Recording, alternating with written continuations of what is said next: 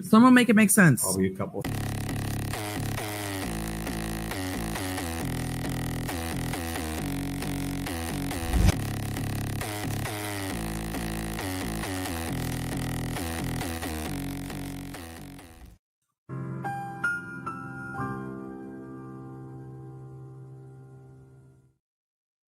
Hello, hello. We are here for day 5 of Karen Read, also known as ARCCA Day. We are all very excited. Shout out to Candace.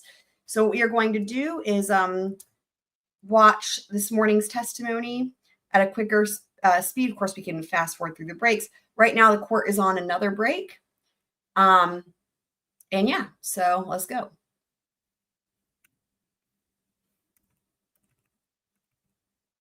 There's the only fan. All right.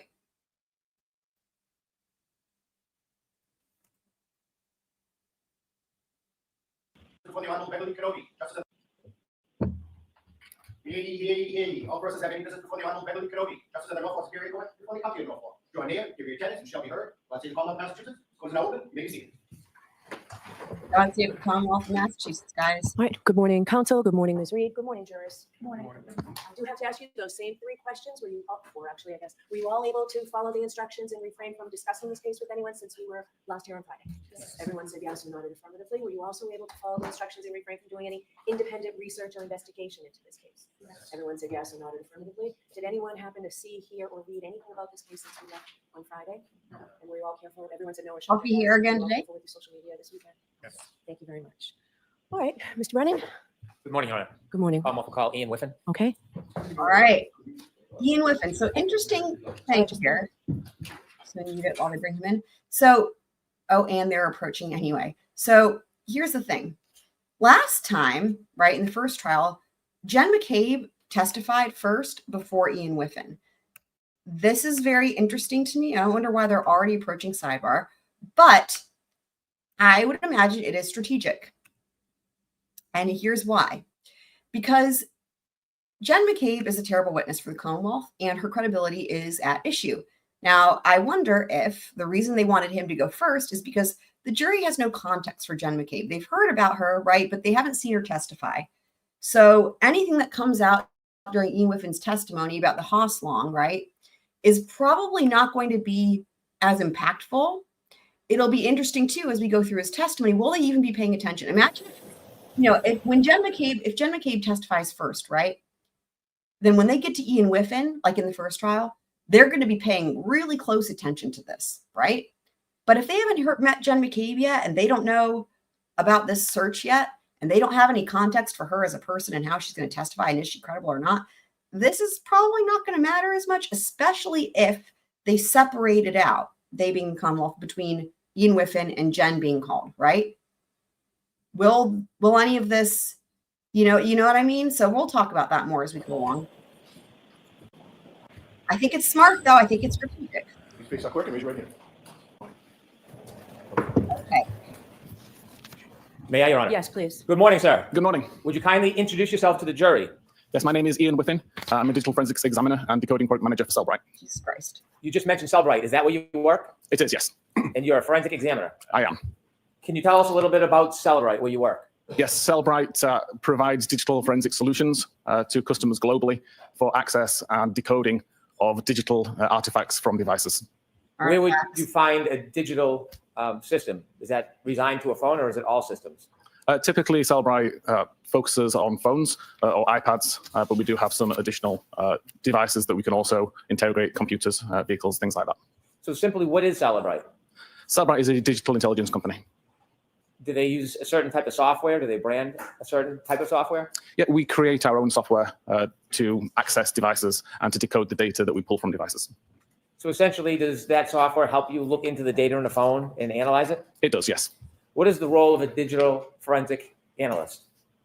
Typically, the analyst would take the data that's been extracted from a device, such as a cell phone, process that in software such as a physical analyzer that Cellbrite create, and use that information to filter, to search, and to create a report for the investigator that would allow them to see what happened on the device at the time being investigated. How long have you been involved in analyzing data, sir? I started my career in digital forensics in 2013. can you take us back to the beginning of your career and tell us a little bit about how you became involved in learning about? Okay, we're going to skip over this, especially because we've heard him testify before.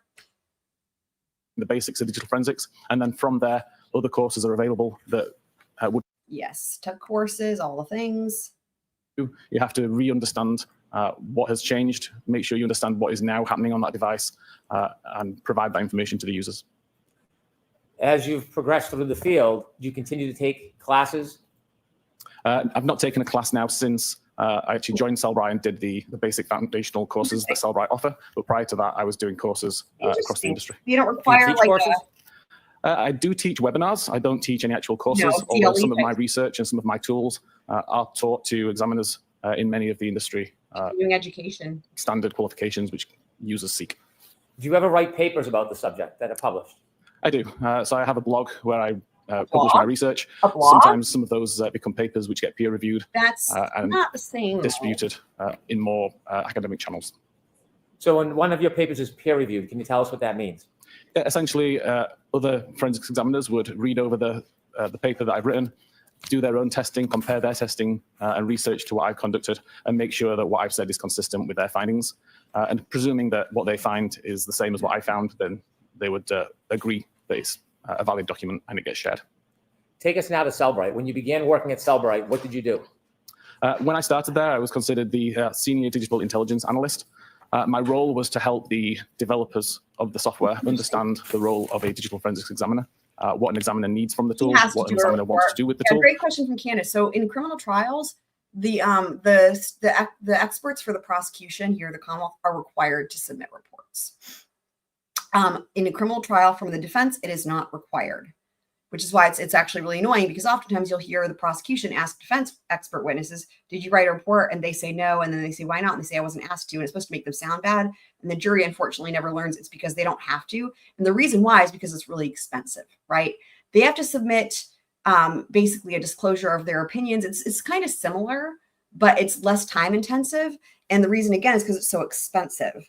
And it would be unfair to the defendant, right, in a criminal trial to be required to do that. Now, however, in civil trials, both sides are required to submit expert witness reports. So yeah, but now the defense can ask for it, but they're not required, and so they often don't because of the expense. So. And how they want to use it. And then since then, I've progressed to the decoding product manager, where I can manage the backlog of software applications that we support, decide how we should support those applications and how that information should look to the users. Do you do research? I do still do research, yes. It's not my primary function within Cellbrite, but it's something that I've continued to do throughout my career. Have you ever done any programming? Yes, again, I'm not an official programmer with Cellbrite, but I do program as well. And I have several tools which I've written myself for the last few years, since around 2015, tools that I wrote to do the things that the vendor tools didn't do, and to offer examiners things that the vendor tools didn't offer. And I continue to maintain those tools as a learning opportunity for myself, and also because other examiners can make use of these same features. Mr. Whiffen, have you ever testified in courts regarding forensic examination of data? I have, yes. And can you share a little bit about that? I've been qualified as an expert in Canada, Australia, the UK, in total around 20 times. I want you to take us now to the Cellbrite software. We talked a little bit about it. I don't want to go into too much detail, but can you help us explain how software works like Cellbrite software? Yes. So fundamentally, when we've got data from a device, it's a series of files, a series of databases, property lists, or all manner of different structured data. The software that we create knows where these files exist, knows how to read these files, and what the data inside them means, and provides a clear view for the user to view that data. As an example, if you were to look at the SMS database on a device, all you would see is a long list of messages that don't really have an easy way to interpret or to read them. Our software takes that information, converts it into a conversational view, so that as a user, you can read the data, you can see who sent what message, what time it was sent. We can do decoding and decryption of various different types of security to give the user as much information as possible. Is there other software available in addition to Cellbrite? There's multiple vendor supplied tools and multiple tools available that are maintained by users in the community, like myself.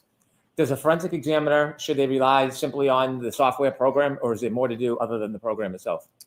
The software program is great at finding the data and displaying the data. but I always maintain it's the role of the examiner to actually understand what that data means and provide context and validation for what that data means, making sure that the end user of the report, whether that's the investigator, a judge, or a jury, can understand what that data actually means rather than just taking it at face value from the software. Does the software create a report that you can look at that manages or arranges some of the data that you can see? It does. It just creates a list of all of the results that the examiner wants to include in the report. So the software can produce a report, but the examiner goes beyond the report and looks into the data itself? The examiner can and should go beyond what the program provides. I'd like to turn now to your involvement in this case. Can you share with us when you first became aware of No. the data in No, this? voir dire is only applies to ARCCA. This is right. This is in front of the jury. They called him early.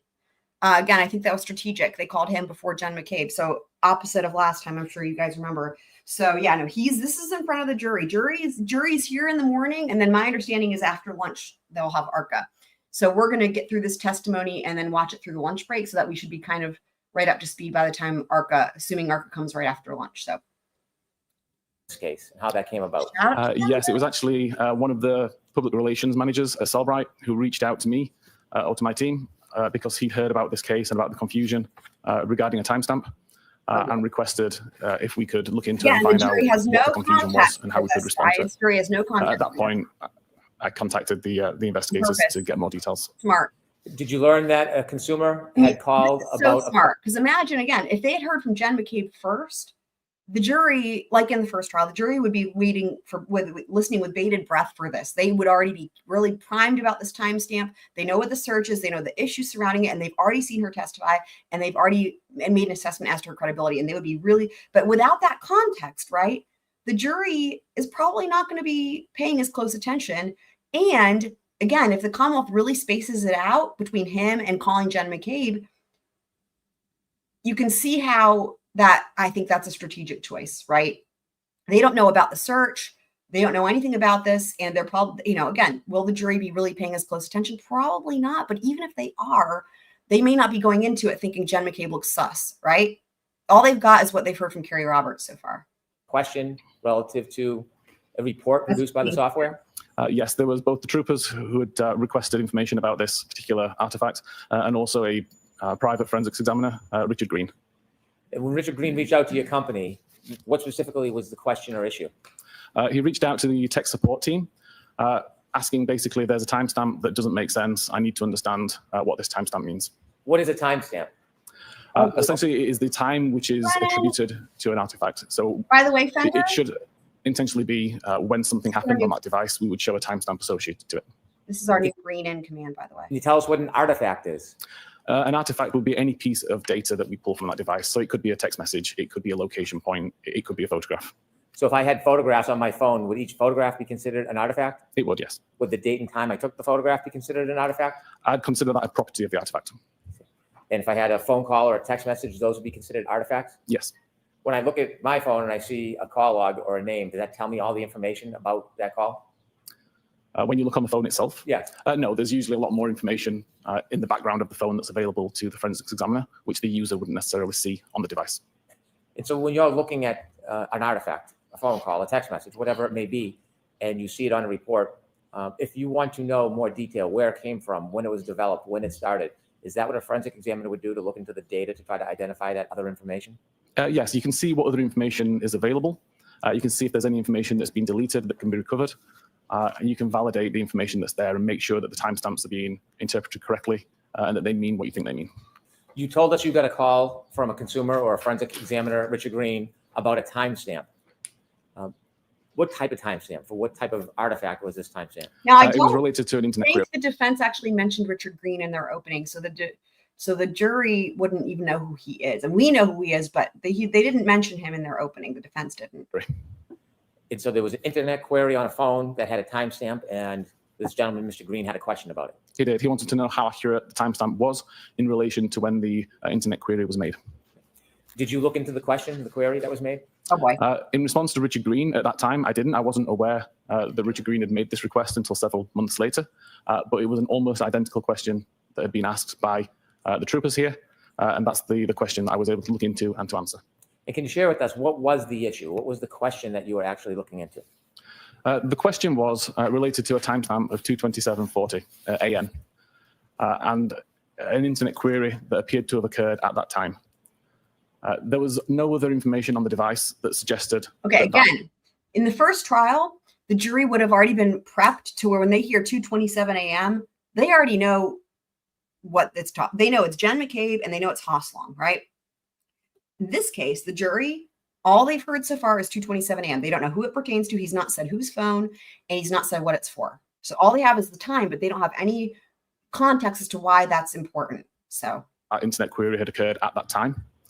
So we wanted to know how relevant is that timestamp guess to when the is that Brennan is going to wait as long as possible to mention what that search is for. Because once they hear what the search is for, they're going to be, if they're not paying that close attention, they're going to be listening for that. My guess is he's going to wait as long as possible. query happened.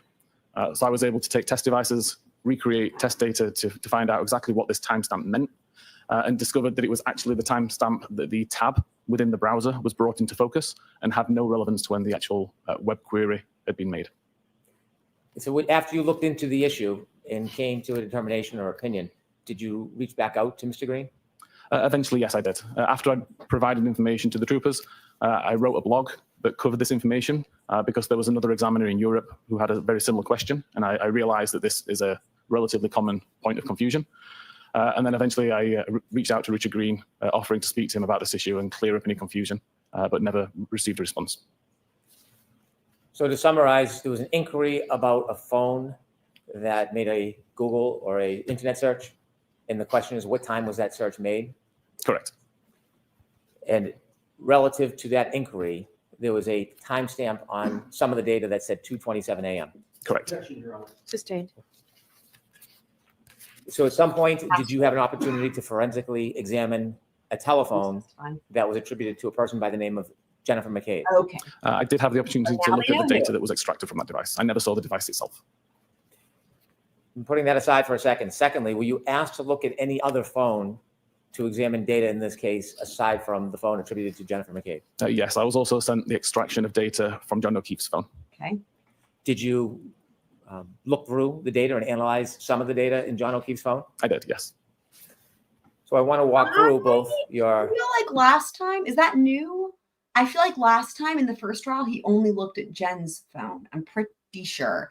And we know that there's some new information coming in this trial about the battery temperature and whatnot.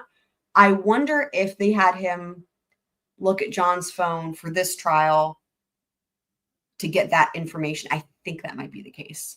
Analysis of Jennifer McCabe's phone, but also of John O'Keefe's phone. So if we can first start with Ms. McCabe's phone. Yes. I'm pretty Did sure. you actually receive her phone? I didn't know. It was just a download of the extraction. So how does that work? The examiners here had done the extraction of the device, resulted in a large zip file, which is a container containing all of the files extracted from the phone.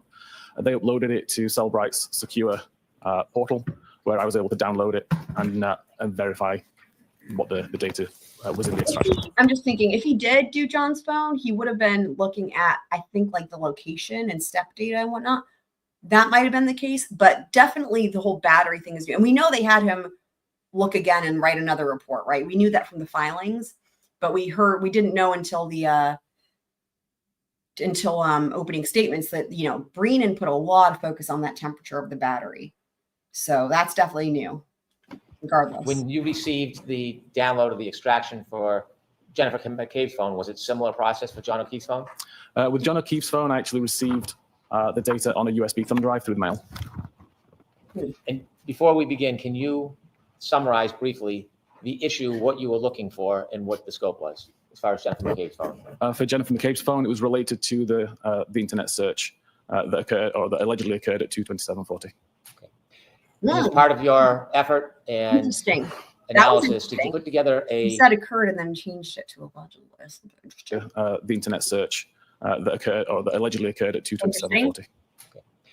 and as part of your effort and analysis, did you put together a PowerPoint that would help educate us on how a timestamp works and what happened in this case regarding a search? I did, yes. Have you seen that PowerPoint recently? I did, yes. May I approach, Your Honor? Yes.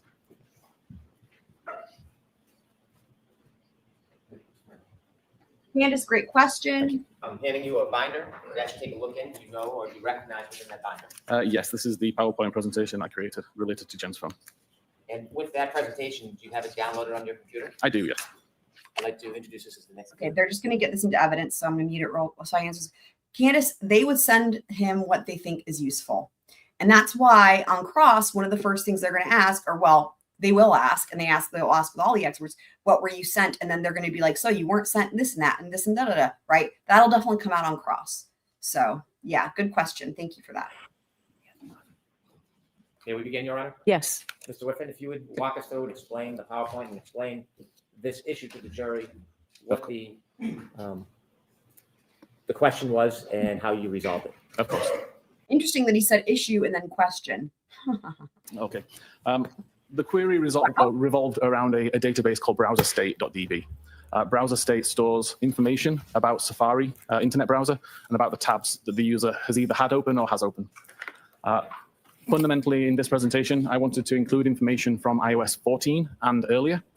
iOS 14 is not the version of iOS that was on Jen McCabe's phone, but iOS 14 has an easier way to understand how this database works. Okay. And then I can move on to iOS 15, which was the device or was the version installed on. And that came up in some of the filings this time around that we covered. That it was like he didn't use the right iOS software, and he also didn't use the what was it? The correct Celebrate program. This has all come out on cross, but it's real. Yeah. Okay. McCabe's phone, and hopefully by that point it will be clearer how this information is being populated on the device. Could you tell us what iOS means? iOS is Apple's proprietary operating system available on iPhones. Thank you. You're welcome. Fundamentally, the browserstate.db tabs table is shown. Hopefully, I can show this on here in the top here. The real database has many more fields, but these are the fields which are important for the demonstration to just see the row ID, the timestamp that's recorded, the URL or the web address, and the title of the page. And the example at the side there, you can see there's the browser is open, but there is no tab actually in focus at this time. Can I take us just a little bit back so we can put this in context? Yes. When you are doing internet searches on your phone and you hit Safari or Google or whatever search engine you're going to use, does it create a tab? It doesn't create a tab just by opening the application, but there may be tabs already open in the background when you start the application, and then you can tell it to create further tabs. So if I have a phone, can I have a number of different tabs on my phone at the same time if I search for different things throughout the day? Correct. You can have hundreds of tabs open. True. Do tabs stay open forever or can you close them? They stay open until you close them. So if you look at your phone and you have a number of different tabs, and say, for example, I start with one tab, I'm looking for the local football score. Can I reuse that same tab for some other search, or do I have to use a new tab to start a new search? You could use that tab for as long as you wanted, or create a new tab to do additional searches Welcome, while Carla. maintaining the original tab in its How you current state. been, my friend? And so what you're trying to demonstrate to the jury is identifying a time on one of these tabs where a particular search was made. Objection, Your Honor. Sustained as to form. Could you explain Leading. this demonstration as it relates to tabs on these internet searches? What are we actually trying to learn? So as I showed, there's a field in this table called timestamp. It's actually called last viewed timestamp. By the way, I just wanted to note something because it just gets on my nerves. You'll notice that there was an objection with no grounds made, right? We know that they don't have to. Her order is don't state the grounds. Let's listen to this real quick again because this matters. Sustained as to form. Could you explain And she says, this demonstration as it relates to tabs? you might say, why did she say sustained as to form? So that way Brennan knows the objection was leading, and that way he can rephrase the question. Dude, this is the problem, right? It's cheating. Because sometimes she'll just say sustained, but now if it's the Commonwealth and she wants to give them a hint, like here, sustained as to form, so he knows how to rephrase it. It's disgusting. Sustained as to form. Just Could you explain this demonstration as it relates to tabs on these internet searches? What are we actually trying to learn? So as I showed, there's a field in this table called timestamp. It's actually called last viewed timestamp. And I wanted to prove or to demonstrate what that timestamp means, how that timestamp gets populated, and how it's relevant or irrelevant to a case. So if I have one or many tabs open on my phone, each tab will have its own timestamp? Correct. And the URL, that's whatever I look up, what I search on the search engine? Objection, Your Honor. I'll allow that. Is that what's looked at? That's great. The URL is the address of the page that's being viewed. So if I have a tab open and I use it continuously, 3, 4, 5, 10 times, Will the timestamp change? No, it will not. And is that what you're explaining to us now? Correct. That's part of the demonstration and presentation. I'm sorry to interrupt. So in this instance, at 10 a.m., which is shown in the top. The timestamp of the search or the timestamp of the tab? Hang on. And is that what you're explaining to us now? Correct. That's part of the demonstration and presentation. I'm sorry to interrupt. Okay. Will the timestamp 5, 10 times? So if I have a tab open and I use it continuously, 3, 4, 5, 10 times, will the timestamp change? No, it will not.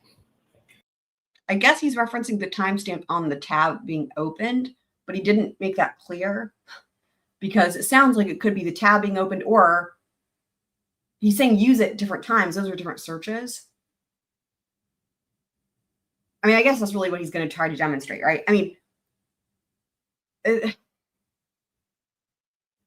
we all know that when you have a search, right, the timestamp for the search, well, I guess what he's trying to say is that's not the case. I don't, we all have experience with this, right, guys?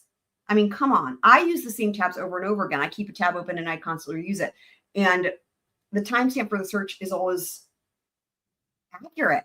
Anyway, okay. And is that what you're explaining to us now? I know, Correct. That's part of the demonstration I and know. presentation. I'm sorry to interrupt.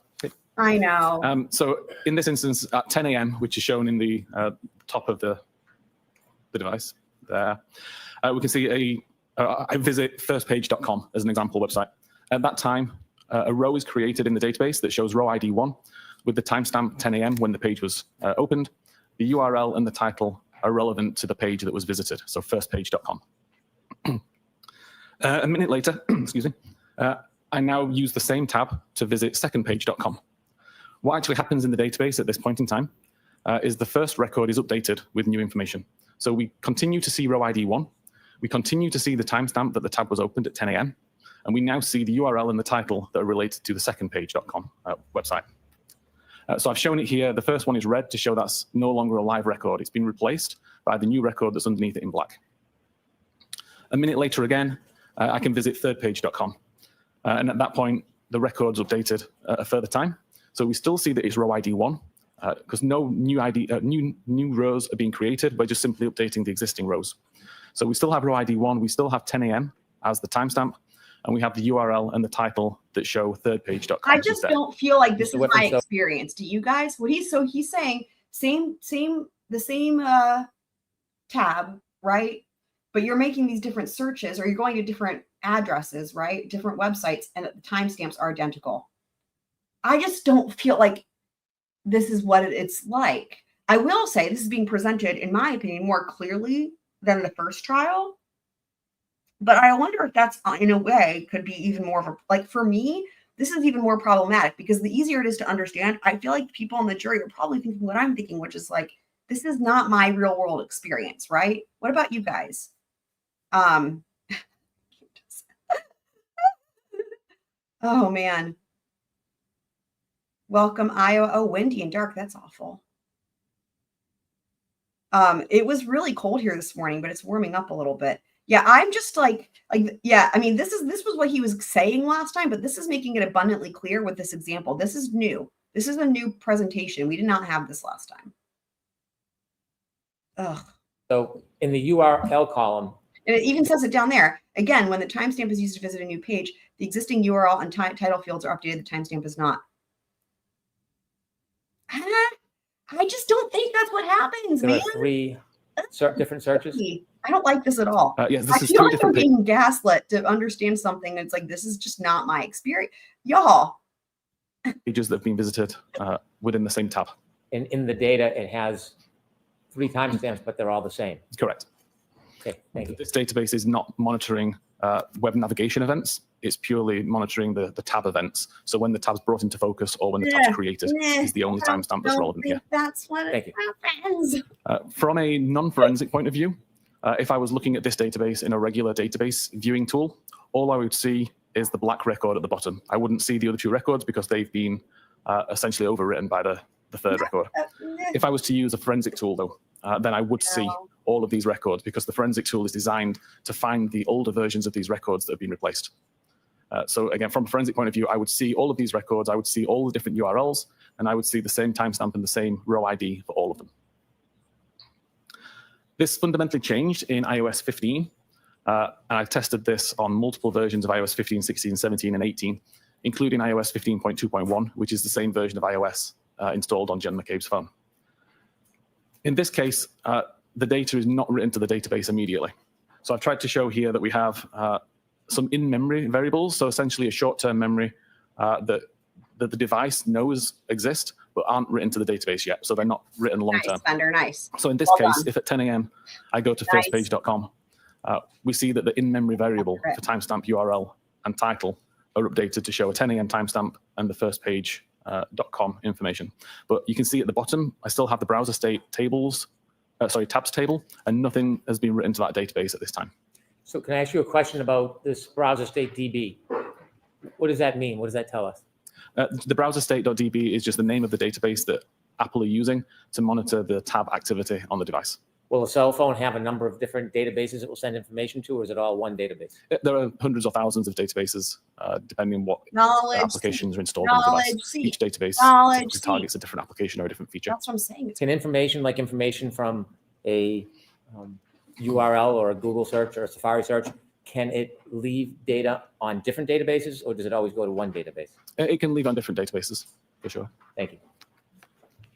So again, to continue this example, if I now go to secondpage.com a minute later, we can see that now the in-memory variable is updated. So the timestamp still remains 10 a.m., the same as it did previously on iOS 14, but the URL and the title are updated to reflect the current web page that's being viewed.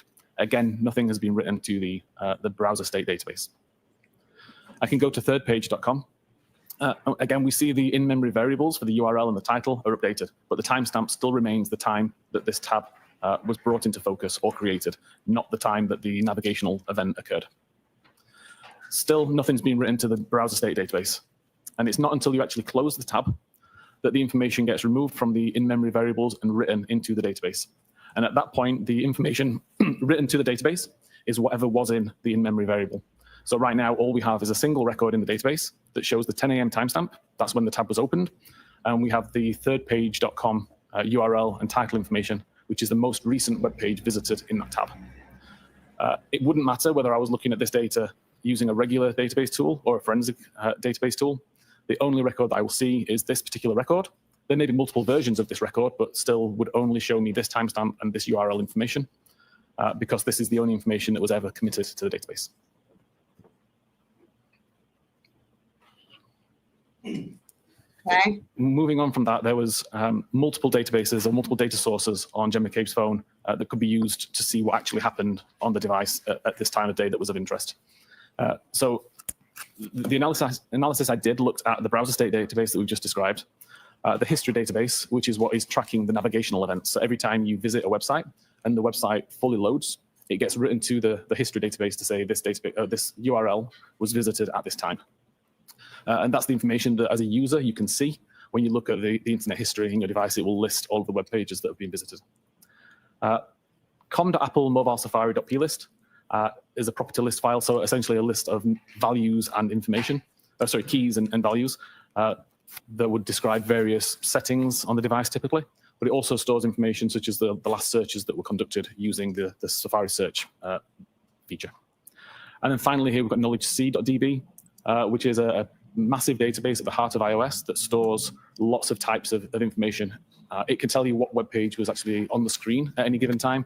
It can tell you when the backlight came on, when the backlight went off, when the device was locked or unlocked, the battery level, lots of different types of information, but useful here for the web pages that were being viewed. So using the combination of all those sources, I could see that at 2:27:29 a.m., Safari was opened from the application library on the device. At 2:27:29 a.m., when Safari opened, there was already numerous tabs open in the background. The browser would show in the foreground whatever browser tab was opened when Safari was previously minimized. In this case, we can see, looking at knowledgec.db, that the web page that was being viewed was related to Hockomock Sports, Friday's schedule scoreboard. At around 2:27:30, that tab would have been closed. Now, we don't actually have a time that the tab was closed, but I based do on like other the activity, this visual. timestamp can be inferred. Again, all this is new. I do like the visual with the red means the tab is closed. I do like that. I think that's a good way to also get the jury's attention. If they're kind of like nodding off, the red will be like visually like, oh, what? You know? Essentially, when this tab was closed, a record is created in the browser state database that shows the timestamp 1:59:44 a.m. That would have been the tab at the time that the tab took focus, and then the Hockomock Sports Friday schedule scoreboard URL. At 2:27:31, there was a browser switch occurred, and the last visited timestamp that's held in memory would have taken the time that this occurred, so 2:27:31. This URL was PayPal. There was no navigational event listed in history, so this wasn't a page that was visited from a bookmark or from typing in a URL. It was whatever was currently shown in that tab when the tab was brought into focus. And we know that this exact URL was last visited at 7:40 a.m. on the 28th of January. This is evidenced in browser state and in knowledge C. Around a second later, that tab gets closed, and that record gets written to the database with a time of 2:27:31, because that's the time the tab was brought back into focus. It gets written with the URL and the title information related to PayPal. At 2:27:33, another tab is brought into focus from the background. This one related to Eastern Bank. Again, the last visited timestamp would be updated because this tab has now been brought into focus, causing the timestamp to change.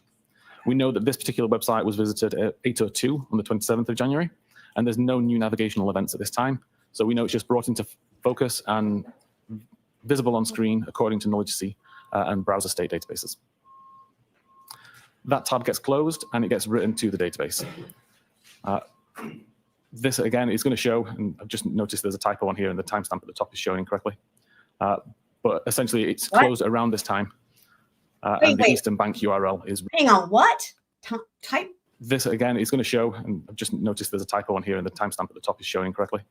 But essentially it's closed around this time.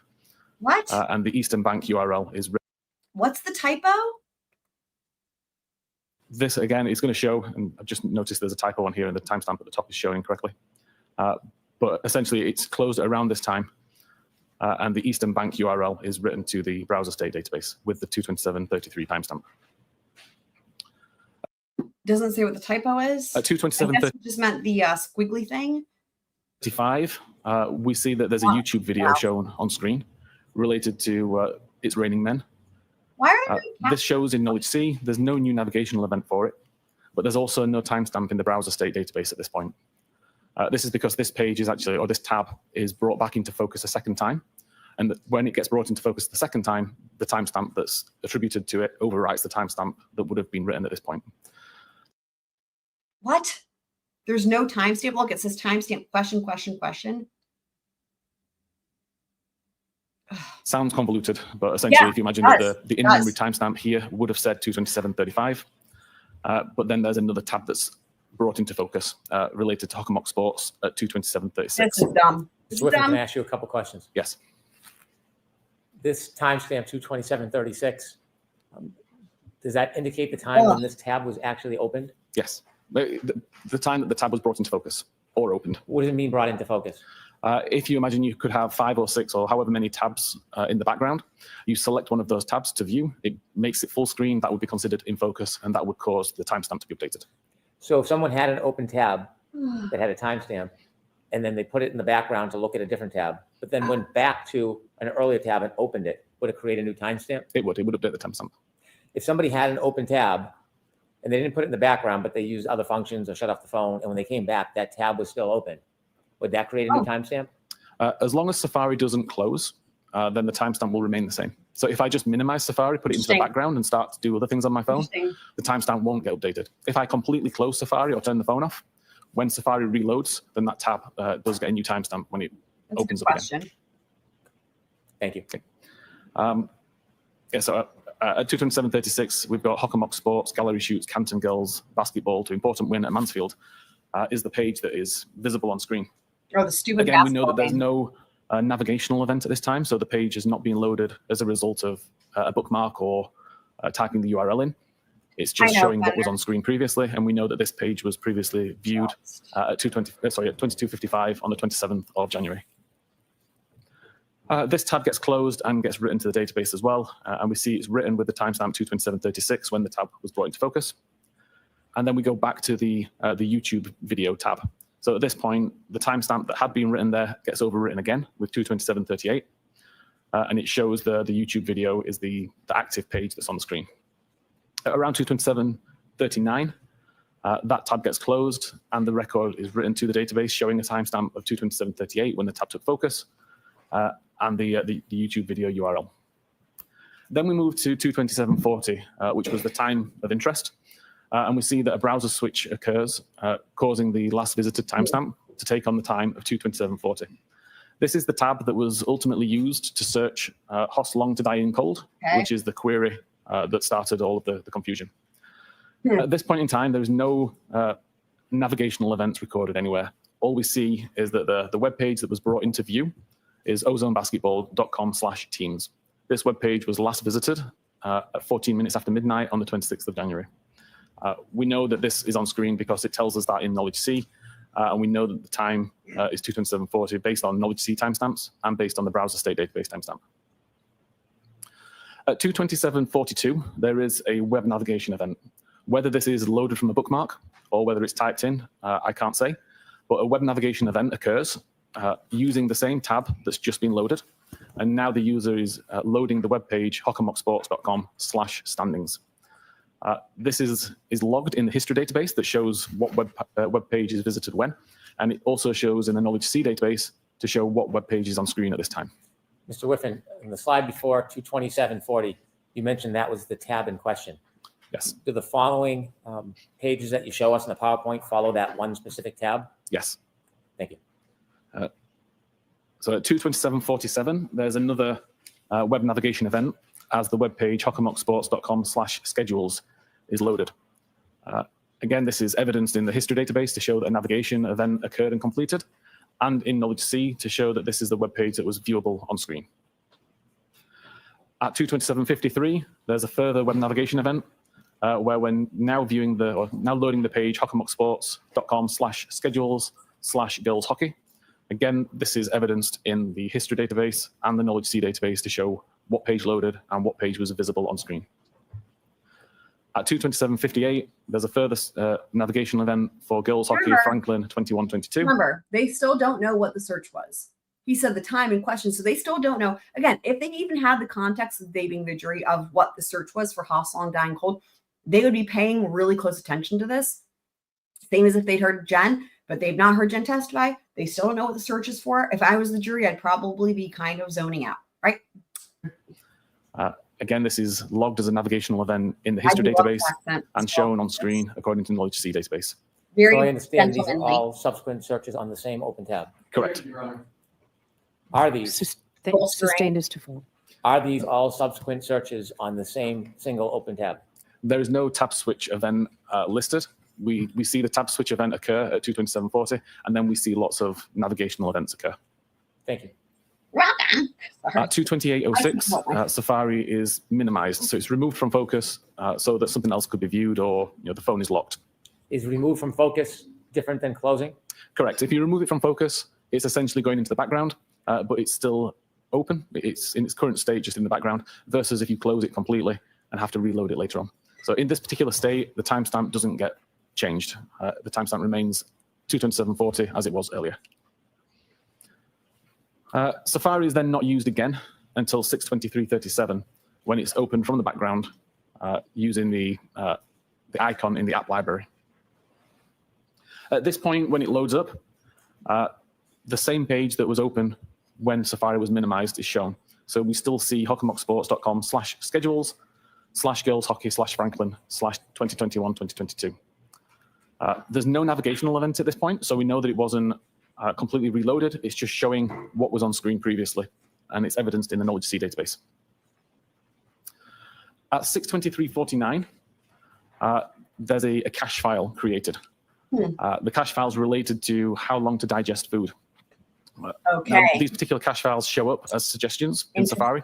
So as you're typing in a query or a word or They're hearing this before the real thing. URL, for example, Safari tries to take that information and make suggestions based on what it thinks you might be searching for. So if, for example, you were to type in how long to die with the word spelled just DI, Safari can mistake that for how long to digest food, and it could present this information. And up until about 12 months ago, this is the information that was provided by Safari if you were to do this search. If you were to type in I how wonder what that bottom one is. How long to dissolvable stitch something? I wonder what that is. long to DI, you would get the result that's shown at the top of the screen with an image of somebody eating a plate of food. And this is the image that was cached onto Jen McCabe's phone at 6:23:49. What does cache mean? Essentially downloaded now for use later. It will download it, it will save it in case it's required again. If it is, it doesn't need to download it, it's already there. If it's not required again, eventually it will be deleted. So is it stored information from prior events that's available in case How convenient that it was somehow cached as before she typed the E in the search, right? device thinks you're looking for it? Yes, so at this point in time, at 6:23:49, when it downloaded it, that's the first time that it's downloaded this image, and it stores it. If an hour later, for example, I did the same search a second time, it wouldn't need to re-download the image because it's already got it in cache. So this came up in the first trial as well. What it means is it's showing that this was a suggestion for what she was typing. Like if you type something with a bunch of typos, right? It happens to us all the time where there's misspellings or typos, it'll make a suggestion. So he's showing that this is the timestamp that it cached that photo where it made that suggestion for how long to digest food when we really know what the search was, right? So this the creation time of this image shows that this is the first time that this cache file was downloaded. A few seconds later, at 6:23:51, the blue button at the bottom of the keyboard is used to submit a search for the term "How long tid I in Kitdi?" CIKD. This creates a specific URL in Safari, which is shown on screen here. So google.com/search "How long did I in Kitdi?" IE UTF-8, OE UTF-8. Client Safari is the important part of this string that tells us that it's a query that's made using Safari. This is different to if I visited Google, for example, and just typed in. They've still not gotten to the Haas long of it all. That's the funny. search text box in Google, it wouldn't necessarily have this same structure of the URL. So we know that this is the query created by submitting a search using the search bar here and pressing the blue button at the bottom. We know that search was conducted at 6:23:51 according to the information in mobile Safari.plist. And Knowledge C also shows that this page was visible. Importantly, there is no history record made that shows that the navigation actually occurred to this website. Several reasons why that might happen. One could be if the device was in private browsing mode.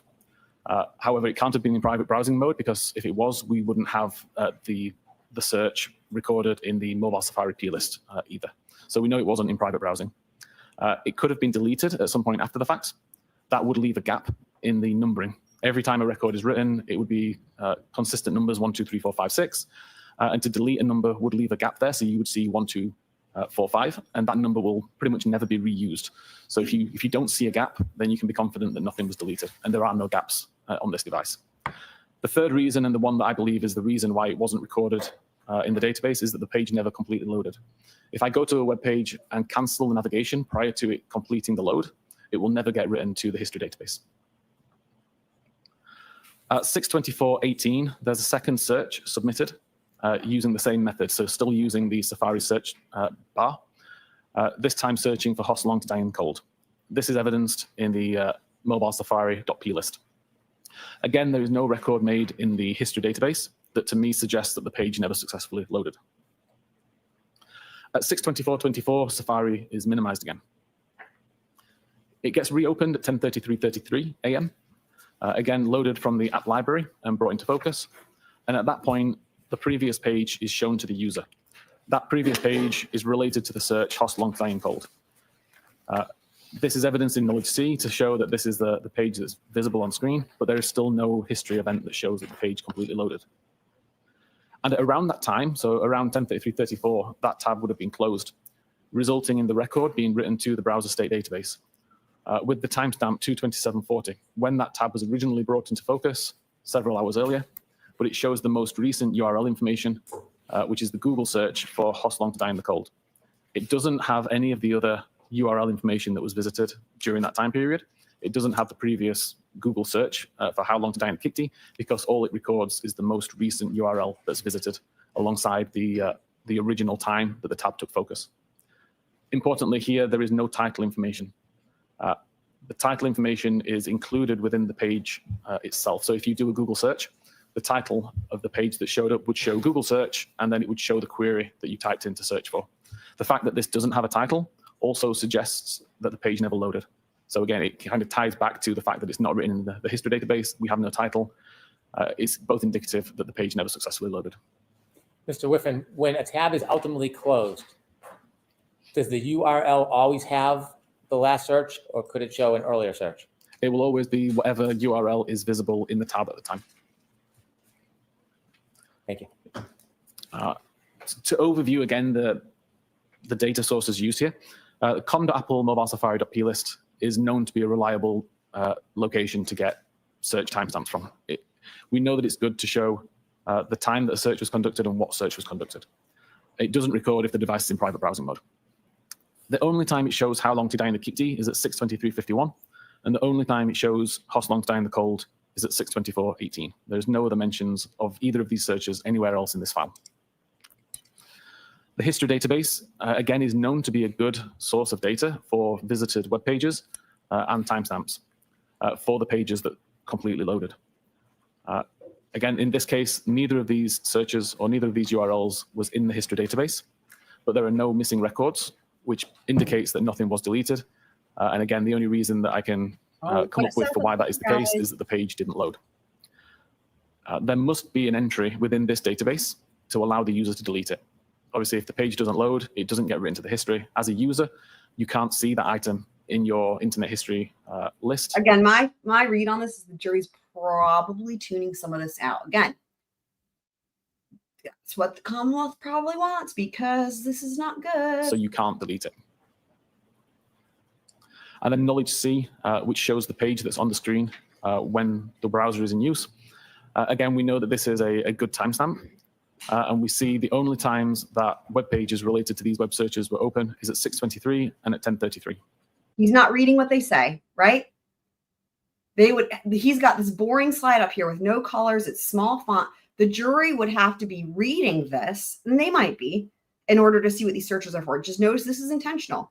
He's not having it. He mentioned the timestamps. He didn't say what the searches are. If they're listening only, and if they're not reading this, and again, he made it, they could have made this easier to see. Dude, it's weasel activity, man. Weasel.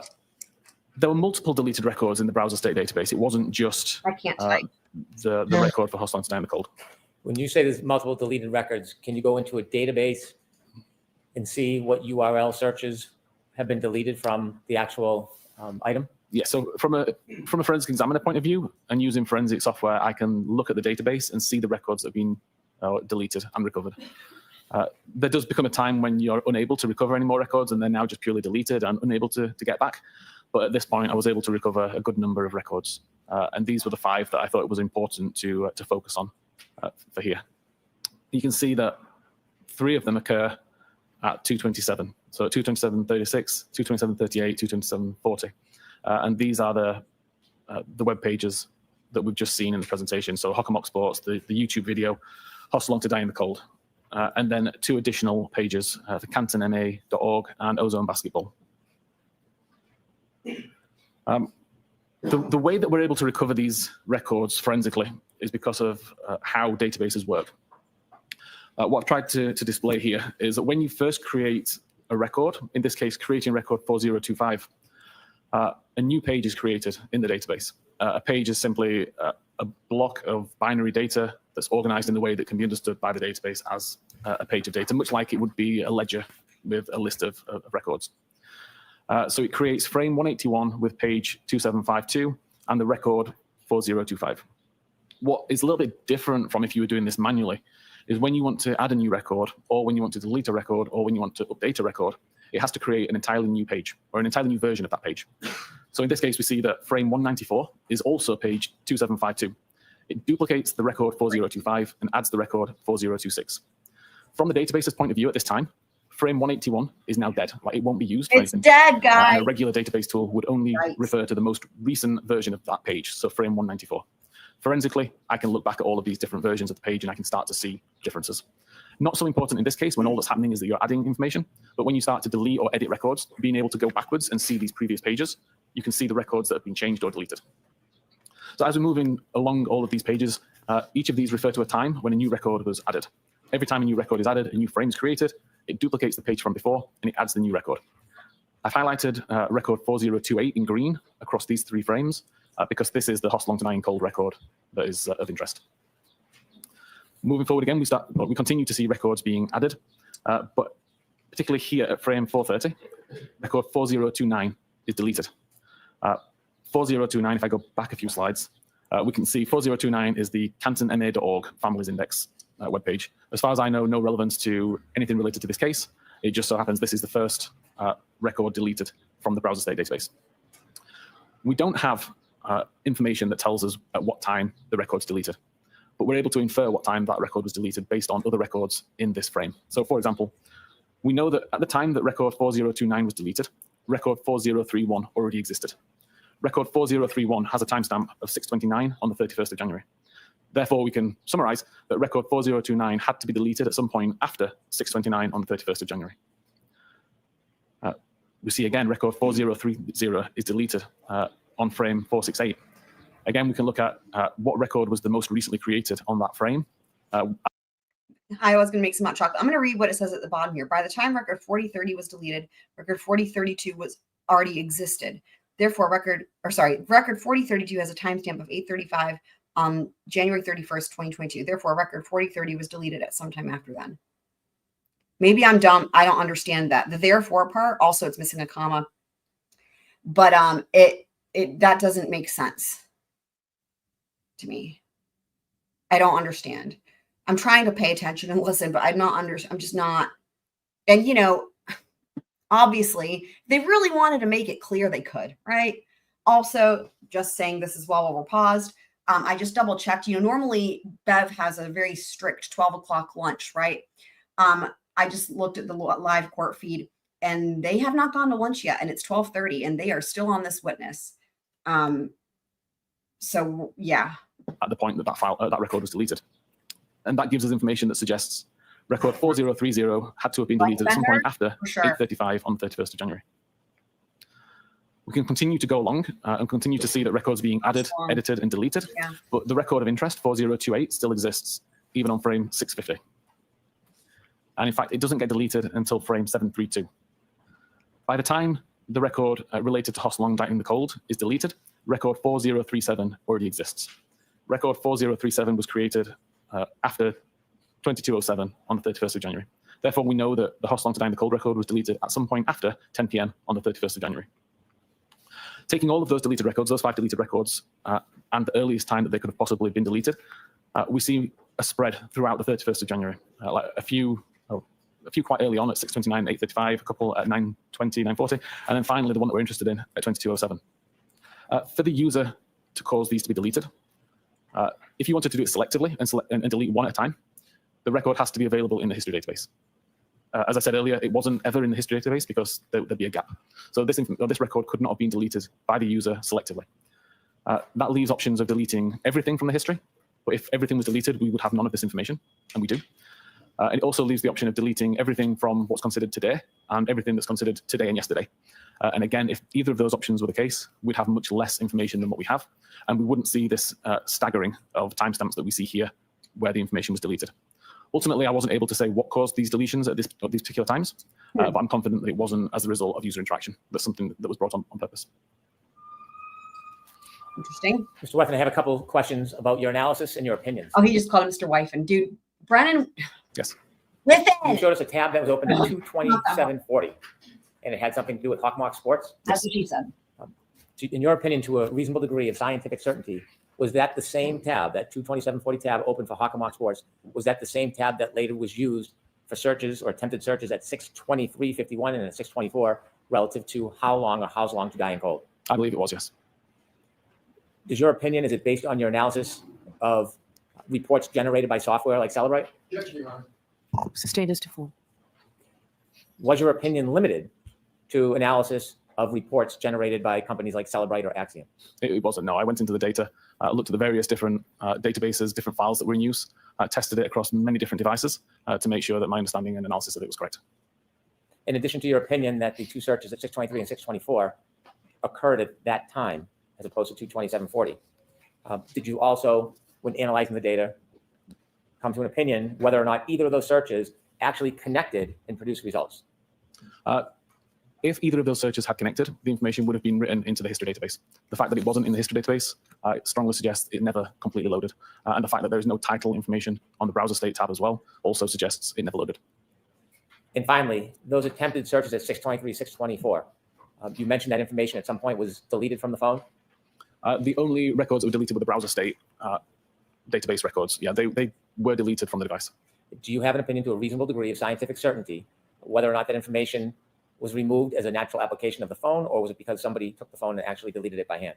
So again, I don't believe it's possible, given the situation and the information that's available, that it would have been possible for the user to delete it. I believe it was more than likely a system event that caused that, but I've not been able to replicate that system event. I want to take you back to your first opinion, where you opined that the how's long to die in the search occurred at 623 and 624, not at 22740. Yes. And so in looking at the data coming to that opinion, what caused the confusion with the software where it could be misunderstood the time those searches were actually made? Objection, Your Honor. I'm going to allow it. The way that forensic software typically works, certainly the way that Physical Analyzer works, is we design models for the data. So we know that an SMS application, for example, will always have a message body. It will always have a sender, a receiver, a time, that kind of thing. We always know that a web visit will have a URL, a title, and a visited timestamp. In this particular case, in the database, the timestamp is called last visited timestamp, which is indicative, you would think, of the time that the web page was visited. So when that information was being modeled within the software, the timestamp that was within the database was used, and it was called last visited timestamp. Since the investigation that I did into this case, I requested that the forensic research team at Cellbrite revisit this data and confirm if there's confusion around it. Were my findings correct ultimately? There are times that information can be correct. If, for example, you create a brand new tab, visit a website, and then close the tab immediately, then that timestamp would be indicative of the time that the URL was visited. But if you were to create a tab, use it for 3 hours, and then close it, the timestamp would not be indicative. Also, if you were to bring an old tab into focus that you'd used several days earlier and then close that tab, again, you're going to get bad timestamp information. So ultimately, from Cellbrite's point of view, we removed the timestamp from that data to avoid confusion in the future. You shared with us that you didn't say though whether or not they confirmed your findings were correct. The He said he contacted URL them for for that the purpose. 623 and 624 attempted searches ultimately was removed from the device. Yes. Would it be fair or accurate to say there were over 4,000?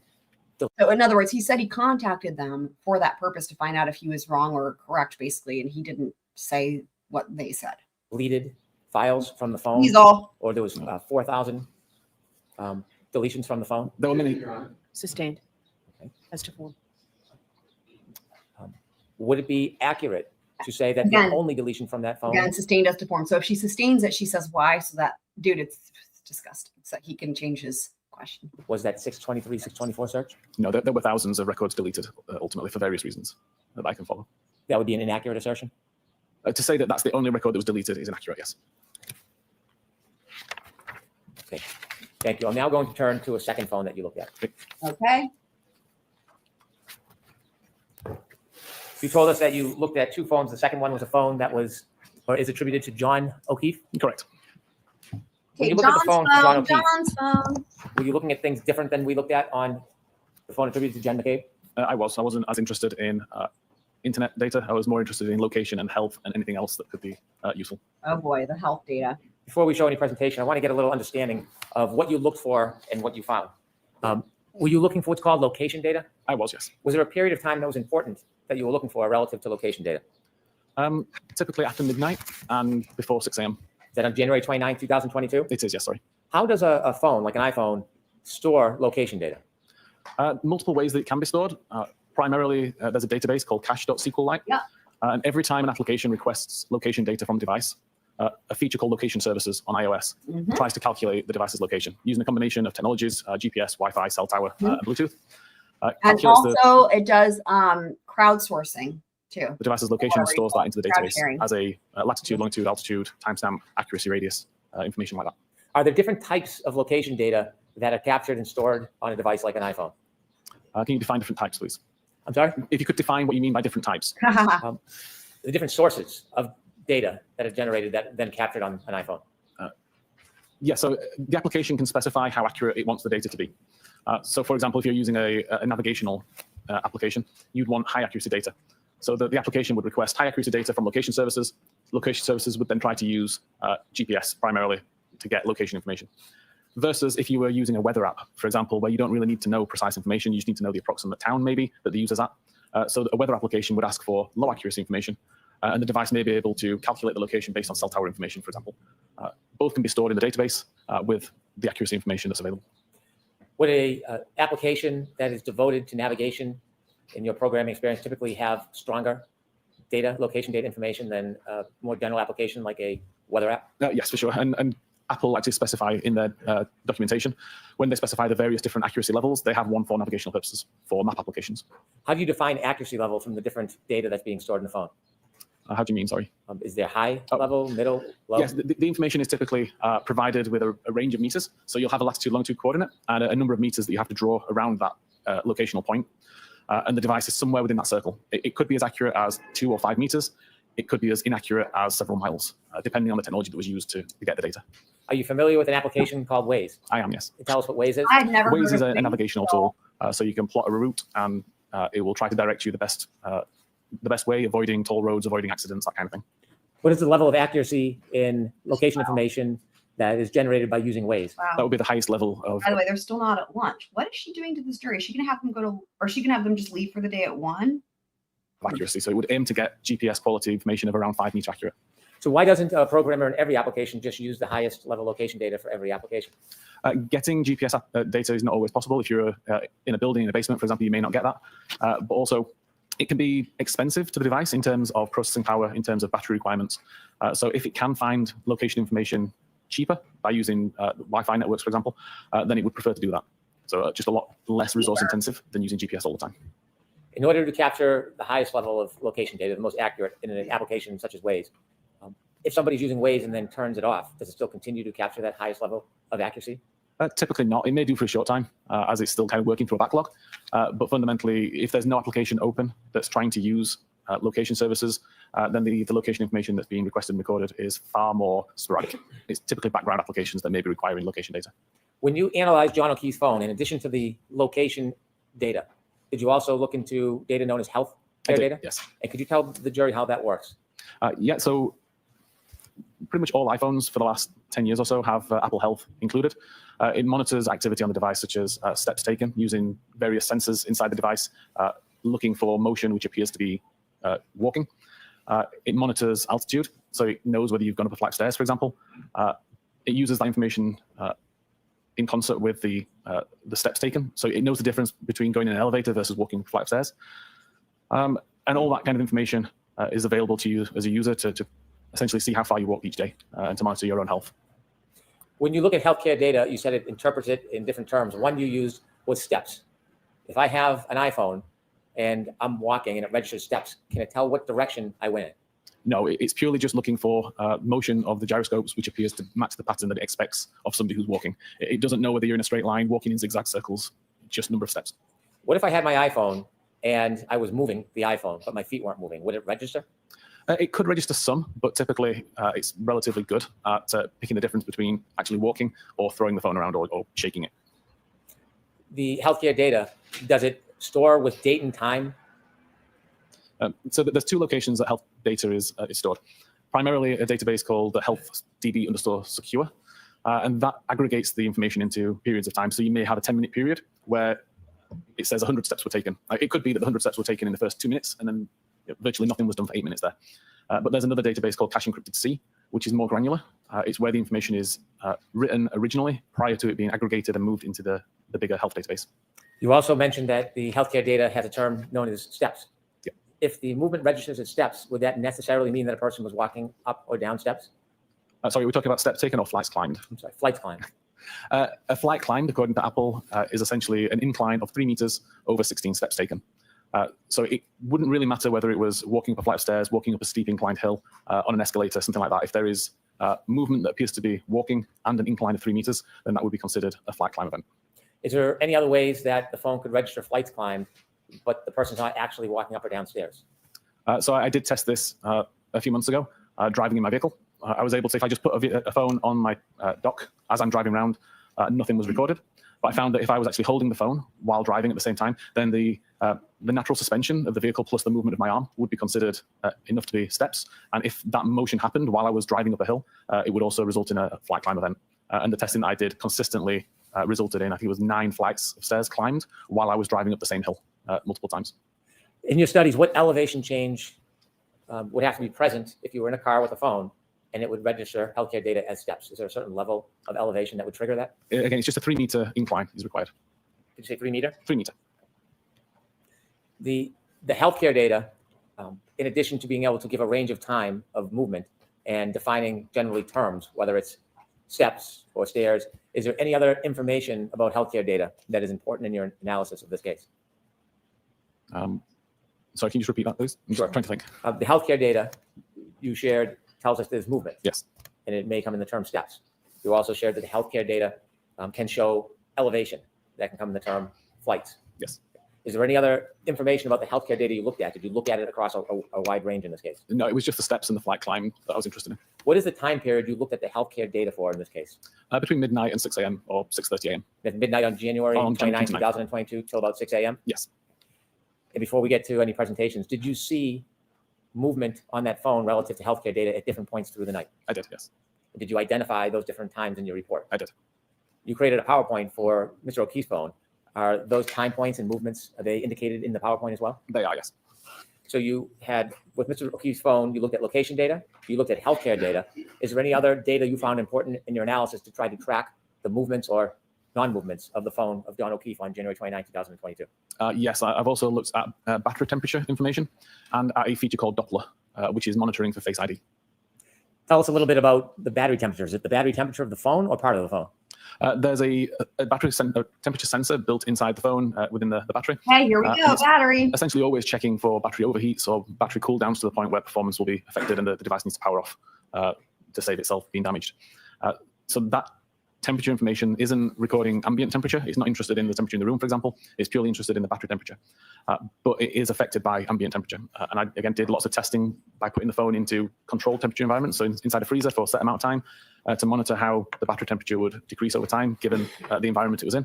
Bringing it back into a warm environment and testing how long it takes to increase. Putting the device outside. I live in Calgary, where it's pretty cold in winter. So putting it outside, it was like 40 Fahrenheit, I think. My mom's here, guys. Everyone say hi to my mom. Hi, Schmabbers. She's using her Elon account. Welcome, Mom. And the temperature of the environment had a big impact on the battery temperature that was recorded by the device. Were you able to track the changes in battery temperature for Mr. O'Keefe's cell phone over the course of the evening from after 12 on January 29, 2022 through after 7, 8 in the morning? Yes, there wasn't a massive number of records, but there were records that I've included in my report. In addition to those 3 areas, when a person uses an iPhone and presses the buttons, or they hold it and they try to open it by recognizing their face, what is that process called? The Face ID would be the process for the unlocking, and then the locking, pressing the button on the side would lock the device.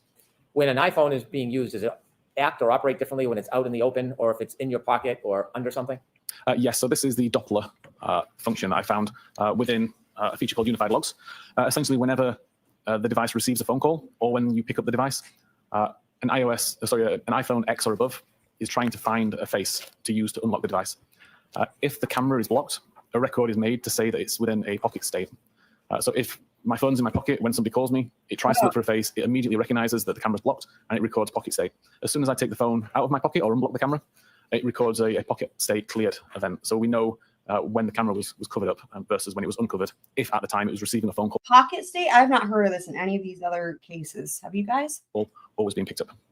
Does an iPhone always record whether or not the camera was blocked or hidden or covered I've never heard of at this. the time a call comes in? No, for example, if the device is already unlocked, This would have been really important too with Murdoch. it won't make a recording to say that it was within a pocket state or a pocket state cleared. And if the device isn't blocked at all, so if I have the device on a desk in front of me, for example, and a call comes in, there'll be no record that says that it's in a pocket state or a pocket state cleared. It will only record a pocket state event if the camera's blocked, and it will only record a pocket state cleared event if the camera was blocked and now isn't. So if I have I don't know. I've never heard of this.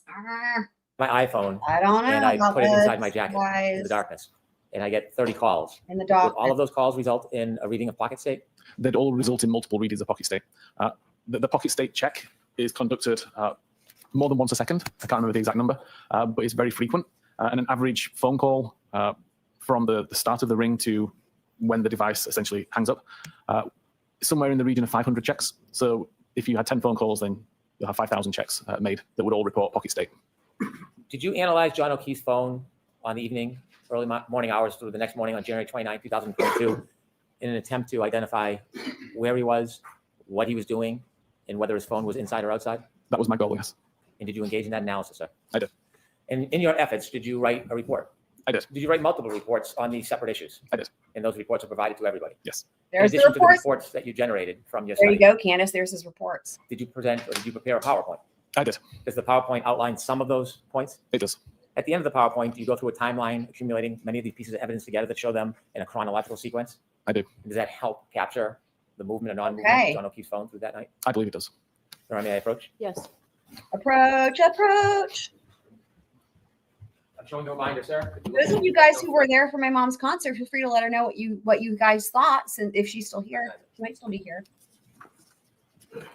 Yes, this is the presentation that I created regarding John's phone. And does it include some of the subject areas we just spoke about? It does. I move to introduce this as an exhibit, please. No objection, Your Honor. Thank you.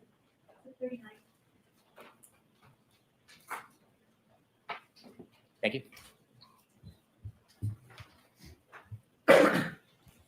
With the court's permission, Mr. Whiffen, referring to Exhibit 39, I'd like you to walk us through John O'Keefe's phone on the evening of January 29th, Okay. 2022. Yes. So I start the presentation with location data. As I mentioned earlier, this comes from the cache.sqlite database, which is considered the most reliable location or the most reliable file for location data on an iOS device. Stores information whenever location information is requested.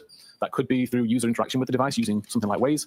It could be background activity, just depending on what applications the user has open, what settings the user has chosen. It's constantly trying to find this location and recording it in this database, partly for the purposes of identifying frequent locations. At 12 minutes and 5 seconds after midnight, the device shows multiple location points at Washington Street around Forge Pond. What I tried to show here, there's a kind of a gold dot in the middle, which would show the actual latitude, longitude information. And then the circle around it is what's considered the accuracy radius. The smaller the accuracy radius, obviously the more accurate the information is believed to be according to the device. But ultimately, if the device is anywhere within that circle, then iOS would consider it correct. It considers it an accurate record. Mr. Whiffen, why are there multiple circles of location data for one point where Mr. O'Keefe's cell phone was? So this wasn't a single point in time. This was multiple records at around 12 minutes and 5 seconds. No application was actually in use at this time requesting location information, but the device, for whatever reason, recorded multiple records with various degrees of accuracy. Typically, you would see accuracy start quite low and get better over time, which you may have seen on your own device when you open up the map application, and it may show your device close to where you are, but not perfectly where you are, and then wait a few seconds, and that information gets refined. Essentially, this is the same thing. So low accuracy would be a wider circle and higher accuracy would be a smaller circle? Correct. At this point, Mr. O'Keefe is not utilizing Waze on his phone, Correct. but location data is still being stored randomly on the phone from multiple different sources. It is, yeah. Depends on the device itself. In the top left-hand corner, it says 12:05. That's the time that this snapshot. Yes. And In then this below, case, approximate. and below it's obviously the date. Yes. Okay, could you take us ahead, please? There were multiple records between that last time and what's shown on screen now That's at 19 minutes and 33 interesting, seconds. Iowa. All of the records were sporadic and low accuracy. That's interesting. With values of 1,000 meters or more. But around this time, around 19 minutes and 33 seconds after midnight, is when Waze was actually brought on screen. Waze starts to ask for high accuracy data, Yeah, that's so we see exactly the what accuracy immediately saying. start to improve. So again, we see relatively low accuracy data to begin. And that's exactly the thing, right? Because the thing is this, right? His phone, I mean, it's going to be very interesting because this is a whole new element. This is a whole new world. This did not come in the first trial, right? Because the thing is this, it's also possible that the phone was outside in the yard and he was not, right? And wouldn't that also be beneficial if you're trying to, again, going with this whole thing of the third party culprit, they're doing things with him out in the house or whatever, that would benefit them to have the phone not with him, right? Like if the phone fell out of his hand or out of his pocket or whatever, when he was, I don't know, like anyone that caught when we were going over, and we're going to do some more with this too, the jury instructions and the verdict slips. But after scrutinizing the jury instructions for count 2, I have a whole different amount of understanding as to why the third party culprit is especially important to the defense, looking at those elements. And so I'm just rethinking how I feel about that. But anyway, so without really breaking it down, what the Commonwealth needs to prove for these different charges, it does seem like, why are they trying to do all this, as you guys know? This is, the Commonwealth the first time around obviously didn't bother to talk about any of this with the battery temperature. And so anyway, we'll see what happens. And then over the next few seconds, it begins to refine itself until it gets down to a 5-meter accuracy records as the device continues up here. We'll highlight that there's a cluster of records here as the device came to either a slow or a stop. Momentarily, multiple records were created, and then the device continued driving up Denham Street. Mr. Whiffen, below the time, 12/19/33, in the date, talks about the average accuracy. Yes. And that's in meters? That's in meters. So again, the records that are shown at the bottom here are around 55 meters. The records shown at the top are around 5 meters. Is it typical in ways that once it locks in, the range is around 5 meters? Typically, yes. That would be the goal. You also mentioned the average speed. Where do you learn the speed from? Where does that data come from? The database, the cache SQLite database also calculates the average speed between 2 data points and also the bearing or the direction of travel between those 2 points. So the average speed that's shown here on the left is approximately the average of all of the records that are shown on this map at the time. And each of these map points has a directional arrow that points in the direction that the database recorded the device was traveling in. When you look at this information generated because of the usage of Waze, and you can see both the accuracy and the speed, with the Waze information at its most accurate, can you actually tell whether the vehicle is moving or whether it stops? Yes, based on the speed and the location and the timestamps, you can determine whether the device is moving or stopped. Thank you.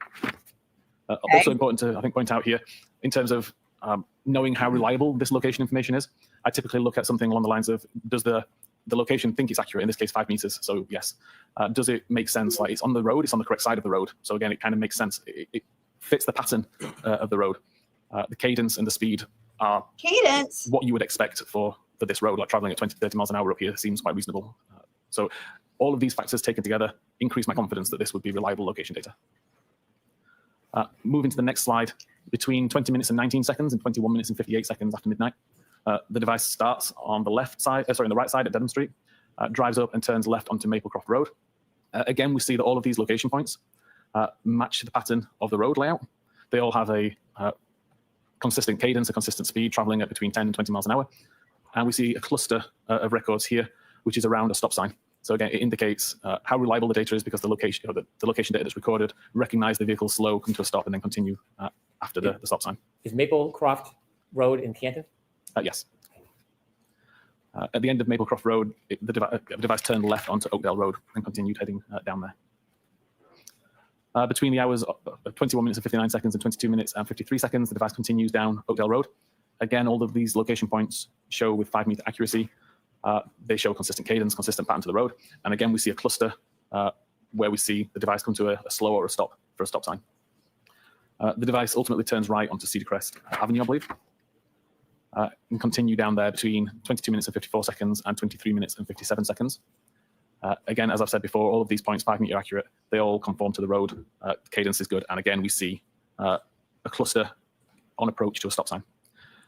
The device shows that it overshot Fairview Road and continued turning up Cedar Crest, but came to a stop somewhere between 50 and 51. And at 23 minutes and 58 seconds, the device appears to have turned around, so potentially a 3-point turn, in order to head back down Cedar Crest Road and turn right onto Fairview Road. Again, accuracy 5 meters, good cadence, good conformity to the road, all appears to be reliable and make sense, traveling at an average of 20 miles an hour.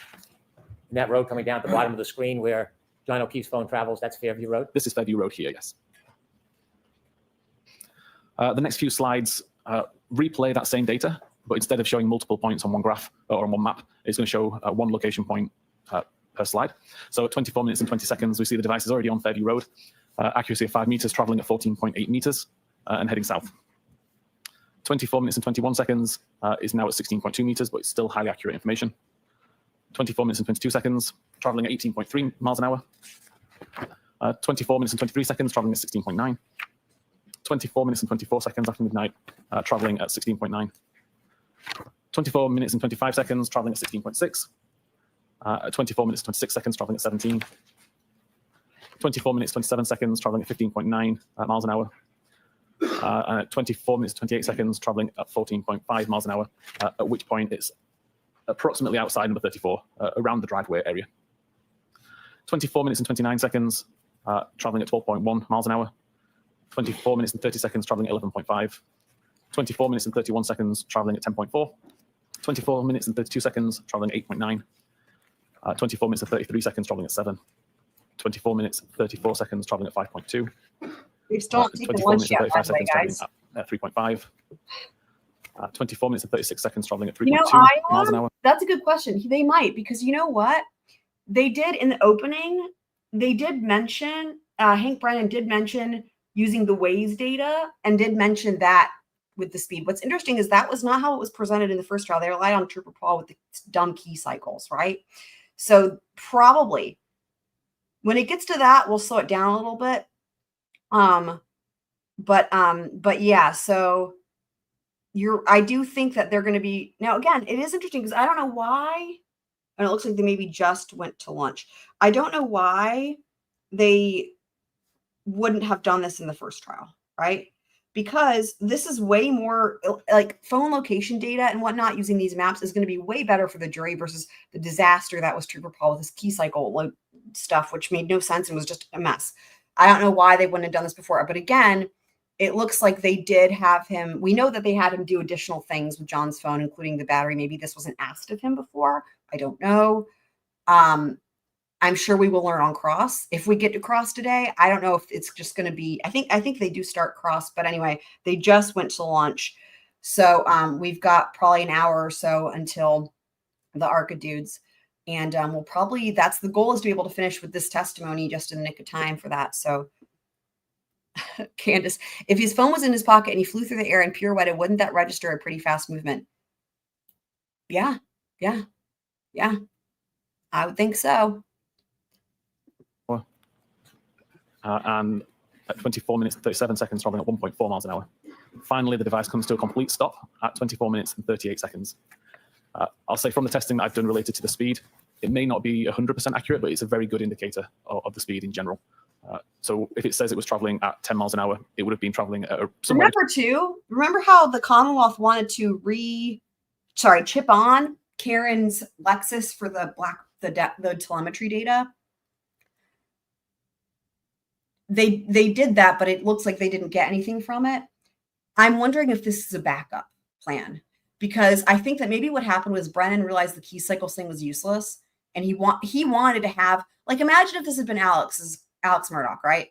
That, because they got the OnStar data, that was infallible, right? It had the car, the GPS, everything, point by point by point, and if this had been that, then they would have all that from the car. But when all you've got is the key cycles from the car, then maybe this was the backup plan, like for Brennan, was to use this phone. Whereas, Lally went with the key cycles, but was hoping, I guess, again, Brennan was, I think, hoping to get more from the car, and they didn't. And so maybe this was the plan B. I don't know. See. Between 9.5 and 10.5 on average. Mr. Whiffen, you just showed us the travel of Mr. O'Keefe's cell phone around 12:24 to 12:24:38 on January 29, 2022, and you said at 12:24:38 it came to a complete stop. Yes. Before that complete stop, was the car continuously moving at some speed? Yes, this is the first record that shows 0 miles per hour or 0 meters per second. Prior to this, there was always a record that showed some level of speed. If you look at number 34 on that chalk, if you can highlight it, please. If the driveway were at the right side, the top side of the house. Yes. Does your studies indicate that the vehicle, or at least the phone, traveled past the driveway before it stopped? Objection, Your Honor. Ask it non-leading. Did this car or the phone that was in the car ever stop at the driveway of that address?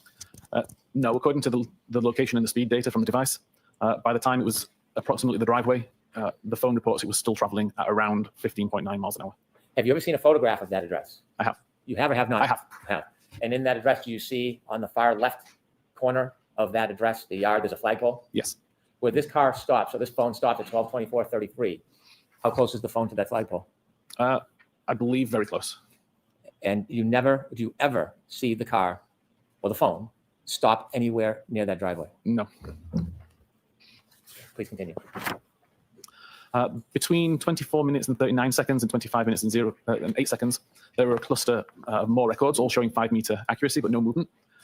Although the center point does move around a little bit, you could interpret this as movement, but because all of the radiuses or radii overlap, there's also a good chance that there's no movement that actually occurred here. This is just the device as it's trying to refine its location. At 25 minutes and 30 seconds, we see a relatively significant change where the accuracy drops to 34 meters. We do see a course or a bearing that shows that the device reported it was heading west. But again, this accuracy radius includes the previous locations anyway. So it's difficult to differentiate between actual movement based on this location data or just on the fact that the accuracy reduced, the center point shifted because of the accuracy change, and therefore a bearing was attributed to it when it shouldn't have been. If I could ask you some questions about the chalk on that indicates 25 minutes, 30 seconds, so 12, 25, 30. The circles become larger. Correct. Is Waze still being used, or has Waze been stopped? No, Waze has been closed at this point for about 40 or 50 seconds. For how long, sir? About 40 or 50 seconds. This location data, or this circle, the perimeter, that's not coming from the Waze application anymore? No, the location data never came from the Waze application. Waze was requesting location data. iOS is responding to that request, and as part of that response, would write the information to its database. Waze itself records very little location data. So when you look at that Interesting. circle based on location data alone, That could the, is interesting, isn't it? That Waze records very little location data. Huh. That is interesting, considering it's a location app. phone be anywhere within that circle? Correct. There is a bullet pinpoint center of that circle. Yes. That center of the circle doesn't necessarily mean that the phone is at that exact location, does it? It doesn't know. The center point is purely an indication of where you need to draw the center in order to draw the radius. If we didn't have a center point, how would you know where to draw this circle? And so the phone could be anywhere in that circle, close to 34, inside 34, 32. Objection, Your Honor. Ask it non-leading, please. Could the phone be anywhere in that circle? It could. Yeah, Could but it be you at the would center think, point? It could. you would Could it think be it would still in the record car? It could. location data, though. Continue, please. Like so that it Between scores 25 minutes and for 31 seconds and 25 minutes and 36 seconds, there's an additional cluster of location data ranging between 61 meter accuracy and 17 meter accuracy. All of them roughly centered on the same point, approximately, and all of the accuracy radius covers the same area. Like there's so much overlap in these records that the device is essentially anywhere within the smaller circle. Between 27 minutes and 35 seconds and 38 minutes and 15 seconds, there was approximately 50 low accuracy records. Again, the device wasn't being used to ask for location data. This is completely passive and resulting in some pretty poor location data. I've highlighted with the red arrow where the 34 Fairview Road is. And we can see, although a lot of these location data do overlap with that point, there are location information here that doesn't. At 38 minutes and 16 seconds, the accuracy improves again. Is now 18 meters accurate, but continues to show approximately the same location that we saw 10 or 15 minutes earlier, around the flagpole area. 38 minutes and 17 seconds, same general area, slightly higher accuracy information down to 14 meters. 38 minutes and 18 seconds, accuracy increased to 12 meters, shifted slightly. Now the flagpole area is essentially at the lower side of this circle. Obviously, the top side of the circle now includes part of 34 Fairview. If the location information is indicated by the circle and the circle has shifted, does that mean necessarily the phone has moved? Not necessarily. Typically, you could assume it has, but when we're already talking about accuracies of 12, 13, 14 meters, it starts to become a little bit harder to determine how accurate this data is. So at this point in time, it could be anywhere within this circle, and the movement of the center point could just be the result of refinement of the device or environmental conditions that suddenly change. If the weather changes, it could cause the device to slightly miscalculate or to calculate differently. Would a snowstorm or a blizzard potentially impact the precision of location information that's not precise like Waze? It definitely has the potential to, yes.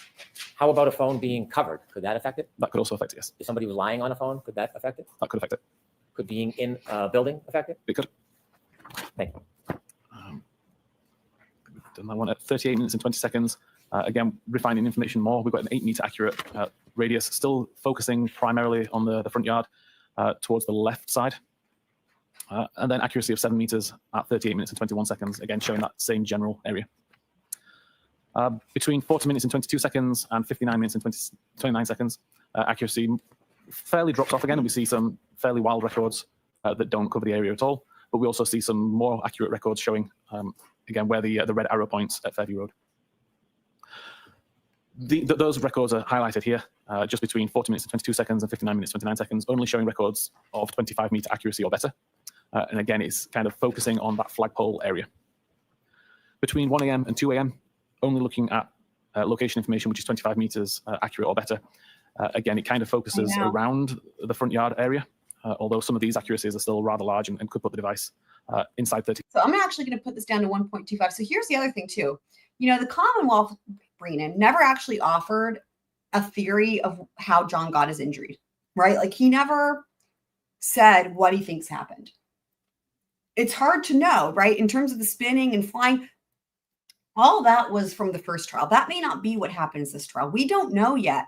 It's clear that Brennan is kind of waiting to hear what the defense experts say, namely the ARCCA dudes, and then try to testify, or not testify, have his experts offer things based on that. But that's not how it goes, right? The Commonwealth brought the charges. It's the other way around. The Commonwealth is supposed to have a theory of the case, and then the defense experts rebut that. But it's clear that that's not what he's trying to do. And you know, he didn't even offer anything to the jury in opening statements, right? As to what actually happened to John O'Keefe and how he got his injuries. So like in terms of like the mechanism, right? And so I want everyone to keep in mind that we might hear something completely different. It's going to be crazy. Again, we're supposed to be getting the ARCCA Voir Dire today. They're on lunch break right now, but this is the time in question, right? The circumstances around John's phone. 29 seconds. Accuracy fairly drops off again, and we see some. By the way, my brother has been storm chasing. He's been in Nebraska, I believe. But if you're getting weather there, he might show up in your territory, Iowa. Wild records that don't cover the area at all. But we also see some more accurate records showing, again, where the red arrow points at Fairview Road. Those records are highlighted here, just between 40 minutes and 22 seconds and 59 minutes, 29 seconds, only showing 12:40 a.m. to just before 1 a.m. records of 25-meter accuracy or better. And again, it's kind of focusing on that flagpole area. Remember the 25 meters of it all, right? That's the thing, is like that could put him in the house or outside the house, right? Between 1 a.m. and 2 a.m., only looking at location information, which is 25 meters accurate or better. Again, it kind of focuses around the front yard area, although some of these accuracies are still rather large and could put the device inside 34 on the opposite side of the street. He went live several times yesterday, by the way. Between 2 a.m. and 3 a.m., fairly similar story. Again, most of these points are centered around that same location at the front yard. Similarly, between 3 and 4 a.m., between 4 and 5, between 5 and 6. And in fact, if I take all of the location data between 25 minutes after midnight until 6 a.m., only looking at the records that report 10-meter accuracy or better, then typically they all focus around that same location at the front of the yard, nearish to where the flagpole can be found. I'd like to ask you some questions about this photograph. There's a red circle with a bunch of red dots in the middle. Yes. Would those red dots indicate the center of some location that was captured at a particular point over that night? Yes. So each of those center dots is the center of a 10-meter accurate or better location record. I chose to not show the accuracy radius circle on this image, just purely because it makes it hard to see when you've got all these intersecting lines. But ultimately, if you were to draw a 10-meter radius around all of these points, they would all fall within the large red circle that's shown. So this photograph was meant to take readings from the most accurate of the data throughout the night? Correct. Your Honor. Well, then what about the not accurate data? Like, hold on. The objection was for leading, but hold on, listen to the question. These points, they would all fall within the large red circle that's shown. So this photograph was meant to take readings from the most accurate of the data throughout the night? Correct. Your Honor. Shouldn't we see the least accurate data? Are you kidding me? It's a great question. Here's what I will say. I wouldn't be surprised if you're the prosecution or the defense, right? In any case, if you would potentially use a witness or not use a witness due to their accent, based on what you think, based on jury, things like they do the like the surveys and stuff ahead of time, based on what they think the jury would be more receptive to. I wouldn't be surprised if experts are chosen we know they're chosen based on how they're going to testify, and that would include how do they speak, right? Because we know the jury gets to judge their credibility. I think that's a strategy for whether it's civil or criminal. They're going to pick a witness, I mean, depending on what it is, right? If you've got several that are equally qualified, right? I mean, I don't know but their demeanor matters. So what I think doesn't matter, but what the jury thinks matters. I mean, I don't find him to be more or less trustworthy based on his accent, but potentially the jury might, I mean, as far as British, just the expert aside, I do love the accent, right? But I wouldn't say that makes him more trustworthy to me. But then again, you learn, though, you develop skills when you follow trials and cases and whatnot, because you learn to be more objective. Whereas jurors, your average juror may not be so objective. You know what I mean? I don't blame them. Candace's people think Southern accents are not intelligent out here. Yeah, I understand that completely. Even though I live in North Carolina, I mean, I do think that Southern accents can give a certain vibe to people. But of course, I also know that there's plenty of people from the South that are highly intelligent, and some people born and raised in the South that don't have a Southern accent. I think I'm probably in that category. Most people actually that hear my accent think I'm from upstate New York, which makes sense because that's where my parents are from. Kids are prepared. Wow, Iowa. Okay, keep us posted.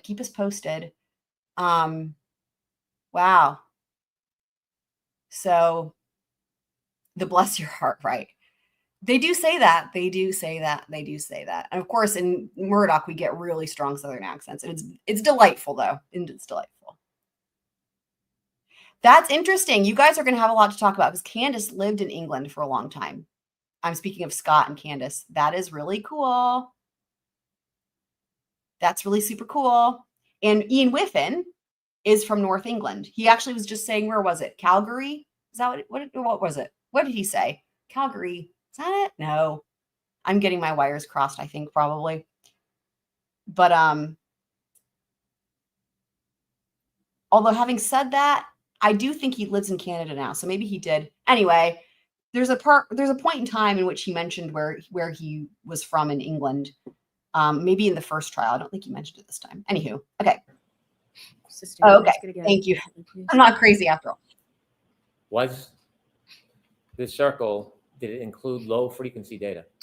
No, this circle only includes 10-meter accuracy or better.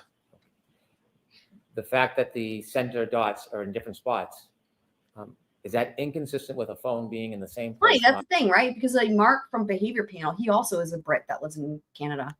Moving that entire night.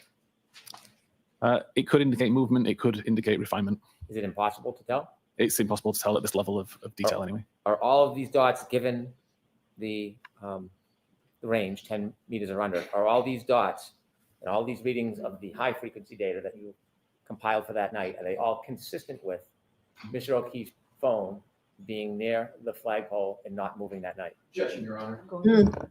I think that's a reasonable assumption. All right, this might be a good spot. Are you ready to move on to the next area, or Okay. you have any more questions? They take a break. Here's the break. And then they come back for more.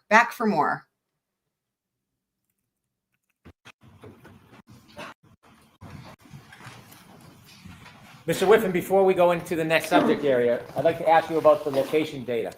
Based on your review of the location data, do you have an opinion whether the location data throughout the evening is consistent with John O'Keefe's cell phone being near the flagpole the entire night? I believe it is, yes. I asked you whether you had an opinion whether it was consistent with. I didn't ask you if you had an opinion to a reasonable degree of scientific certainty. Are there other things that you looked at that you will consider in addition to the location data to have a more certain opinion? There is. And is the next thing that you considered Apple healthcare data? They're It's still, Apple Health data, yes. by the way, We asked guys, they're about- still on lunch break, by the way. Whether I asked you about it earlier on, but I just want to talk about it a little bit before you show us and present to us the data that you've compiled for us. Is Apple Health data different than when you have like an Apple Watch? No, it's the same Apple Health data recording on the phone or the watch. The only difference is the sensors being used to do that monitoring. So if you're just using the phone, obviously you're only using the sensors in the phone. It's limited to steps walked and to altitude climbed. If you're wearing a watch, it can also do those things, but it can also add things like blood pressure monitoring and things like that. Does Apple Health data require an internet connection? It doesn't, no. So it's all self-survives on the phone itself? It is.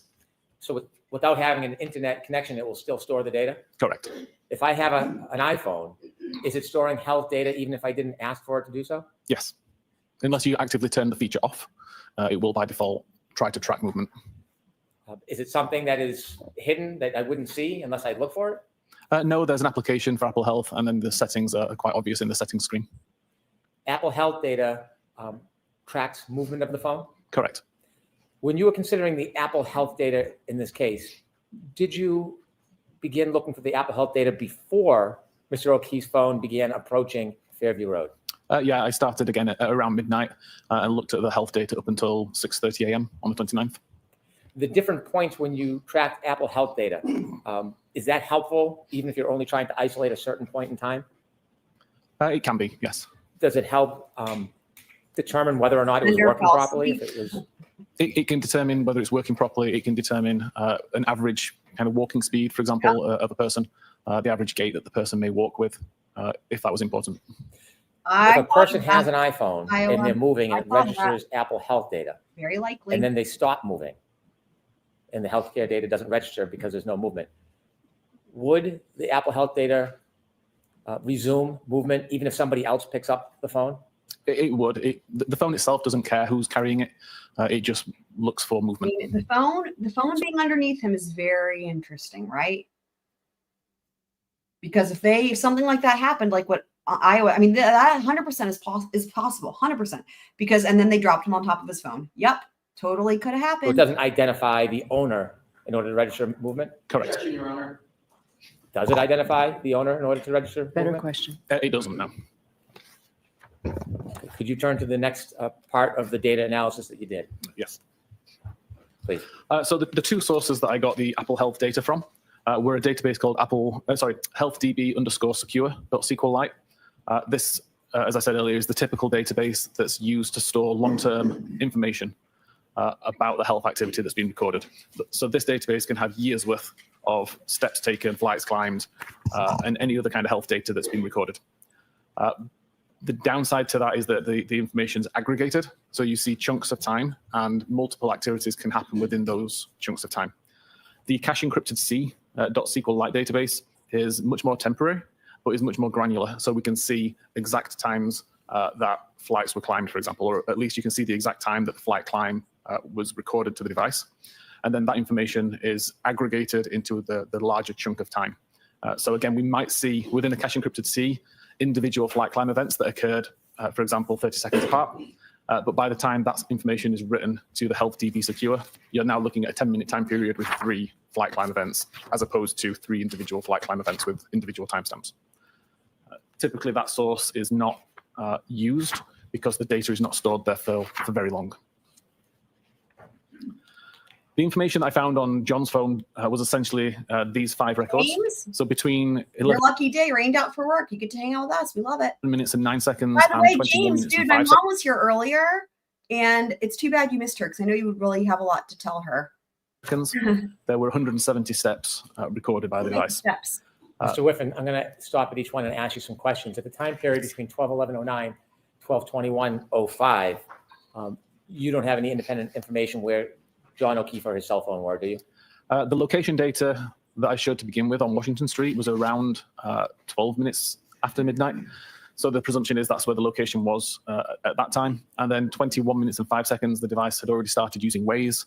It was already driving along Denham Street or had turned onto Maplecroft. What time did you say that Waze was initiated? It was approximately 19 minutes and 30 seconds-ish. Thank you. Again, we see at 21 minutes and 10 seconds until 24 minutes and 22 seconds, there are 80 steps recorded. And again, if you compare this to the location data, we know that the device was in a vehicle at this time. Between 22 minutes and 14 seconds and 24 minutes and 37 seconds, we have 3 flight climb events that are aggregated into that time period. And again, the location data shows that the device was traveling in a vehicle at that time. Mr. Whiffen, you had showed us a slide of 2437 on January 29, 2022 in your PowerPoint presentation. noting at that time, 12:24:37, the phone in the car was still traveling at 1.4 miles per hour. Correct. This is about a second before it came to a stop. Can you conclude to a reasonable degree of scientific certainty that that period of 12:22:14 to 12:24:37, Mr. O'Keefe, or at least Mr. O'Keefe's cell phone, was still in that car? Yes, the location data shows it was in the car at the time.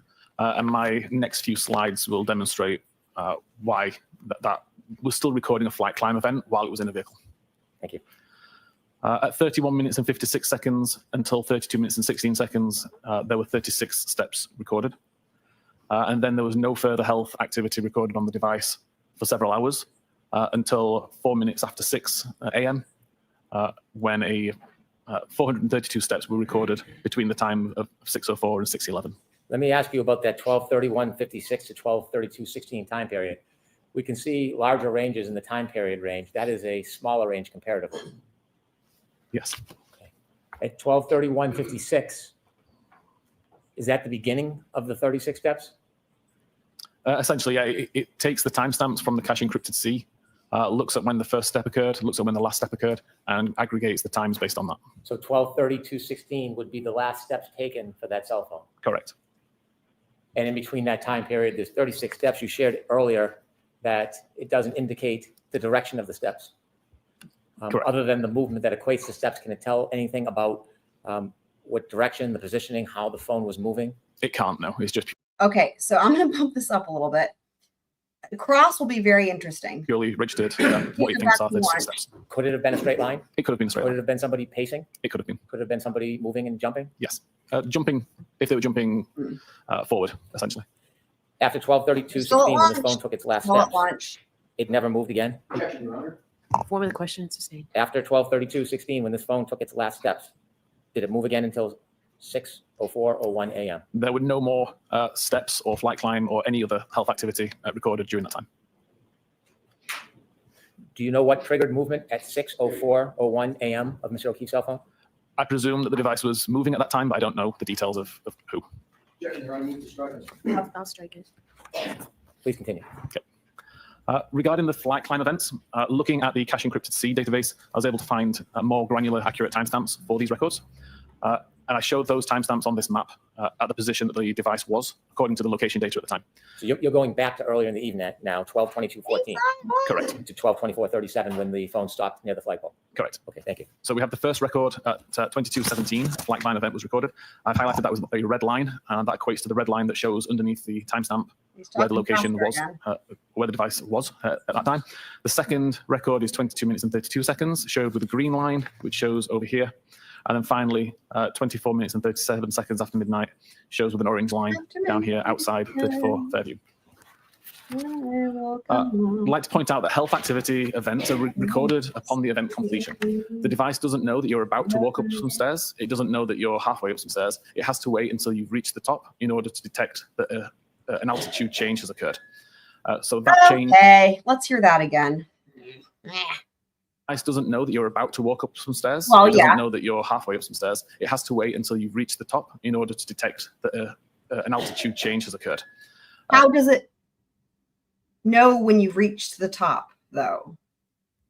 So that change only gets written to the database once the flight climb has ended. I tested approximately 8 different phones, different models, different versions of iOS, and found that on average, there was a time difference between 15 and 50 seconds between when I physically stopped walking up a flight of stairs and when the record was made. So it's just based on the time that the device takes to pull the altitude, detect that an altitude difference has occurred, and then The thing is this.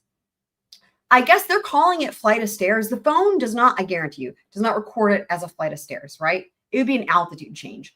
It can't, the phone can't presume that you're going upstairs. Now, having said that, I wouldn't be surprised if phone technology at some point in the future does. Now, if it does that, it's going to detect, it would be a combination, I would think. If you imagine combining the technology that allows it to sense changes in altitude and then also the technology that allows it to count steps, if you combine both, you get stairs, right? So if it has an altitude change because there's steps happening and the steps are even and it's like at a certain pace, right? And then the steps, I guess the altitude flattens out and then the steps become quicker, let's just say, then you could register that, or a phone could potentially register that as climbing stairs.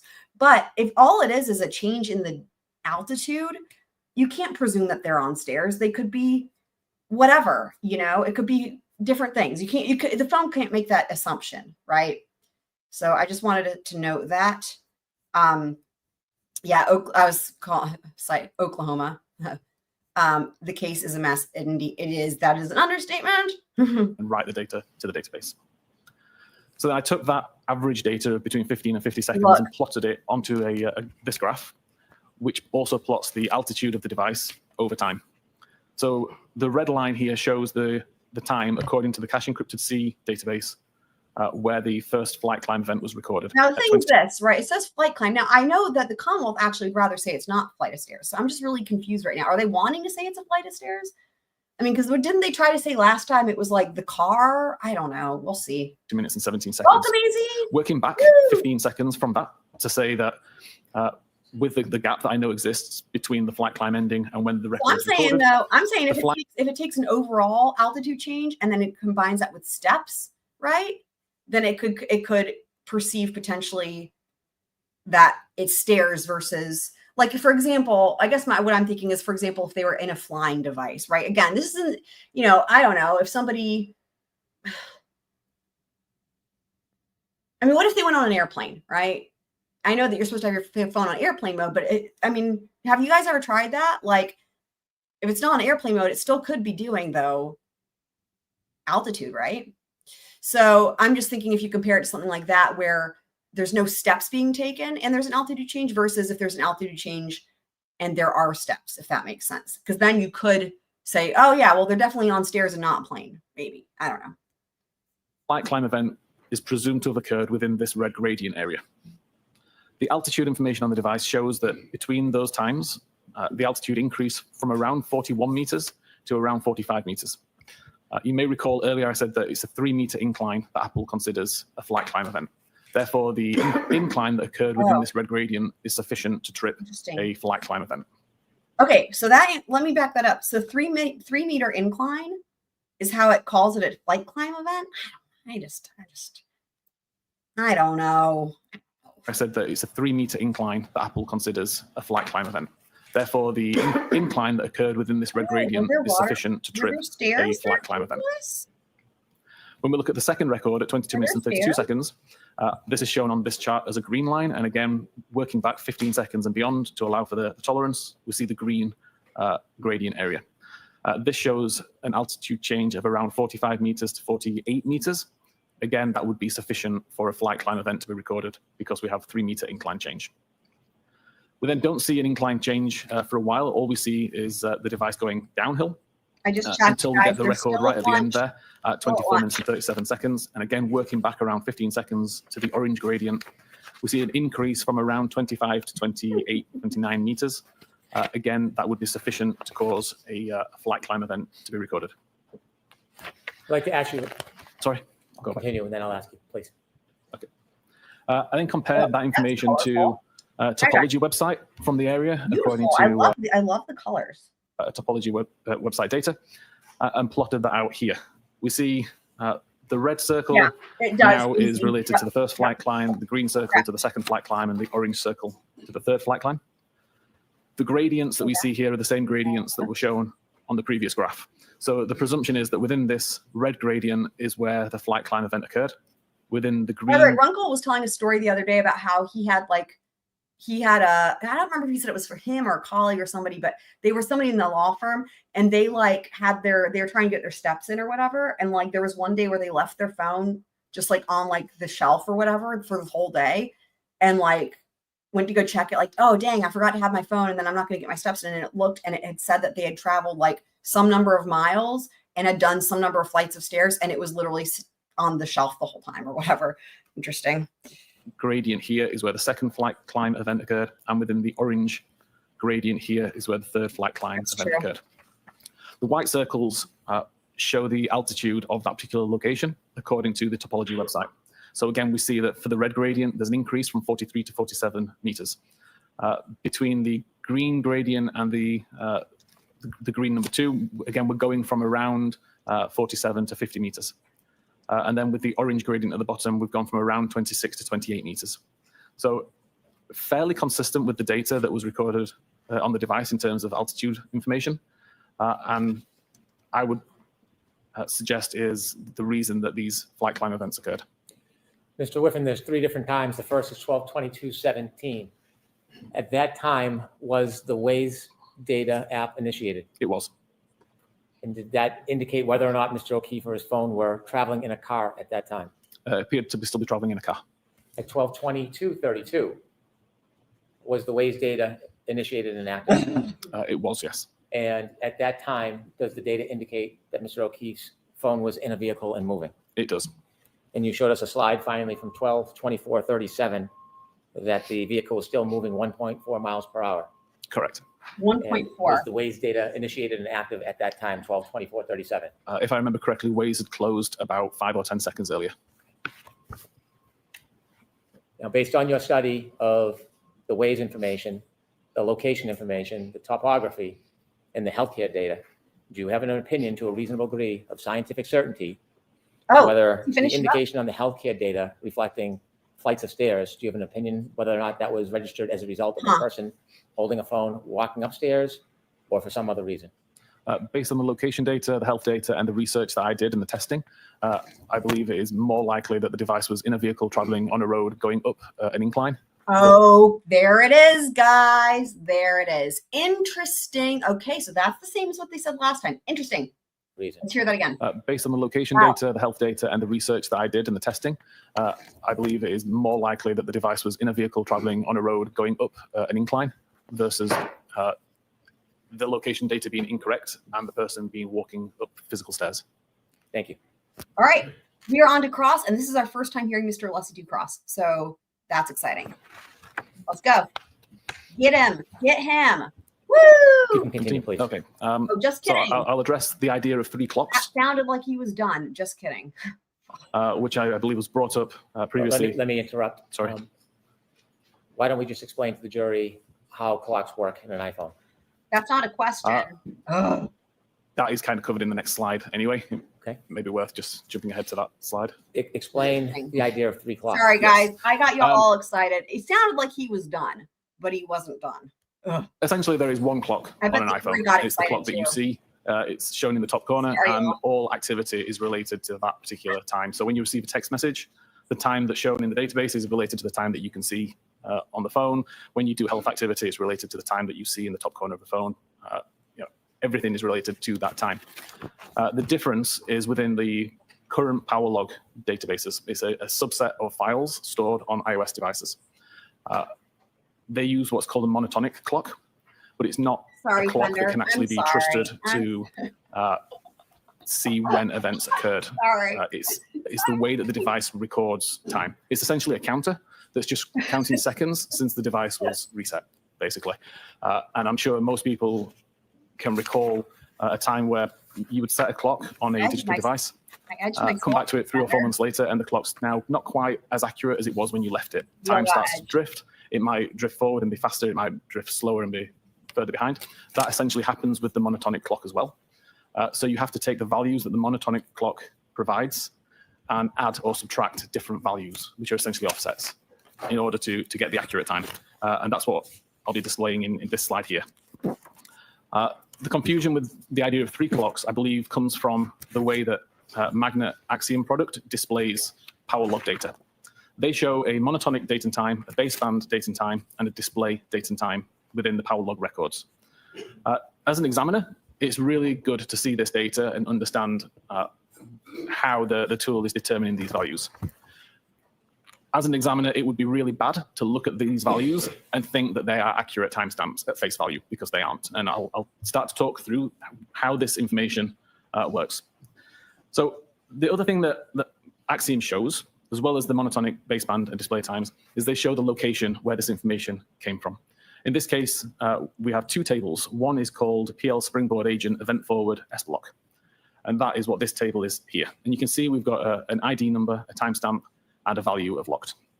But we also show a second table that's involved called PL Storage Operator Event Forward. Okay, what this is getting to is the battery temperature, I believe. I'm going to put it up to 1.5 until it gets to the important part.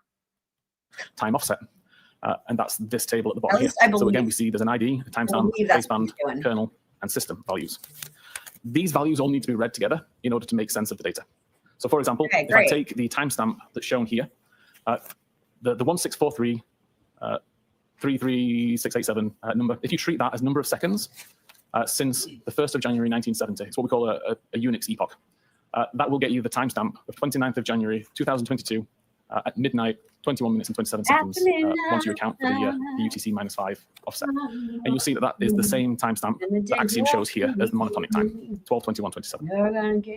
What we need to then do is take that monotonic time and add it to the baseband value that we see in the time offset table. So now we have a value of 1643 3687.14954, and we add minus 183 point whatever this number is here to get Whatever this value. this number is If here. we treat this value as number of seconds since the 1st of January 1970, then we get a time of 18 minutes and 23 seconds past midnight on January 29th, which is also the time that we show here as the baseband time. Finally, we can take the monotonic time and add the minus 181 seconds shown in the system to get this value, which equates to 18 minutes and 25 seconds past midnight on the 29th of January, which is the same as the display time here. So all this is essentially doing is saying that the counter that is built into the I iPhone don't know why is either. registered at the time Feel free to share with your that friends. you see in the top, the monotonic time. This is not necessarily the time that the event happened. You have to offset it with this value here in order to get the actual time that this happened. My own personal phone, when I was doing this testing, the time difference between monotonic time and when something actually happened was over 2 weeks. There was a massive difference because my phone has been drifting so far since I originally bought and set up that phone. That's and again, when I was literally testing every time he talks about midnight, I've been singing it in my head, sometimes out loud, but you know, I still love great song. Shout out to Nelly Furtado. This is the loudest place on earth today. What do you mean, Candace? this, I can turn the flashlight on, turn the flashlight off. Both of those activities are recorded in the power log database.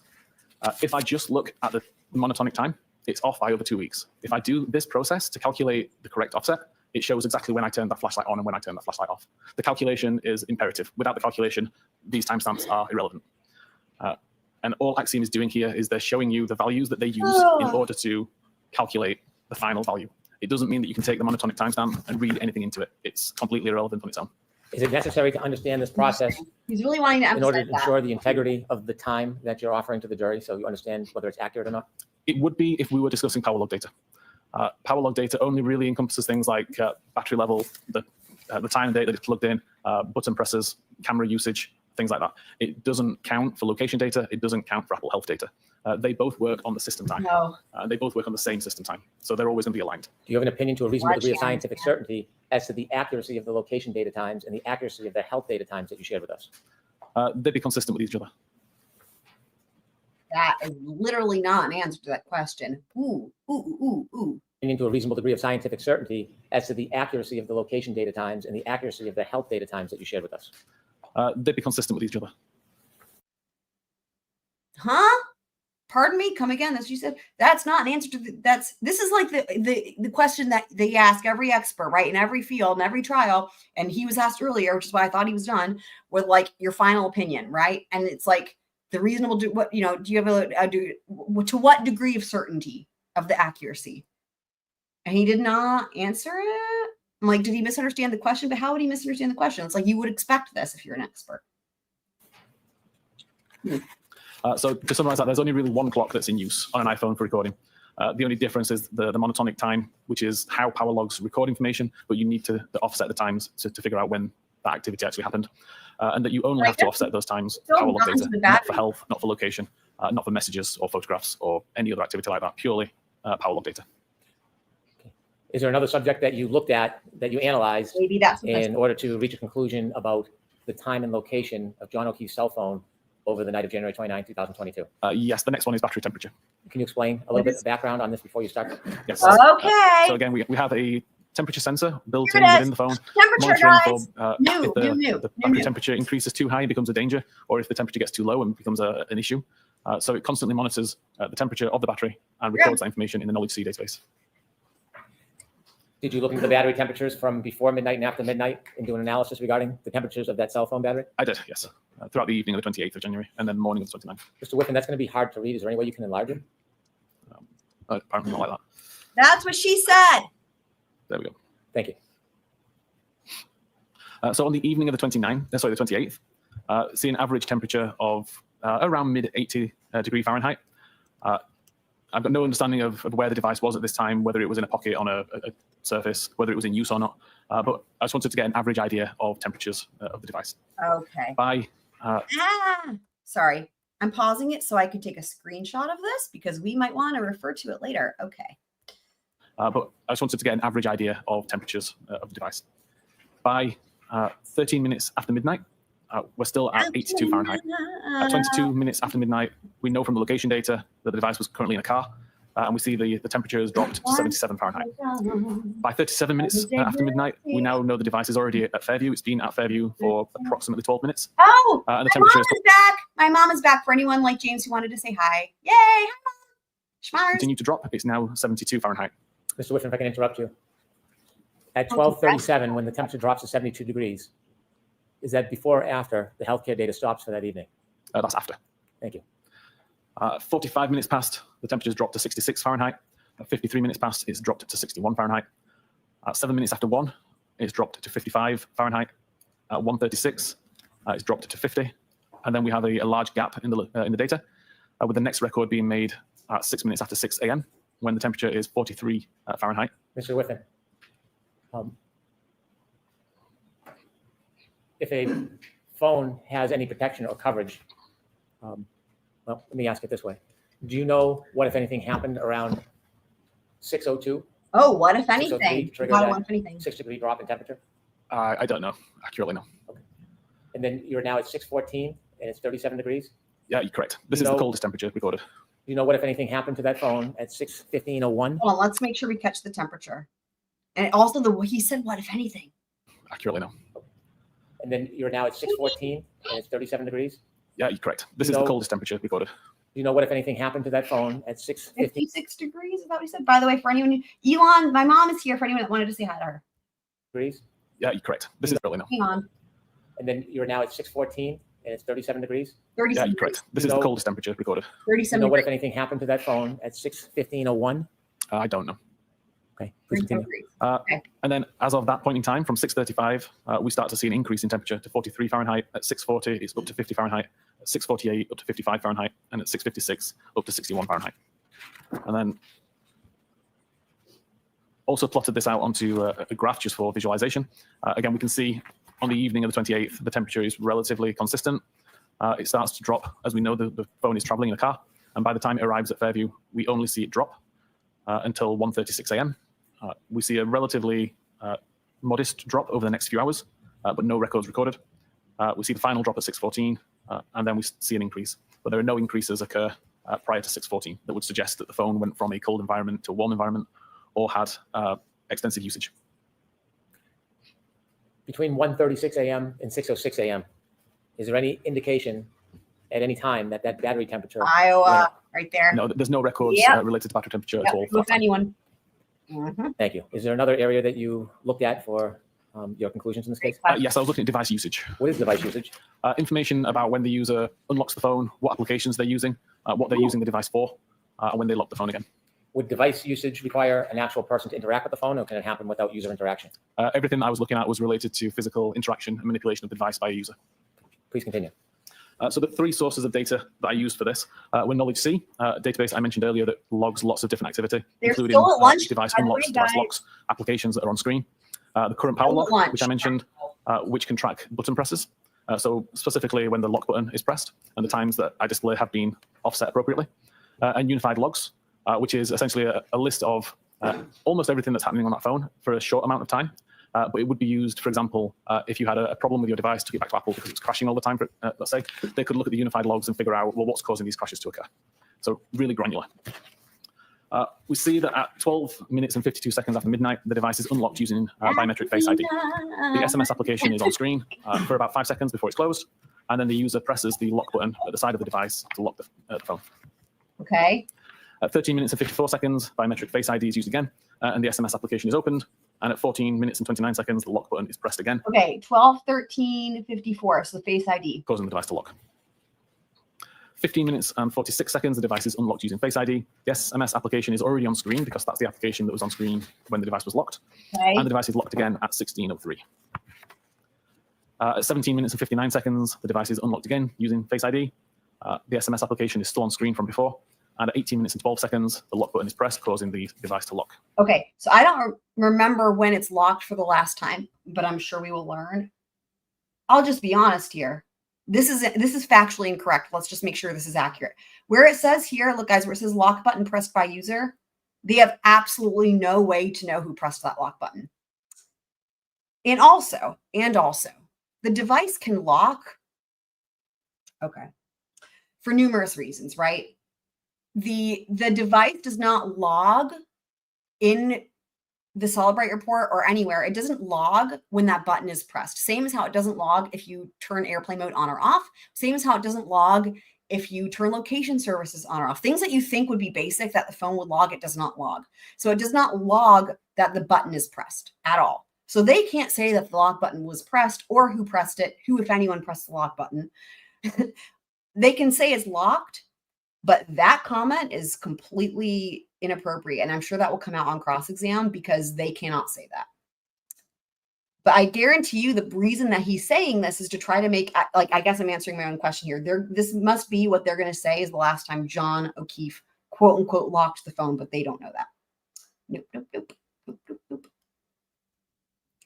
Do they not mean user as in just human? Right. It could, but they can't even say a human did. They can't say the button was pressed because your phones, the phones lock on their own, right? Unless you have it set to never lock with like a certain, how like the screens go dark and then they lock, I don't think anybody ever uses their phone or has their phone set to like never auto lock, right? I mean, I don't even know that you can. I just would imagine that no one does, even if you can. But in other words, phones lock without a person pressing the button.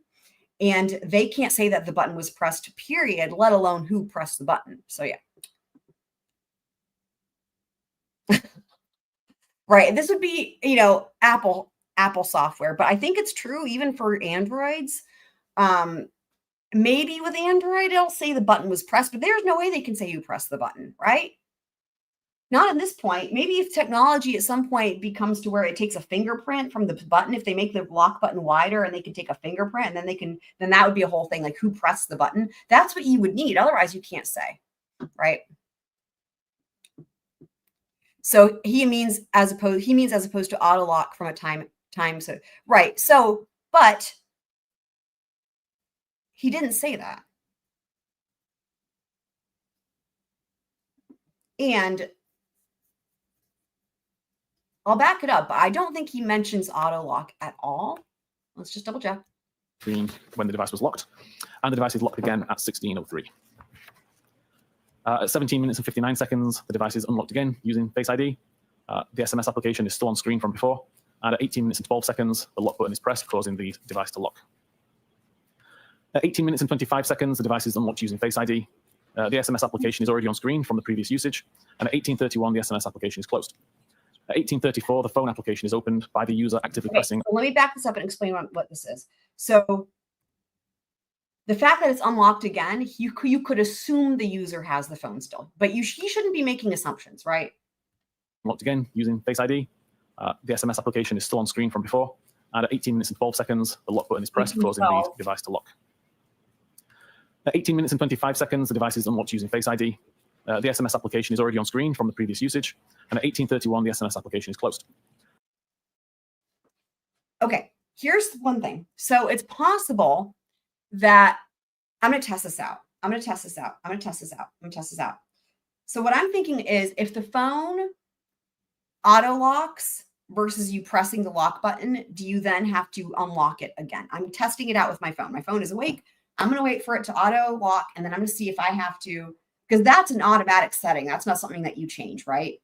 That's one of those things where it's like, do you have to log in or not, or whatever?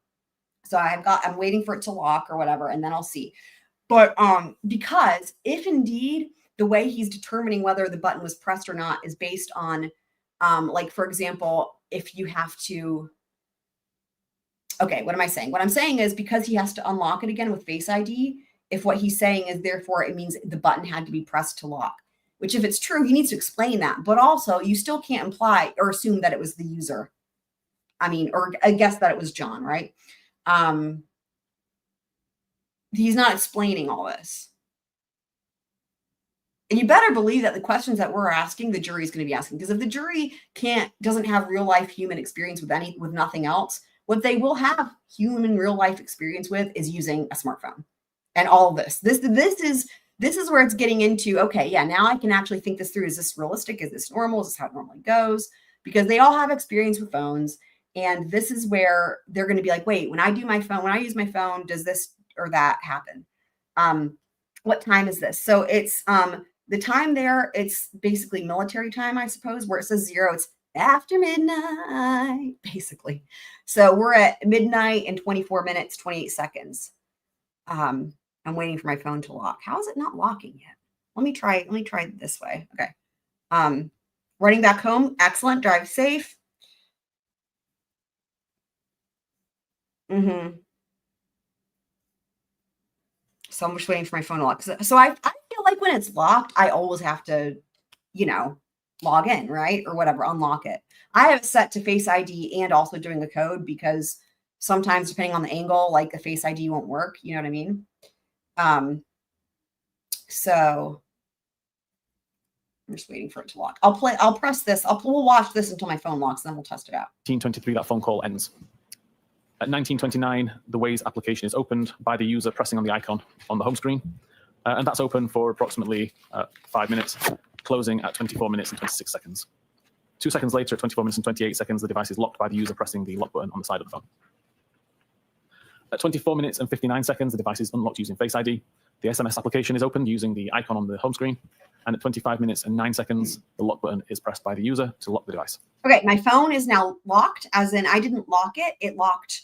It does the thing where it dims, and now it's locked. Let's see what happens if I have to. And I have to log back in.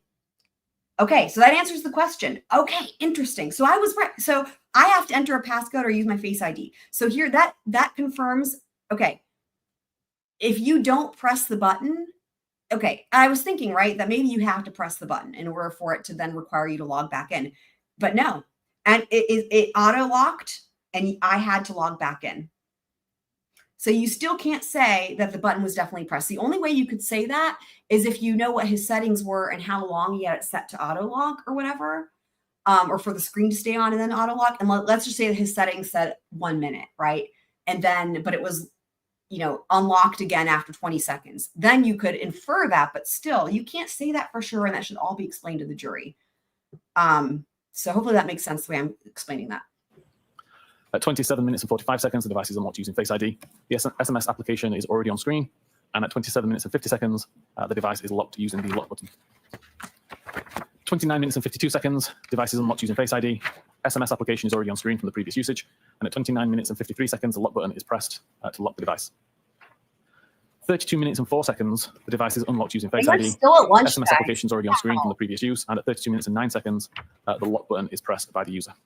And that is the final interaction with the device. It's the final unlock of the device using Face ID, and it's the final logged button press on the device as well to lock the device. So the final interaction with John O'Keefe's cell phone that night? Correct, up until 6:15 a.m. And 12:32:09 was the last time before the phone moved again the next morning? Correct. Is there one more area that you engaged in analyzing to help reach your conclusions in this case? There is. During my time looking at the unified logs that were mentioned, I found a record that appeared like it could be interesting that was called Doppler. This was the pocket state that I think I mentioned earlier, and it detects when the user takes the phone out of the pocket, or at least removes the item that's blocking the camera.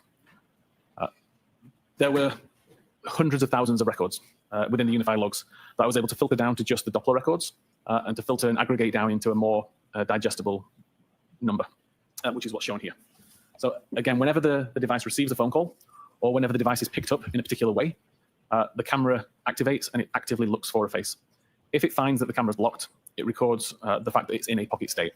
And it will continue to record pocket state until either the obstruction is removed, so the device has been removed from the pocket, or until whatever is calling for the Doppler check to be completed. So for example, if I make a phone call, it will continue to check and look for a face up until the phone call ends, or the ringing ends.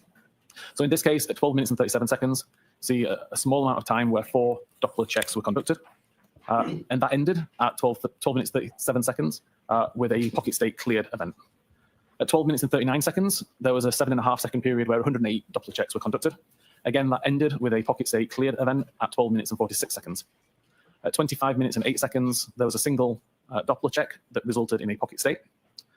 And at 29 minutes and 37 seconds, for 5.5 seconds roughly, there were 97 Doppler checks. The 97th check resulted in a pocket state cleared event at 29 minutes and 42 seconds.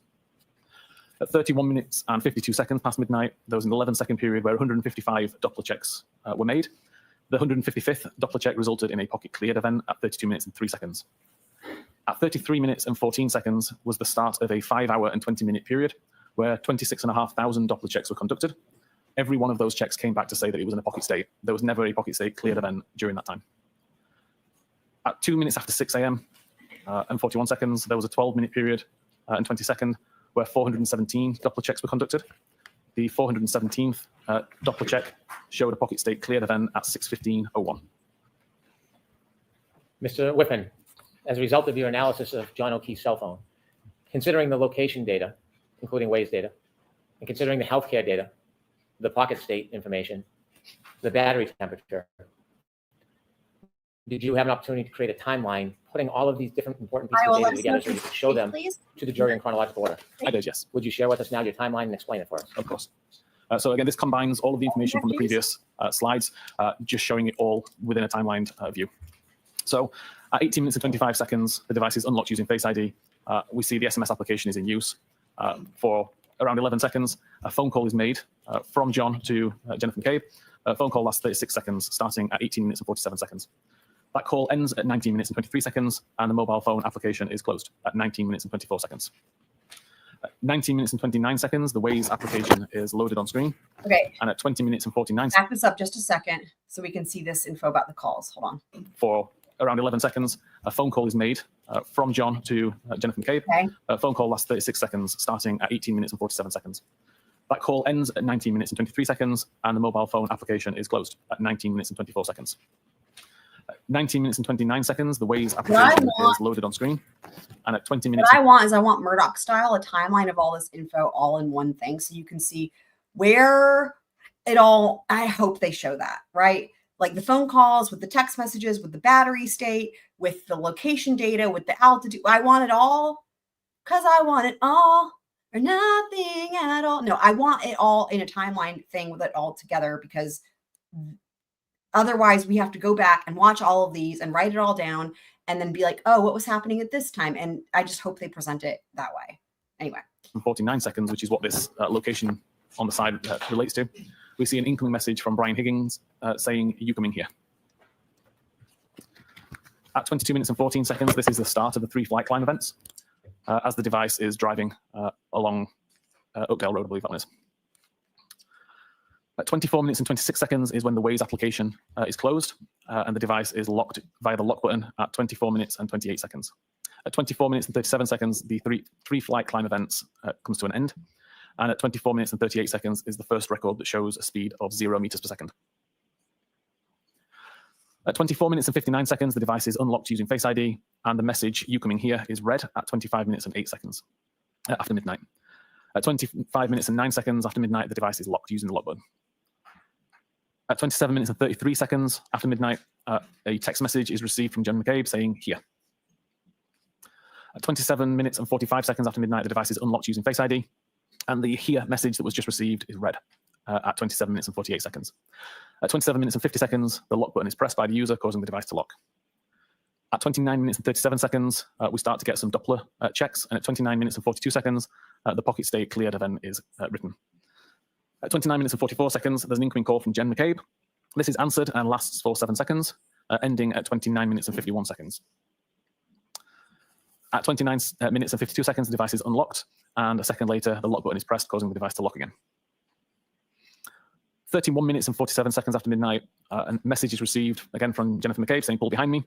And at 31 minutes and 52 seconds, the Doppler check records a pocket state. At 31 minutes and 56 seconds, we start the health event that shows 36 steps were taken. And at 32 minutes and 3 seconds, there's a pocket state cleared event. At 32 minutes and 4 seconds, the device unlocks with Face ID. And again, I'll point out that makes perfect sense if the Doppler state clears because it's no longer within a pocket and then it unlocks a second later. That makes sense with the logic that's been identified. At 32 minutes and 5 seconds, messages applications on screen, and the message pull behind me is red. 32 minutes and 9 seconds, the messages application is closed, and the device is locked for the last time. 32 minutes and 16 seconds, the 36-step health event is ending. At 33 minutes and 14 seconds, we have the first of the 26,500 Doppler state records that all record pocket state.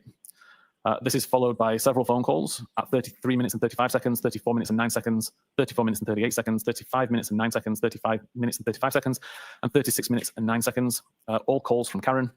Call were all unanswered, and all resulted in pocket state being detected by Doppler. Great. At 36 minutes and 9 seconds, and again at 36 minutes and 40 seconds, 2 more phone calls received from Karen, again showing unanswered calls and resulting in pocket state. Here's what I can say. They're taking a long lunch. Here's the problem. I think they start cross. It's clear they're not going to finish cross. I wonder if part of the trouble is they're trying to figure out what to do, because it's really important. Think about this. I was thinking about this morning, and I was like, God, I wonder if this is going to happen. Sure enough, it's happening. For Mr. Alessi, or whoever it was that was crossing, but I think it's going to be Mr. Alessi. We've heard him object. That cross not get interrupted, especially overnight, right? Like if it gets interrupted at a good stopping point, although we know Bev doesn't care about that, and then they go to lunch and come back, that's one thing, right? But we know that's really important in every case.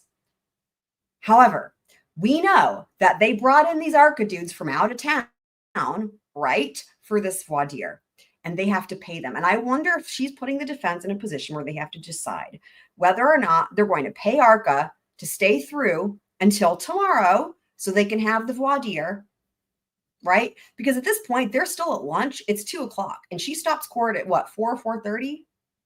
And if they're in the middle of Alessi's cross, and he might have to choose, do I want to stop my cross until tomorrow? I mean, I wonder if that's what's going on, because the lunch has gone long, and I wonder if it's actually they're also discussing this outside the court cameras, right? Because this is a real problem. I mean, I thought to myself, they're probably going to take an early lunch so that they can do this ARCCA thing in one afternoon. But instead, they took a really late lunch, and he's only going to get in like 15, 20 minutes across. So we'll see. Being recorded by the 37 minutes past midnight, battery temperature has dropped to 72 Fahrenheit. And at 37 minutes and 8 seconds, a further phone call, again unanswered, again resulting in a pocket state recorded by Doppler. 37 minutes and 31 seconds, a 3-second voicemail received from Karen. And at 38 minutes and 21 seconds, another incoming call. And at 38 minutes and 26 seconds, another incoming call, both unanswered. I see the OnlyFans. I'm monitoring it. If I'm monitoring it, if they start ARCCA, I've got it up on my phone. If they start ARCCA, we'll skip to ARCCA, and then we'll come back to this tonight, because I'm not waiting for the ARCCA. So we'll come back to this tonight if they start ARCCA. But if they just continue on with cross, then I would imagine they're postponing ARCCA, and we're going to just continue, and we'll skip through the lunch break, and we'll just watch this at speed, and we'll get caught up. So detected by Doppler. And I've also shown some of the locations that were recorded at around this time by the device. 40 minutes and 31 seconds, a message received from Jennifer McCabe saying, hello. This is the first iMessage or SMS message received by the device, which is unread. This is followed up 2 minutes later, 42 minutes and 9 seconds, by another message from Jennifer McCabe saying, where are you? And at 42 minutes and 35 seconds, there's a 40-second voicemail received from Karen. 43 minutes past midnight, the battery temperature has now dropped to 66 degrees Fahrenheit. At 45 minutes and 53 seconds, another incoming message from Jennifer McCabe saying hello. And again, we can see location data at 53 minutes and 7 seconds, placing the device on the front yard somewhere kind of around the flagpole area. 55 minutes and 31 seconds, a message received from Karen stating, I'm going home. 55 minutes and 50 seconds, a follow-up message saying, see you later. Another location data, this is the location that's shown bottom left. And at 2 minutes past 1 a.m., another message from Karen saying, your kids are cooking alone.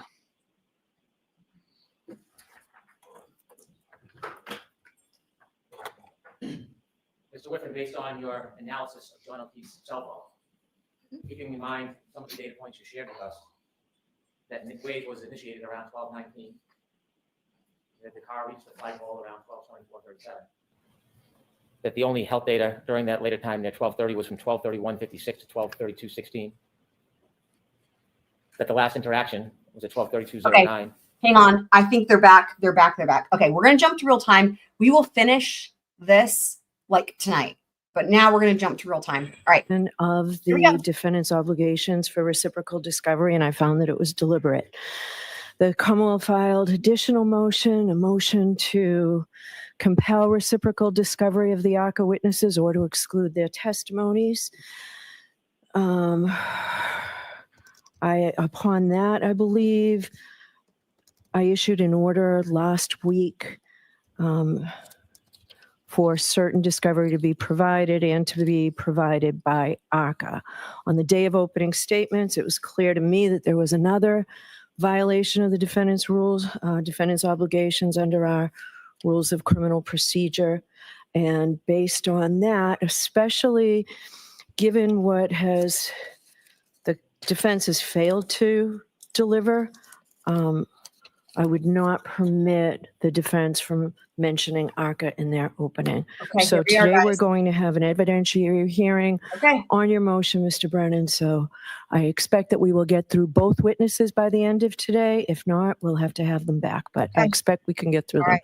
So Mr. Brennan, who are we going with first? Dr. And we Wolfe? are live. We're live. We're ready. We're live, Please. guys. We're Okay. here.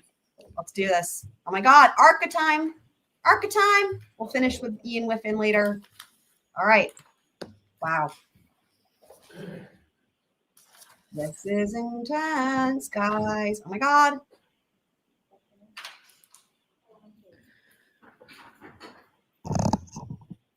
Here he is.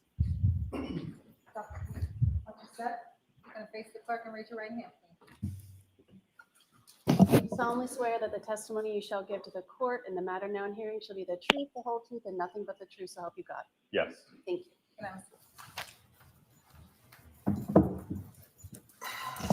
All right, go right ahead, Mr. Thank you. Brennan. Good afternoon, doctor. Good afternoon. Did you become aware there was an order from this court to produce records? Yes. Did you receive a copy of that order? Yes. Who did you receive a copy of that So order? we need Dr. Wolfe to identify himself. Please identify yourself for the record. Spell your last name. Daniel Wolfe, last name spelled Wolfe. Who did you receive that order from? I believe it was in an email forwarded from Miss Little. Did you read it? Yes. Did you understand that there was a request Okay. for certain communications? Yes. Did you understand that you were supposed to turn those records over to the Superior Court? Yes. Did you turn records over to the Superior Court? I provided a copy of that production notice to Miss Little. Did you provide the records to the Superior Court? I didn't directly email that to the court, no. Did you indirectly email it to the court? It was my understanding that it would be passed along to the court. So you did not, pursuant to the order, provide the records to the Superior Court, did you? Not directly to the court, no. When you read the order, you understood what the order was requiring you to provide, correct? Correct. It was requiring you to provide all text messages. Yes. Did you provide all text messages? I don't have any in my possession. Did you look for any text messages that are not in your possession about this case? Yes. Okay, did you find any? No, sir. What did you do to look? So I went through the phone that I presently have, and as I informed Miss Little last year, I was under T-Mobile was my carrier. Subsequent to that, I then switched to Verizon in, I believe it was November. So I made an effort to contact T-Mobile as well as get access to my T-Mobile account hub. Unfortunately, I was unable to get access to it or get any records prior to, or at least from my T-Mobile carrier. And then I went through my Verizon records that I have from 2025. That was, I could only go back 3 months, and I provided those records. How about emails? You didn't change email carriers, did you? No, sir. Did you provide all your emails from when you first were contacted by the defense? Yes, sir. And you provided every one of those emails to who? It would have been in the file that I put together for the production. How many emails did you find between you and the defense? I'd have to look at the order, but it was probably 6 to. Are you talking about present day or just from last year? Anytime. It was probably around a dozen or so. Who did you correspond with by email on the defense? Again, can you specify a time frame? At any time, who did you correspond with by email on the defense? It would have been Mr. Jackson. Miss Little might have been on one of those emails. There might have been a couple other members. I don't remember off the top of my head. Well, how about Ms. Reed? I don't believe she was on any of those emails. You've never emailed or been on a correspondence with her by email? No, sir. And how about Mr. Yannetti? He may have been on one of the emails. I don't know as I sit here today. You communicated by phone with the defense, didn't you? Yes. And that began as far back as March 2024? After our report was issued, yes, in March. Back in March of 2024, you spoke on the phone to Mr. Jackson Yes, sir. a number of times. Yes, sir. And as you spoke, you began to become familiar with him and his role in this case, didn't you? We corresponded about, again, our expected testimony here at trial. Yes. I'll ask it again. Did you become familiar with him and his role in this case when you spoke to him? I understood him to be the defense attorney on the case. Yes. Did you speak to Miss Little by phone? I don't believe so. No. Did you speak to anybody? Hold on 1 second, please.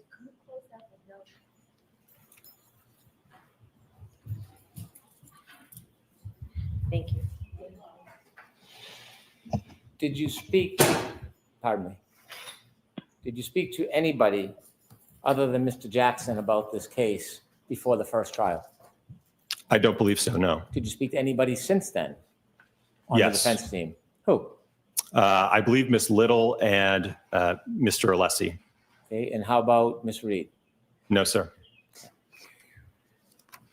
Did you ever have any conversations that weren't on a regular telephone? You ever I Zoom? think Brennan really Yes, we have had, I believe it was a I Zoom. think Brennan really wants to learn that, or who was hoping to find out that Karen spoke directly to them. Or a Teams meeting. We've had a couple. When was that? That would have been more recently to go over some of the testing that we've done. Did you ever have any Zoom meetings before the first trial? No, sir. Did you ever have any group conferences before the first trial?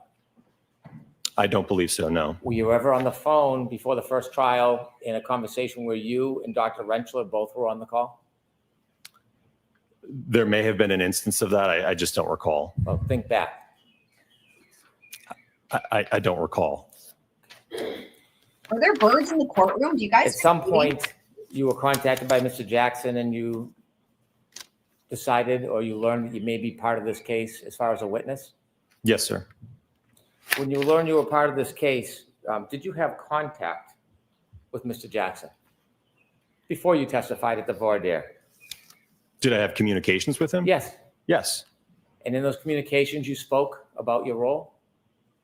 I think we spoke about logistics and coordinating my arrival here for the voir dire and certainly the trial.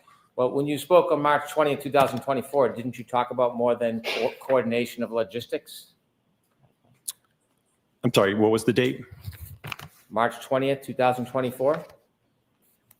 So I believe that would have been the very first phone call that I had with Mr. Jackson. Right. Was that more than about logistics?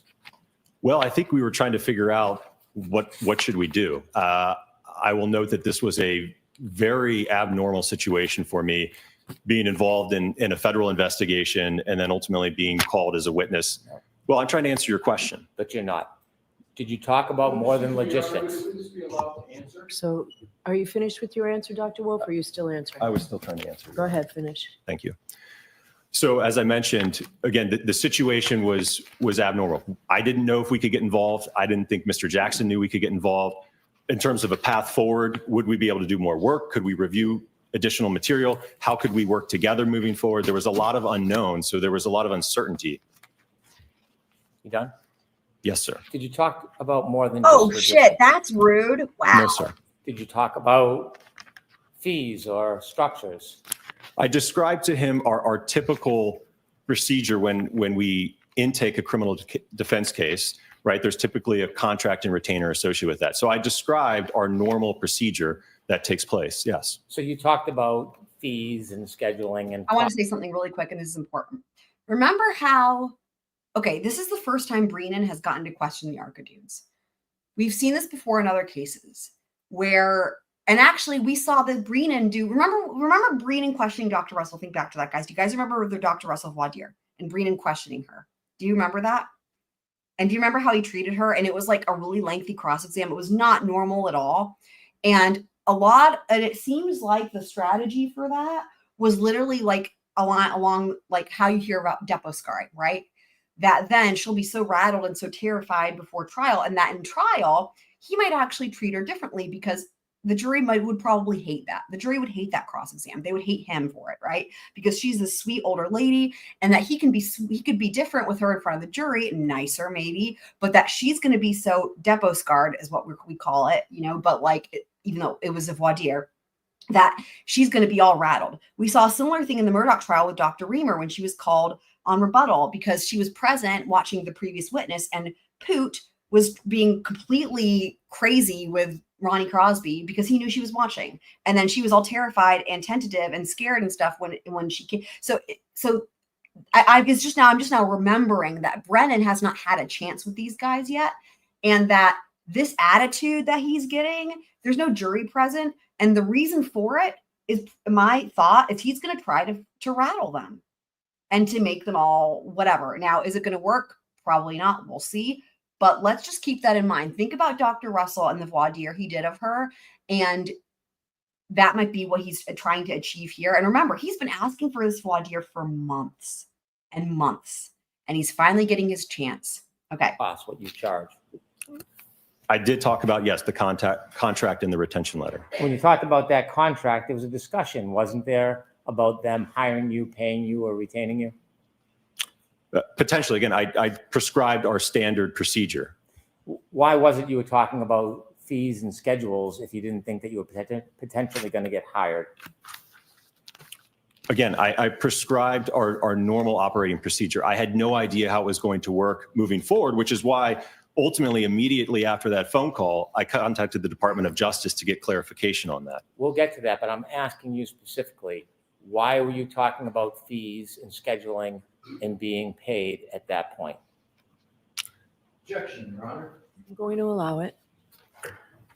Again, because Mr. Jackson was interested, I believe, in calling us to testify at trial. So I explained to us the normal process. When a client reaches out and wants to engage us for trial testimony, that's typically, again, the procedure that we prescribe at ARCCA. So that's why I had that explanation to him. So you were talking to him about details about potentially being hired. Isn't that fair to say? I don't know about being hired. I think, again, him utilizing us in the trial as expert witnesses. Well, what's the difference between him utilizing you and paying you for that boy. utilization No.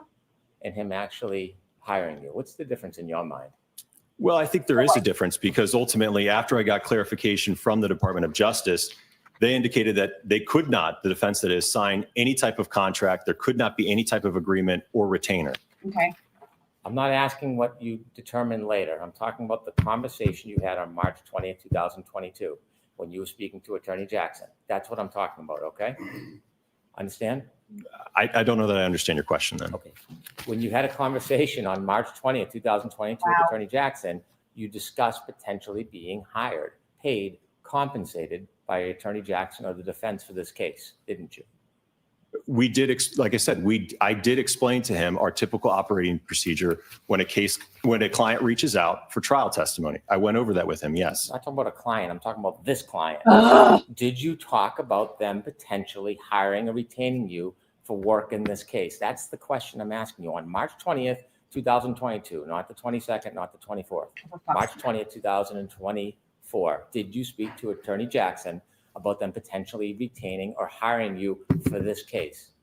I spoke to him like I speak to any other client that would be interested in calling us as a Great witness. answer. Great answer.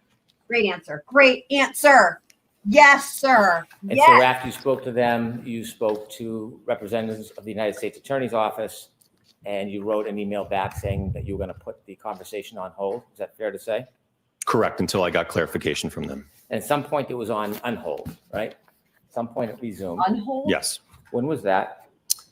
That would have been towards, I believe, the end of April. The end of April. How was this relationship resumed? What was the contact, the conversation between you and anybody on the defense that resumed that relationship? I think that I reached out to Mr. Jackson. Like I said, I think it looks like about a month had passed. And I had let him know that I had spoken to the DOJ and got clarification on moving forward. Okay. So in April of 2024, you reached out to the defense and said that you had permission or a green light to move forward in the relationship with the defense in this case. I had clarification from the Department of Justice, yes. And that clarification allowed you then to work with the defense on this case. Not work with, we could be called on the defense's behalf to testify. And for that matter, the Commonwealth could have also contacted us and utilized us at trial as well, if they should, please. So when did you become an advocate for the defense? Shut the fuck up, Brennan. Yep. Do you feel like you're an advocate for the defense? Wow. No, sir. You sure about that?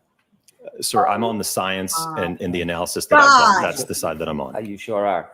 Because after that 424 call, letting them know that the United States Attorney's Office gave permission for you to be called as a witness, you called them again that day, didn't you? Or they called you on the main line? We may have exchanged a couple calls that day, yes. Well, you did exchange a couple calls that day because we have at least some records. And when you called later that day, after telling them that you had permission, they could use you as witnesses, what did you talk about? Oh my God. Do you have the records that I could take a look at just so I could see what you're referring to? Do you remember having calls after you called Attorney Jackson and said you had the green light from the U.S. Attorney's Office? Do you remember having further calls that day? I think we had a couple brief conversations, yes. Okay. When you think about it, do you remember them, or are you just saying you think but you don't know? I don't remember. I remember that there was one conversation, I believe in early May, that I had with Mr. Jackson, in which we engaged in a conversation where I gave him more information about my background, who ARCCA was as a whole. I think we even got to talk a little bit about my family, my 4 kids and things of that nature, but it was a call about background and qualifications. We're still back in April. You're moving ahead to May when you first started billing. I want to talk about back in April. Do you remember having conversations on April 24th? I have to just note, how can he be pissed about that? He asked to see the phone record so he could see what calls he's talking about and when they happened, which was very fair, considering this is a busy dude, okay? And Brennan refused to show him the records. And then when he's talking about calls in May, he's like, oh, you're talking about May, I'm talking about April. It's like, dude, if you want, okay. Wow.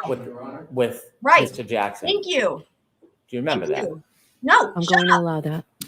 I remember that there were conversations, yes, specifically what they were to. I remember, I think they were brief, but I don't remember the specifics of them, no. Well, in the brief conversation, what do you briefly remember about that brief conversation, Doctor? Fuck's sake. Well, as I mentioned, I think I had finally received clarification from the DOJ, so I think I was letting him know that I had received that clarification. Well, sir, you said that was the first call. There were more than one call. There was then 2 calls to the main line. What did you discuss with him during those calls? Well, to be honest with you, the call to the ARCCA main line, I don't even know if I spoke with him. That's just to the main line, not to me directly. So he could have spoken to a receptionist who then tried to get a hold of me, right? So I don't know if that specific call to the main line was to me or someone else at ARCCA. Well, this is a new relationship, right? You were working on a contract with the federal government. You have only spoken to Mr. Jackson, according to you, twice. You don't remember the early conversations with them and what they were about? I'm sorry, are we talking about now at the end of April Yeah, still? I'm still talking at April 24, 2024. Yeah, as I just discussed with you, from what I recall, it was relaying to him the clarification that I got from the Department of Justice. Right, but that doesn't take more than one call, does it? I don't know. He may have been in court. There might have been some phone tag. I don't know, sir. Well, there was a 9-minute call on April 24th, and then there's 2 calls to the ARCCA main line, 3 minutes and 2 minutes. Do you remember any of those calls? Again, when you say 3 minutes and 2 minutes, that makes it sound like, in all likelihood, he contacted the ARCCA main line, got a hold of a receptionist or my project manager, and couldn't get a hold of me. Are you just making that up, or that's what happened? Sir, that is my best guess. I don't recall from a year ago. We're not asking you to guess. I'm asking for your testimony. That's what I recall, sir. Wow. You recall him calling a secretary on the main line? That's what you recall? He very well could have. I just don't know, sir. But you're making a representation that you recall him using a secretary in the main line. I'm asking what you actually did and actually said. What are Do you remember speaking guys to Mr. Jackson, Mr. Jackson or anybody on the defense team after that initial call back on April 24th, 2024? Do you remember those 2 phone calls? Objection, Your Honor. Here's the So thing. let's get an answer. What type of phone call does Brennan think they would have had for 2 minutes?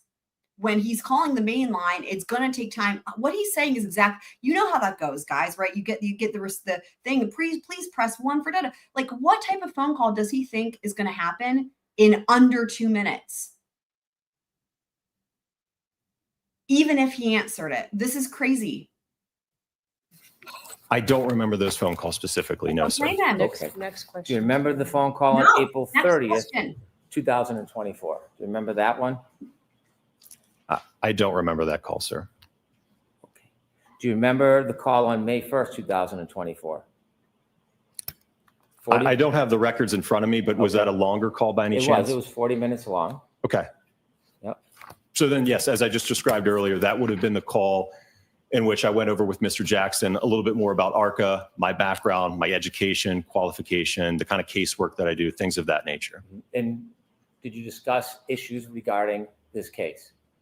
No, sir. So during the 40 minutes you spoke, you never discussed any of your findings that had already been made. No, sir. You had never discussed any of your testing in this case during that 40-minute conversation. No, sir. And it was all laid out in the report that was issued in I February. understand the report. I'm asking you, did you have any conversations about it with the defense? No, sir. So in that 40-minute conversation, you talked about your family, your pastimes, ARCCA, but never ever talked about this case. Objection, Your Honor. I'm going to allow it. Correct. You billed for that time, didn't you? I believe that I kept track of that time. Yes. Okay. When you kept track of the time, did you submit that time and ultimately get money for that time? Again, I routinely keep track of my time when I'm working on a project. So yes, that time was kept track. That's not what I'm asking you. Ultimately, that time that you kept track of, did you then submit it and get paid and compensated for that time? That's what I'm asking you. Well, first off, I'm a salaried employee, so I don't get direct compensation when an invoice goes out. That old invoice, when it's sent, ultimately comes back to ARCCA. That doesn't come back to Dan Wolfe. Okay. So in order to get paid for that, you would have had to submit that time through ARCCA to then forward it, wouldn't you? Objection, Your Honor. Going to allow it. Is that true? Yes. I keep track of my time so that my boss knows what I'm doing. Yes. Okay. Your Honor, can you approach, please? Who asked me that? Me, Your Honor. Yes. Come on over. Wow. Yeah, Fender, mega pint, mega teent, megabyte, megabit.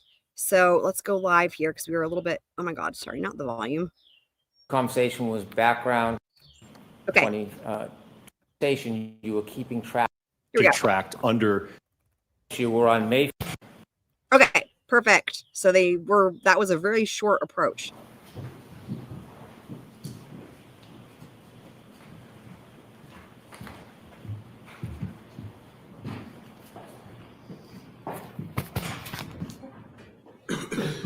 Doctor, again, Thank you, to Scott. focus, you were on May 1st, 2024.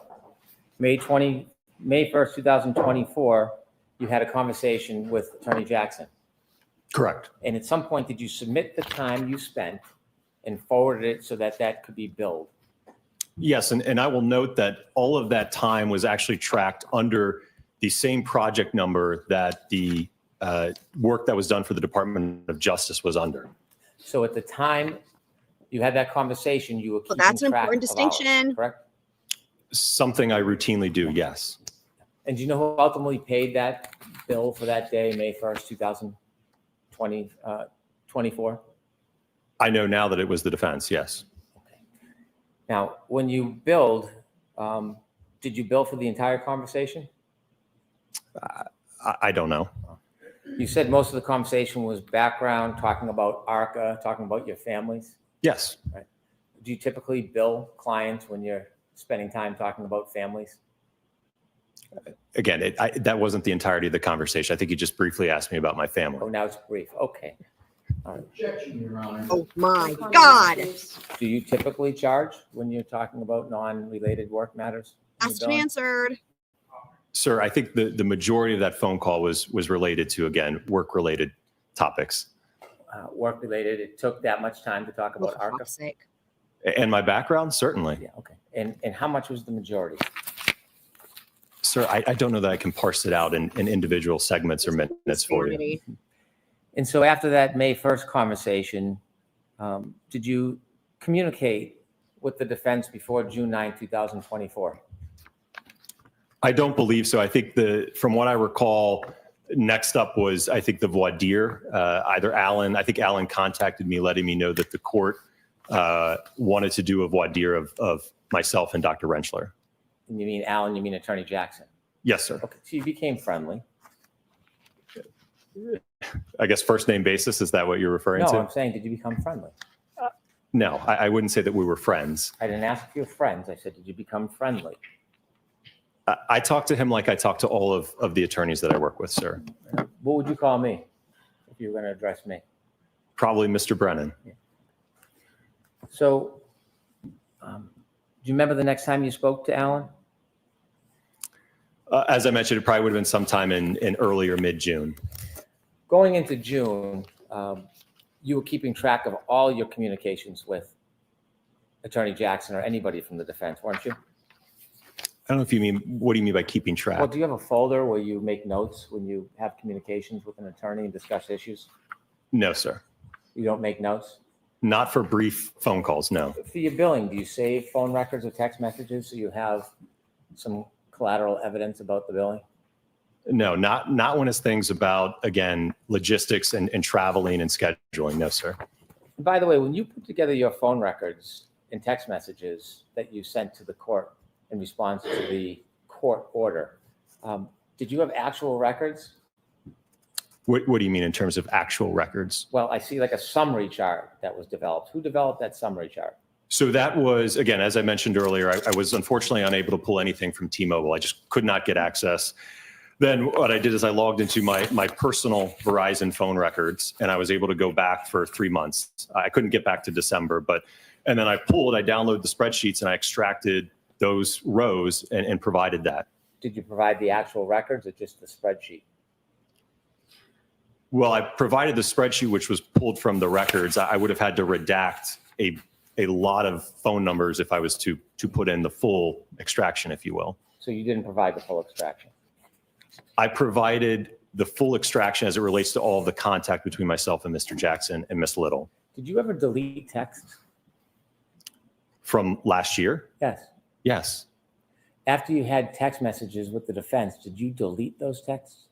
Yeah, after the trial concluded, I mean, that's something I routinely do. I'm not going to keep texts from Mr. Jackson, especially now that we're past a year. I would have no reason to keep those, sir. I'm not asking for the excuse. I'm asking if you did it. Did you delete texts?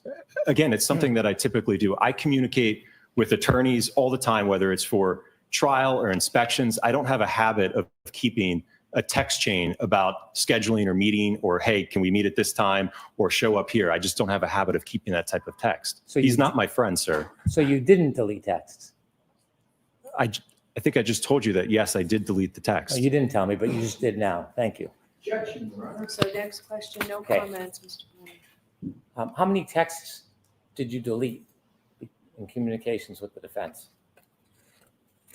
I don't know the number, sir. You don't know the number? I don't have the text. So you're asking me over a year ago almost about text messages. I don't recall how many there were. All right. Was there 10, 100, 1,000? How many were there? Of ones that I sent? No, not just what you sent. Either way, back and forth. Probably, I don't know, maybe around 100 or so.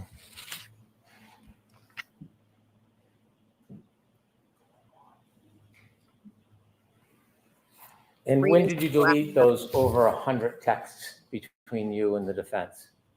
As I mentioned, I think the last text that I remember was Mr. Jackson texting me, just thanking me for my time coming up here after the trial. Again, that was at the end of June. And then I didn't hear from him. And at some point, I don't know specifically when, it would have been last year, but I deleted those texts. There was no reason for me to keep those, sir. Do you remember about when you made the affirmative intentional effort to delete around 100 text messages between you and the defense? It's annoying because it's not. It would have been sometime after the trial, probably before I got my new phone in November, but it would have been probably in the month or two after the trial, sir. Where were you when you were deleting these texts? Were you at your office, at home? Do you remember? Oh my Sitting God. down What the fuck? What? and deciding intentionally you were going to delete over 100 texts? Where did that decision happen? I have no idea, sir. You can't remember deleting over 100 texts where you Sir, were? I just said I delete text routinely. You're asking me to specifically give you a location at a time when I deleted those. I don't recall that. You said it was after the trial. Yes. And out of the 100 texts or so, who were you texting on the defense team? I believe it would have just been Mr. Jackson on that. Did you ever communicate by any other means, like signal or an application? During the time of the trial? Anytime. Yes, sir. With the defense? Yes. Is it typical for a biomechanical engineer to use an application like Signal to talk to an attorney on a case? Sure. You know the benefit of Signal, don't you? I mean, it's a messaging platform, yes. Well, encrypted app, isn't it? Oh my God. What was that? Encrypted? I don't know, sir. It keeps no record of the communication. That's not when true. you use an application like That's Signal. Not true. What an idiot. I don't No, know, sir. It's not true. Well, you used not it. true. Did you have it on No, your phone that you No, were using wrong. with other Wrong. people? No, I don't believe so. So the only time that you use Signal in your career is when you were dealing with this defense team? Yes, it was earlier this year. Mr. Jackson had communicated with me, indicating that it was his preferred method of communication. So yes, we did exchange some messages on Signal. But this was at no point in time during the first trial. Using the Signal app, was that your suggestion? No, again, I think it was Mr. Jackson that said it was his preferred method. Is that standard in your industry to use Signal when you're talking to clients? I don't know that there's a standard out there, sir. I'm asking about your standard. Is it If- your standard to use an encrypted app when you're talking to attorneys? If the client has that preference, I don't have a problem with it, sir. How many times have you done it other than this defense team? Again, as I just mentioned, it was the first time. How many conversations did you think you had with the defense team by Signal? Again, it would have been just Mr. Jackson. And like I said, it was really, I think, just in the month of March of this year, but it was brief. I know that I think we exchanged a couple phone calls, and I remember the call quality was terrible. So we really didn't use it that much. Okay, you're saying a lot of things. You're saying you think. I want to know your best memory. I don't want you to think. If you don't know, you don't know. How many times did you use Signal with the defense to talk about this case?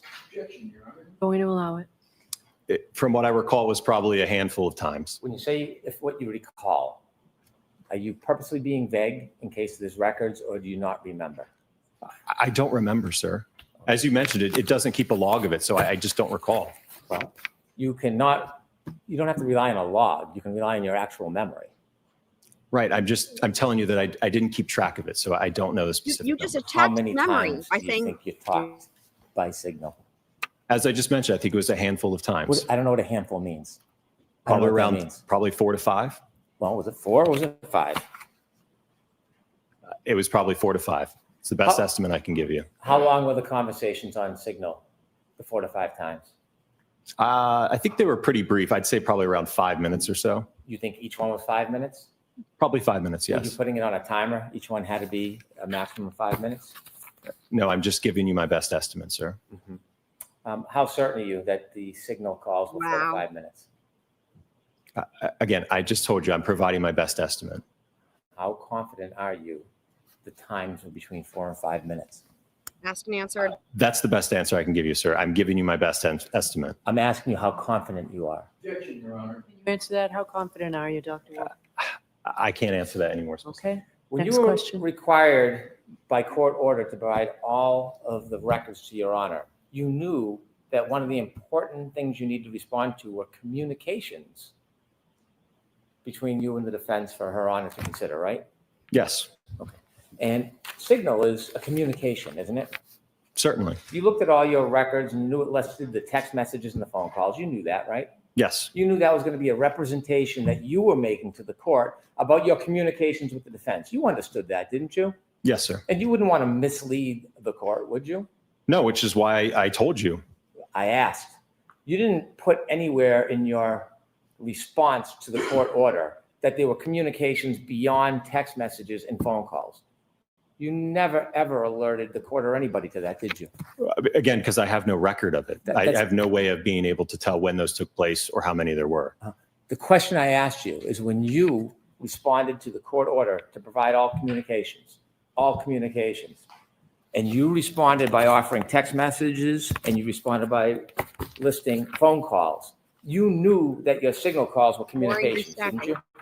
I provide everything that I had in my possession, sir. That's not what I'm asking you. You knew the signal calls were communications, didn't you? Yes. Okay. And you never informed in your response that there were phone calls through signal as part of your communications, did you? Again, because I didn't have any record like I do with the Verizon entries as well as the emails. There's nothing I had in my possession, sir. You've read this court order, haven't you? Yes. Did you understand when the court was looking for all communications, it meant all communications? And I've provided everything that I have in my possession, sir. During those 4 to 5 signal communications, did any of these occur before the end of the last trial? I'm sorry, can you repeat that? Did any of these signal communications happen before the end of the last trial? No, like I said, they were all this year. You sure about that? Yes. Now, at some point, did the defense send you a retainer agreement? For this year? Nope. Prior to the end of the last trial, did you ever get a retainer agreement? No, there was no contract and retainer for the Not first that there year. wasn't a contract. Did you ever receive a retainer agreement? No, I don't believe so. When you came out to the last voir dire and the last trial, did you have an agreement with any entity that was going to pay for your costs? No, sir. So you had no agreement that you were going to be refunded or compensated for your costs? No. Did you have any agreement that you were going to be compensated for your time? No. So when you were asked to come out and testify in this case, tell me, did you think that the defense was going to compensate you for the cost of you coming out here? I had no idea who was ultimately going to pay the invoice, if an invoice was even sent. Did you think that you were coming out here to testify for free? Again, I don't know who was going to pay the bill. That's not what I'm asking you. I want to know, after having these conversations with the defense, and they asked you to come out here, did you expect to be compensated for your time? Again, I'm a salaried employee, so it doesn't matter to me. I'm sure my boss would like us to get paid, but no, I did not know ultimately who would pay an invoice if an invoice was sent after the trial. Well, you were keeping track of your billing, weren't you? I was keeping track of my time, yes. And you kept track of your costs, didn't you? The company does that, yes. Did you? Again, I enter my time so that the company can keep track of my time, yes. When you came out here and made travel arrangements, did you have any conversations with anybody from the defense? About the travel arrangements? Yes. Yes. And as far as the travel arrangements, who on the defense was trying to help you with travel arrangements? I believe it was Mr. Jackson. Was there other people, associates, colleagues that were helping you as well? None that I had direct communication with. I don't know if he communicated with others after that. Was there a person named Kat? You ever hear that name before? I believe that, yeah, she may have escorted me into the courtroom, I think. Well, you don't believe, because that's a pretty particular name. So when you use words like you believe, Oh, you know. God. You know. So did you meet a person by the name of Kat? I'll allow it. I think when I arrived here, yes. Well, without the qualification, the simple question is, you've met Kat, haven't you? I think I met her. It was either at the voir dire day or the trial day, yes. Now, does Kat work for the defense? I have no idea who she is. Well, how did you know who she was? How was the introduction? How did that go down? I just mentioned, I think she escorted me here to the courtroom. Who escorted you from where? I think I drove here and I arrived, I believe, in the church parking lot across the street. And I think she walked me over. And then ultimately when I was done, I think she walked me back to the lot. Did you have conversations with anybody for the defense about how you'd get here and why it is in particular you would park at the church parking lot? Because I had no idea where to go. But who told you where to go? Like I mentioned, I communicated with Mr. Jackson, who provided that information to me. And did you have any significance about the church parking lot? Did that mean anything to you? No, he had just indicated, I think, that they had reserved it and it was a spot that I could park my vehicle. Okay. And when you got there, did you meet with anybody from the defense? I can't recall if they were standing out there and we walked in together. I don't recall. Well, I'm asking if you've met them, not whether you walked in together. I'll ask it again. When you arrived after these plans were made, did you meet with the defense before you came into court? On the voir dire day, I don't believe I can't recall if the defense was out there. I think on the day of trial, I think I met Mr. Jackson and maybe a couple of other members of the defense team. Well, when you say you think, this was a pretty remarkable event coming to this trial, wasn't it? God. Going to allow it. Pretty remarkable event, this trial, wasn't it? It's unique, yes. Yeah, it's unique. And so when you came here, having had all these conversations with Attorney Jackson, you don't remember if you met him before you came in for voir dire or came in for trial? You don't remember if you met him? Well, like I said, I think for the voir dire, I think he was already, I believe, in the courthouse. So I think the first time I actually shook his hand and met him was the day of the trial, if I'm not mistaken. Okay. And tell me, is that near the church parking lot that you met with them? I'm sorry, what was your question? Was it near the church parking lot where you met with them? Yes. Okay. You shook his hand. This is meeting face to face? Yes. Right? Yes? Yes. Did you have a conversation about the case? I don't believe so, no. When you say you don't believe so, do you think you had a conversation about the case? At that point in time, no. I was getting ready to take the stand, so I don't think we had a conversation about it. You were speaking to the defense or Attorney Jackson on June 10th, 2024. That was before your voir dire testimony, correct? I believe so, yes. And do you remember what those conversations were about? I presume it was about the logistics of when we were needed. And then I know that ultimately I served as kind of the primary point of contact where I think Alan would reach out to me. He would give me some information about the scheduling and kind of when we would be needed. Then I would check in with Dr. Rentschler, and then I would get back to Mr. Jackson. So there was kind of that channel of communication to try to figure out when we were to arrive and where we're supposed to go. You're not saying that all your conversations with Alan were just logistics, were you? I believe for the most part, yes. So it took hundreds of texts, 100 texts for logistics? Absolutely. I can certainly go into the day before my trial testimony, which was a very extensive travel day where I don't even think I left the Philadelphia airport. We're going to get there, but there's a lot more communications before we get even close to that. Okay. Do you remember on June 10th having conversations with Attorney Jackson? I do remember that there was conversations, Okay. yes. Now, June 10th is 8 days before your testimony. Did you ever talk about an outline of your testimony or what your testimony would be? No, sir. You ultimately have more conversations on June 16th. Do you remember those conversations on June 16th? Not specifically, no. You don't remember them specifically? Do you remember whether or not you talked about the case with Attorney Jackson on June 16th? We did not talk about the case, no. Did you ever email with Attorney Jackson around that time? In June 10th? Before your voir dire? I don't believe so, no. Okay. So everything from your mind was just logistics at that point? Yes, sir. Okay. And then you came in for June 17th? I believe the voir dire was the 18th. Okay. Do you remember having phone calls on the 18th with Attorney Jackson? The day of the voir dire? Yes. I could have to let him know that I arrived. Will you check in with a client, tell them you're on their way, even though you're not going to meet them? To let them know that I'm coming to court? Okay. And so when you testified in the voir dire, then did you have further conversations with Attorney Jackson? After the voir dire? Yeah. Yes. And did you talk about the case? No, sir. You had to testify, or you came and you testified on the 24th? That sounds right. You had a number of phone calls before the 24th.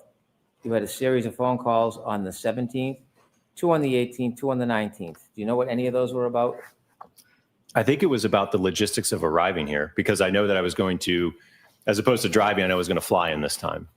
Okay, how about the 21st and 23rd? There's a call on the 21st and 2 on the 23rd. Did you talk about the case? No. And so when you came into trial to testify, you were just relying on the opinions you had already provided in the past? That were written in the February 12th report Yeah. of 2024? Yeah. Yes. And you had not talked about the case with Attorney Jackson or any member of this team? No, it was all in the report, and that's ultimately what I testified exactly to at the time of trial in the voir dire, sir. And you did not talk to Attorney Jackson or anybody else about the case? No, sir. May I approach? Yes.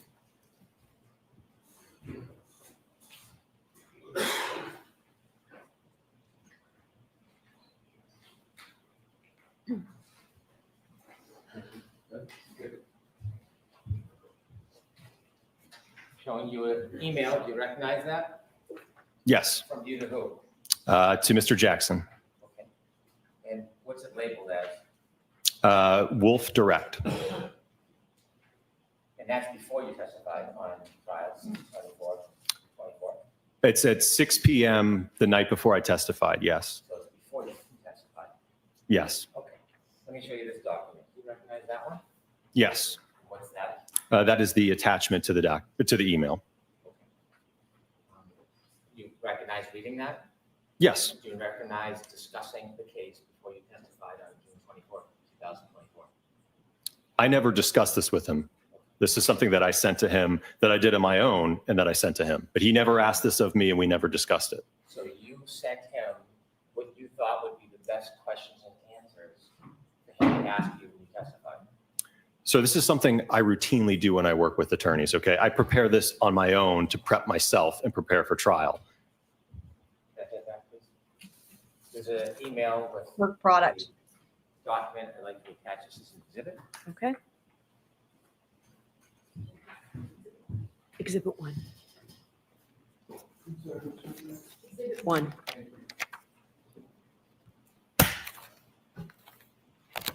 So you assisted the Hold on. defense before your testimony. Hold on. She said, hold on. Ugh.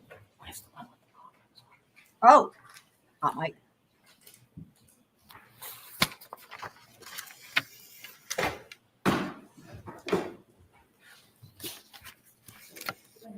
Thank you. So you assisted the defense in anticipation of your testimony by sharing with them the questions and answers you thought would be most helpful. Again, as I mentioned, this is something that I do internally to prepare. I sent that Product. to him the evening before I testified at 6 p.m. I presume that he already had his direct examination done at that point. So I sent that to him, yes. That's a lot of answers other than the one for my question. The one for my question is, Hold the comments, please. my question was, you had communications offering information to the defense before you testified in a way that you thought would help the testimony, didn't you? Well, first off, I have no idea if he even read it or utilized anything from it. But that's not really answering the question I just asked, is Mother it? of God. Can you repeat the question? Of course I can. Ah. So when you sent a direct examination to Attorney Jackson before your testimony, you communicated with Attorney Jackson, providing information that you thought would best help your testimony in court. Well, I think ultimately it's to help the jury understand my report and my analysis. Do you think it's helpful not answering the question and just diverting every time Sorry. I ask you something? Do you think that's helpful? Sorry. Argumentative as fuck. Do you want to answer my question or do you want me to move on? Gross. I think I answered your question. I don't think you did, so I'll ask you Oh one my more time. God. All right, no comments, please. Do you think that providing a direct examination to the defense before you testified is in any way assisting preparing for your testimony? Again, I don't know if he even utilized it, sir. And certainly if the Commonwealth had reached out, they could have gotten a copy of that as well. It would have been the same exact outline, whether I testified on behalf of the defense or behalf of the Commonwealth. You don't want to answer my question? Abstain. Did you ever make any comments or discuss the outline that you provided to the defense to help better the testimony for the defense? I did put comments, yes. When I just showed you that document and you said you just sent it because this is a standard thing, why didn't you just tell us that you made comments that would assist the defense? Why didn't you share that when I just asked the question? I don't understand your You question. don't understand my question. I asked you about the outline, the direct examination you provided to the defense, and you gave me a response that this is something typical, but it's just an outline. You wouldn't answer whether it would help the defense or not, but the reality is you were I do think assisting the getting defense, rattled. isn't it? I'm going to allow that. You were making suggestions to help the defense, weren't you? Sir, it wasn't to help the defense. It wasn't to help anyone but the jury understand things. As I just mentioned, that outline, if it was asked of, if I had sent one to the But Commonwealth, even still, what do you think the experts do though? you would have gotten the exact same copy. There you go. You didn't send one to the Commonwealth. Because The Commonwealth never reached out to us, sir. Exactly. So what you said in this is there was a question about, so not being able to inspect the vehicle is something that is not uncommon in your line of work, and you wrote back, absolutely not, correct? Correct. And you made a comment to assist the jury, according to you, only to assist the jury.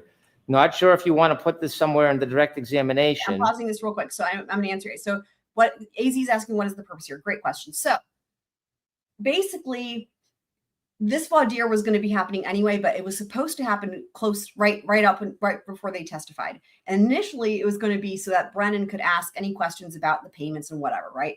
But it got moved up because Brennan made this whole stink about not turning over all the text messages and whatever.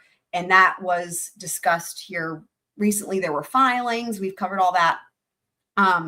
And so then it was like on Thursday that he said he found that there were the text messages that they turned over that they existed, but not the content. And then there's this whole thing about the auto delete and whatever. And then that's when Bev was like, okay, we need to get them here right away for voir dire. So there's going to be him and also Dr. Rentschler. So they're having to be here for this and then I guess go back home and then come back for their testimony. So it is costing the defense more money. But my theory on this is what Fender said, which is to Depo Scar them. Like we saw, for anyone who saw the voir dire of Dr. Russell from a few months ago, and Brennan treated he wasn't even this mad, right, with her. But basically, it's to try to rattle them and make them afraid because he hasn't had a chance to question these witnesses. And the goal here, well, he would rather ARCCA not testify at all, right, for obvious reasons. But his goal here, additionally, even if they do testify, is, I think, to get them rattled. So that way, when they testify at trial, they're all afraid of him. And then their testimony sucks, basically. I have a feeling they are going to argue I didn't personally inspect the vehicles. I had enough information from the material I reviewed, so it wasn't necessary. Need to show jury it doesn't matter in this case. Were those your comments to the defense before your testimony? Absolutely. And it would have been the same argument probably from the defense if you had called me a witness about not being able to inspect the vehicle. I wanted the jury to have an understand that for the analysis I undertook, it did not matter that I did not physically inspect the vehicle, sir. So when you're telling us here under oath before this court that you did nothing to assist the defense, you do not think that you making these suggestions on how to better the testimony for the defense, you don't think that's helping the defense? Dude. No. Okay. You said, not sure if you want to put this somewhere in the direct examination. So you're making suggestions to the defense about what you think could And be he helpful. said in the he direct doesn't even know if Alan Jackson even got these messages. examination, Either. correct? So there were never any conversations between me and Mr. Jackson about what questions to ask, what not to ask. Again, I prepared that internally on my behalf and sent that to him. Whether he utilized it or not, I have no idea. Not my question. And we Not my actually, question. to that end, we know he didn't, because remember, there was the thing about the pedestrians at night or whatever. And Alan Jackson asked that question. And we've talked about that at length. And so Alan Jackson probably didn't read it. And if he did, he decided to ask the question anyway.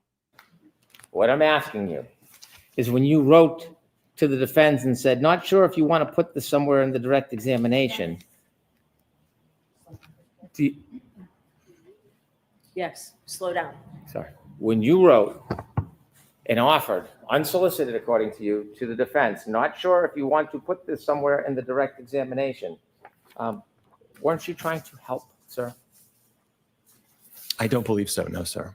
And then when you wrote, I have a feeling they are going to argue, I didn't personally inspect the vehicles. Who's they? Well, it would have been the prosecution in this case. But you're not taking sides, you're totally objective, right? Sir, that is a question that's routinely raised when I testify about whether or not we inspect the vehicle. Right, So right. I know it would be a potential Right. issue that would be raised by either side. Yep. So you were alerting the defense that you thought that this may become an issue, weren't you? It was more or less to make sure the jury had an understanding that because I didn't physically inspect the vehicle, it did not matter for my analysis, sir. I wanted to make sure the jury understood that. Don't hide behind the jury. I'm talking about your communications with the defense. God. I'm asking you specifically about your conversations with the defense. That's two questions. Ask one question. You wrote, I have a feeling they are going to argue I didn't personally inspect the vehicles. That's what you wrote, correct? Objection, Your Honor. Wow. Only the argumentation. Did you write that? Yes. He's not Right. even waiting. And when you for said it. they, you're referring to the opposition, the Commonwealth, correct? Correct. Right. And you offer an explanation or a way to deal with what the Commonwealth may confront you with, don't you? You make a suggestion to help the defense, don't you?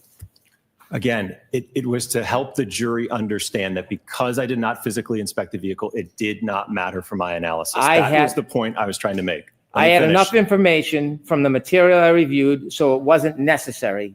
Need to show the jury it doesn't matter in this case. That's what you wrote. Right. Need to show the jury. That's what I was trying to make sure that that point was understood to the jury. In your collaboration with the defense, that's not all you wrote, is it? You gave them discretion about things that you should or shouldn't say in front of that jury who you say you want to hear everything. Didn't you? There were other comments, yes. If you want the jury to hear everything, you wouldn't be relying on the defense to tell you what to say and not say, would you? What? I don't know if I understand your Yeah, question. Okay, you'll understand if I read this. Number 19. Would it be fair to say that because you do a lot of nighttime visibility work, your cases frequently involve pedestrians? This Remember is that? really what I was just referencing. But Alan Jackson asked, okay, we just play That one? Yes. And then you wrote back, yes, unfortunately, there is a direct correlation between the time of day and pedestrian fatalities. You remember that? Yes. Statistically speaking, most pedestrian fatalities occur during the evening and night hours. You remember that? Yes, sir. So my specialty in the area of lighting and human factors results in a lot of my cases involving pedestrians. Yes? Yes. And then do you defer to the defense, not the jury, trying to give the full story to the jury? Do you defer to the defense in exercising discretion on what you will or will not say to the jury back then? Well, allow me to explain, if you will. I'm asking you a question. Let me explain. No, I'm asking you. Oh did my you Answer defer? answer the question my first. Did you God. defer to the defense on what information they wanted you to put in front of that last jury or not? I didn't defer to them. The reason for that comment is a few reasons, sir. Let me read it and then you can give any explanation you want. Hold on. Next question, Mr. Brennan. You and said- then you answer, Dr. Wolfe. You said, if you don't want me to say this, that's fine. Are those your words? Yes. Allow me to explain. Because for one, I want the jury to have an understanding, again, the jury to have an understanding of my background in lighting and human factors and how it relates to me seeing a lot of pedestrian impacts, right? So I want them to have that understanding. At the same time, I don't want them to get caught up in a statistic that just because there's more pedestrian impacts at night, that this alleged incident must have occurred because of that statistic. Question 31. Have you been qualified as an expert in court before? And you wrote back, yes. Remember that? Yes. And then you made another comment. Do you remember that? Yes. I realized in my testimony, I said about 20 times when you asked how many times I've been qualified. Oh my God. This is You so were dumb. referring to your voir dire testimony, correct? Correct.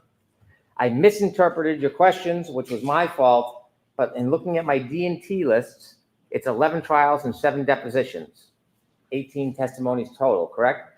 Correct. Not sure if you want me to clear this up or just leave it. Wouldn't you want to clear up a misstatement when you realize you had made a mistake? Wouldn't you want to inform the court? I stated qualifications I didn't have. It was unintentional, but it was a mistake. Well, that's exactly why I put the comment in there, sir. You put the comment, you didn't put the comment to the Commonwealth, did you? Again, you all never contacted us, sir. Did you comment to the court who you made the representations in front of? Did you let the court know that you made a representation that was inaccurate? Again, that's why I put the comment in there to. Did you inform the court about your misrepresentation? No, I did not No. inform the court. You relied on the defense and gave them the discretion whether they were going to clarify the record or not, correct? But I provided the clarification, yes. Mr. Brennan, could you move along, please? Interesting. That was interesting. Huh. As you sit here today, you don't really know how many communications you had with the defense before your last testimony, do you? For trial one, Yes, trial one. I think it's all memorialized in the records and the emails that were produced. The ones that were produced, but not things that were lost or destroyed or deleted, correct? Again, there are records, even though the physical texts aren't there, there's certainly records of the calls incoming, outgoing, as well as texts. Do you remember when you testified in the voir dire, you were asked that before that morning when you walked into court, you had never met Attorney Jackson face to face? Correct. But you met him in court that day, right? I Oh, believe I met him that day, yes. God. You were asked whether or not you had ever discussed at trial now, after the voir dire, on June 24th, you were asked whether you ever discussed the substance of any of your testimony. Do you remember that? Correct. And so when you shared questions and answers and suggestions by email, was the statement under oath, you and I have never discussed the substance of your testimony. Is that still truthful? We never discussed it, sir. Again, I sent it to him on my own behalf. There was And- no discussion that took place between Mr. Jackson about that. You made comments after this was exchanged. That was sent with the comments, sir. And then you were asked whether you had ever been paid by the defense. You said no. You were later paid by the defense, weren't you? ARCCA did send an invoice afterwards, yes. Did you talk to ARCCA about that? About the billing in this case? No. Or what You he? submitted your bill? Yes. Oh my God. Oh my God. ARCCA submitted the bill? Yes. Yes. Mr. Klein, he was involved in the testing you did, wasn't he? Yes. Why is it that Mr. Klein didn't come in and join you? Who made that decision for trial? Well, I think it was around, again, when we were talking about those June calls, I think that there was some discussion between Mr. Jackson and myself about Mr. Klein's involvement. And ultimately, he's also an accident reconstructionist. So it essentially would have been duplicative testimony. So we didn't feel, or Mr. Jackson, I don't think felt it was necessary to call Mr. Klein as well. That sounds like a little bit more than just scheduling, doesn't it? Oh my God. Oh my God. I would describe that as logistics, sir. Oh my God. Logistics. You had to describe what Ugh. Mr. Klein's role was or wasn't in that report, didn't you? Again, I went over his background as an accident reconstructionist, yes. Well, so you only talked about background, and from that, the decision was made not to call him? Or did you talk about his role in your testing and in your opinions? I didn't talk about his role, sir. I think ultimately the decision obviously was made by Mr. Jackson, not I me. understand that, but I want to know what the conversation was that led to the decision not to call Mr. Klein. It wasn't simply logistics. No. What was the discussion you had? Well, I told him that, again, we're both accident reconstructionists. Dr. Rentschler is a biomechanical engineer, so there would have been essentially duplicative testimony from both of us. Well, your report's never very clear who did what. Would you agree with me that the report is a general report that has yours, Dr. Rentschler, and Dr. Klein's name on it? Would you agree with me? All three of our names are on it, It yes. doesn't distinguish who I did know, right, what in that Pender? report, does it? Correct, but I think it certainly was testified to at the voir dire in the time of trial. Before the voir dire. When you spoke to the defense, did you explain to them what the different roles were for the different people that led to the decision not to call Mr. Klein? Again, we went over our backgrounds, and I think from that you can deduce that. I don't know what that means. Well, if you're familiar with what an accident reconstructionist does and you're familiar with what a biomechanical That's a lot of engineer it does, for him. then you would be able to understand that. Well, it Oh, would be easier to understand if you just tell us what the conversation was. That's what I'm asking you about. You- Objection, Your Honor. I'll allow it. more When you had a conversation with the defense, did you tell them the role that Mr. Klein played in your investigation and in your conclusions? Again, I told him that we are both accident reconstructionists. Okay. And he chose you instead of Mr. Klein. Did you say there was a difference between you and Mr. Klein and what you did? No, again, we were both a part of the testing. We were both a part of the review. So we had exactly the same role, essentially. Did you tell him that? No, I told him that we were both accident reconstructionists. And you remember that's all you said about it? Yes. During the voir dire and the trial, did you get to watch any of the Commonwealth's experts? No, I don't believe so. Did you ever communicate with the defense about any questions and answers that could or should be asked? No, but I will note that during the entirety of the first trial, the Department of Justice was closely watching it, and we had certainly a direct line of communication with them that they were giving us and providing us information about the trial as it was ongoing. Did you ever communicate with the defense about questions and answers to ask? No, sir. Did you ever see anybody's testimony at any time during the first trial? I might have seen a few news clips, but I didn't watch any specifically, no. Did you ever watch anybody's testimony? Did you ever watch any of the reconstructionist testimony? No, sir. Did you, after the trial, spend any private time with the defense? No, I left town. Okay. You didn't go to lunches or parties or anything like that? No, I went straight to the airport. And sir, is there any other communications that you've had with the defense that you didn't tell us about outside the text and the phone calls and the signal calls, or any other communications that you can think of that you had with the defense? No, sir. I've provided everything I have in my possession.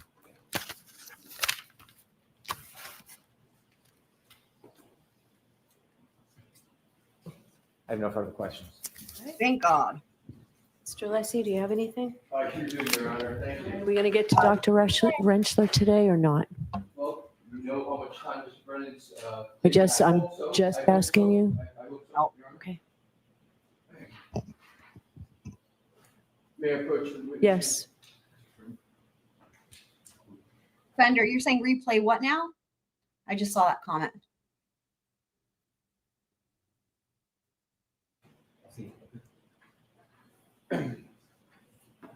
Your Honor, may I approach the witness for the document? Yes. Thank you. That's terrible, lazy.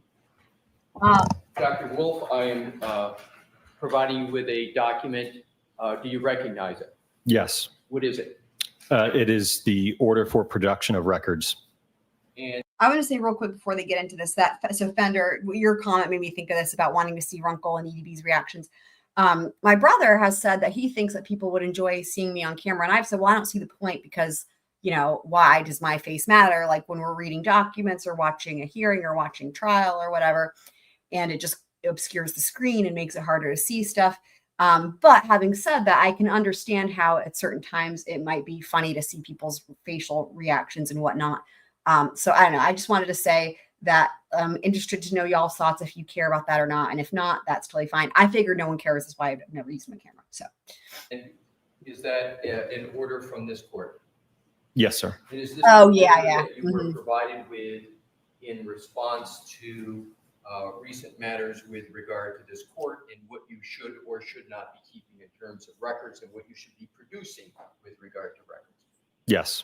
Could you please read the, excuse me, at this time, Your Honor? I have it in front of me. Okay, well, it's. I don't doubt that. I understand.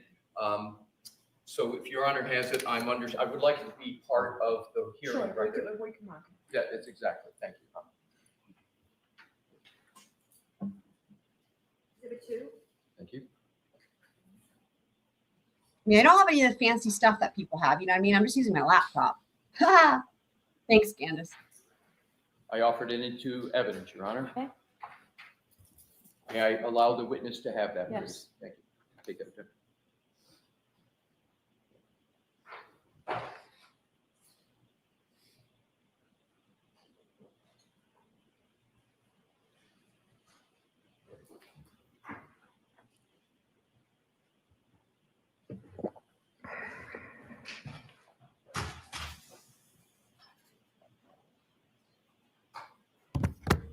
Yeah, that's a good thought. Thanks, Twiz.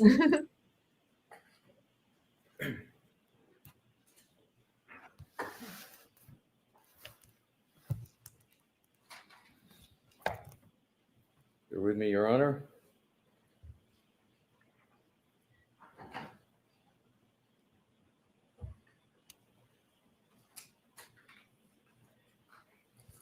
She always has, Dr. Wolfe, she always has her camera. I realize that the court has a copy of this, but I'd like you to please read the first sentence in the indentation at the top after following. Okay. All records within ARCCA's or its owners, partners, employees, or representatives' possession, custody, or control in whatever format kept that reflect or in any way relate to work performed or contemplated and related in any way to billing, payment, compensation, and or reimbursement of any kind in connection with Commonwealth versus Karen Reed. Did you, and to the best of your knowledge, everyone associated with ARCCA comply completely with this order with regard to the records that are requested in it? Yes, everything I had in my possession and that ARCCA had in our possession, we produced.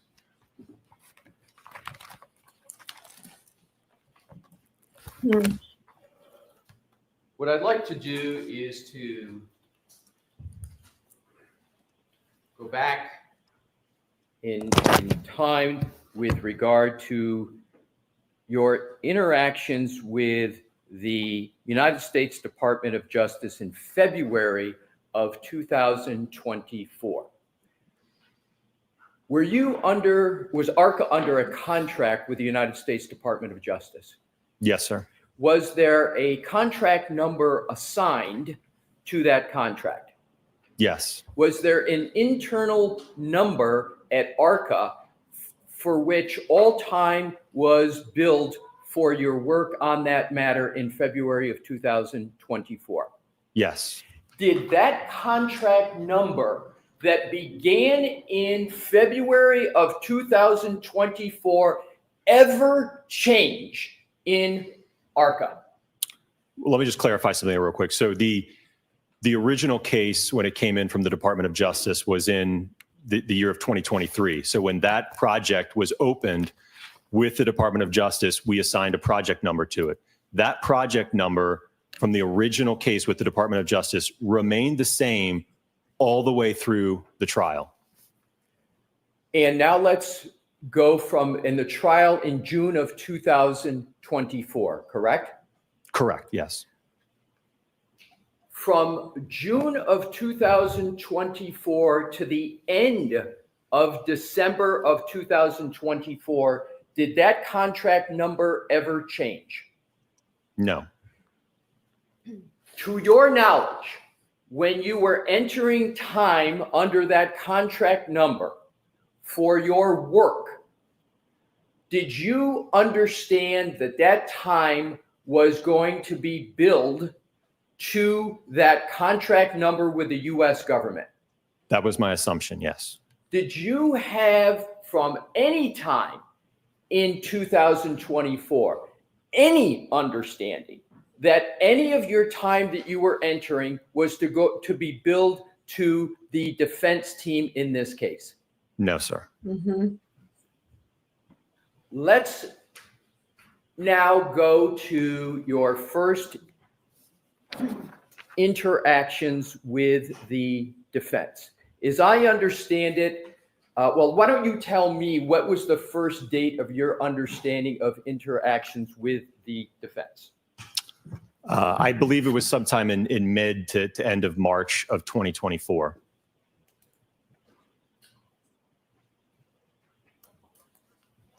Again, that would have been over a month from when we issued our report to the Department of Justice. Your Honor, may I approach the witness? Yes. Thank you.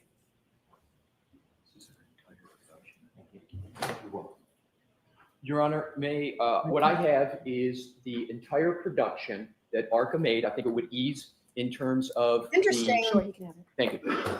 Use that pursuant to the subject of the Honor's permission to answer any of my questions if you need to.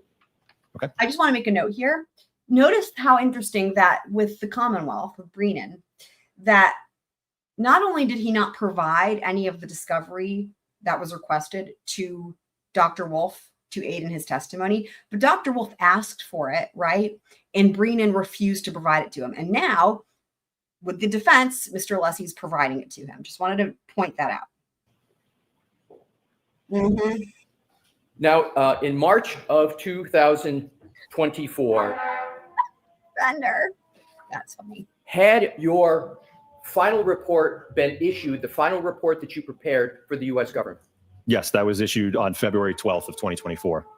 From February 12th of 2024 until you sit here today, has there been any change whatsoever to that report? No. Have the conclusions in that report stayed the same since it was finalized for the U.S. Department of Justice in February of 2024? Yes, and that was testified to at the Voir Dire and certainly at the time of trial. Did the defense at any time have any discussions with you about the substance of that report to the United States Department of Justice? No, we had no idea who the defense was or the Commonwealth for that matter. And when you took the stand in the Voir Dire testimony in the first trial, before you took the stand, did you have any discussions with any member of the defense about the substance of that report? No, sir. Did you have any discussions with any member of the defense before the voir dire testimony other than discussions about background and qualifications?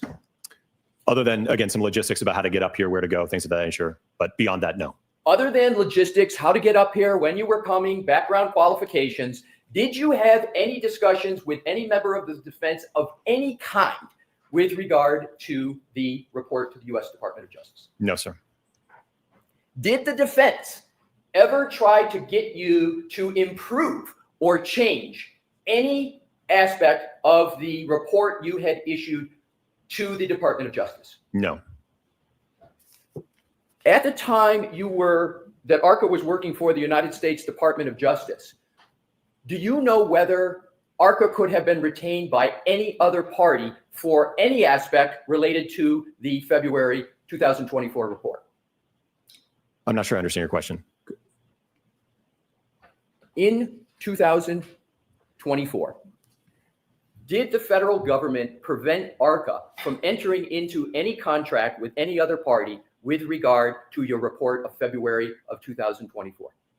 So we were, again, because we were still under contract with the Department of Justice, we could not have any other formal agreements, contracts, retainers, anything of that nature, because we were still under contract with the Department of Justice. Now let's go to the emails that were discussed with you, starting with March 20, 2024, and then the subsequent email of March 22nd, 2024.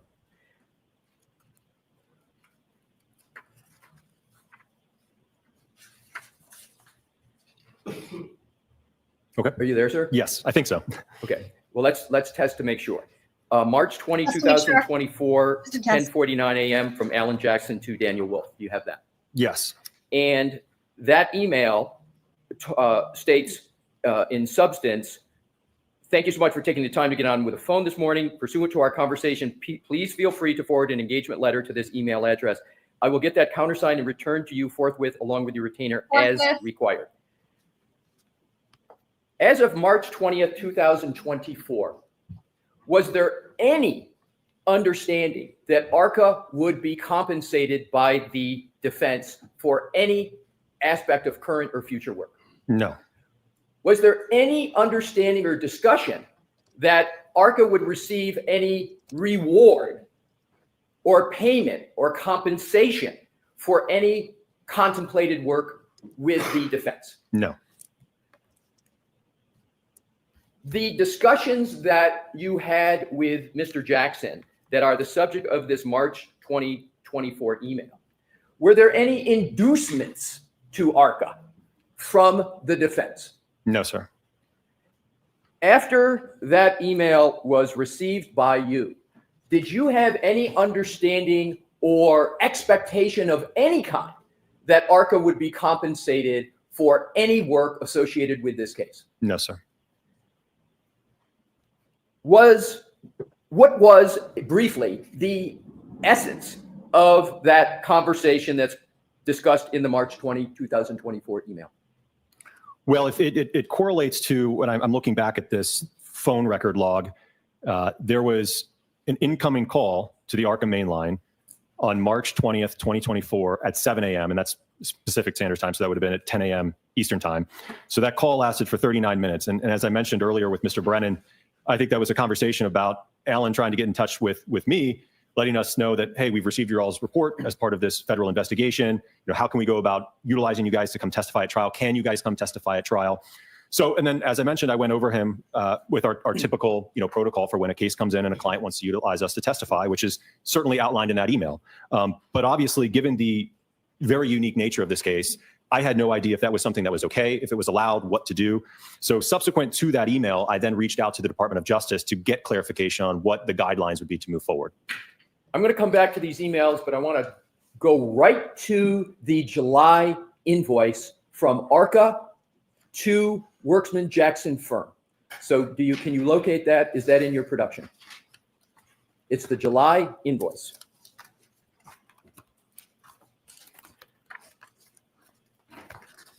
Yes. I have it located, yes.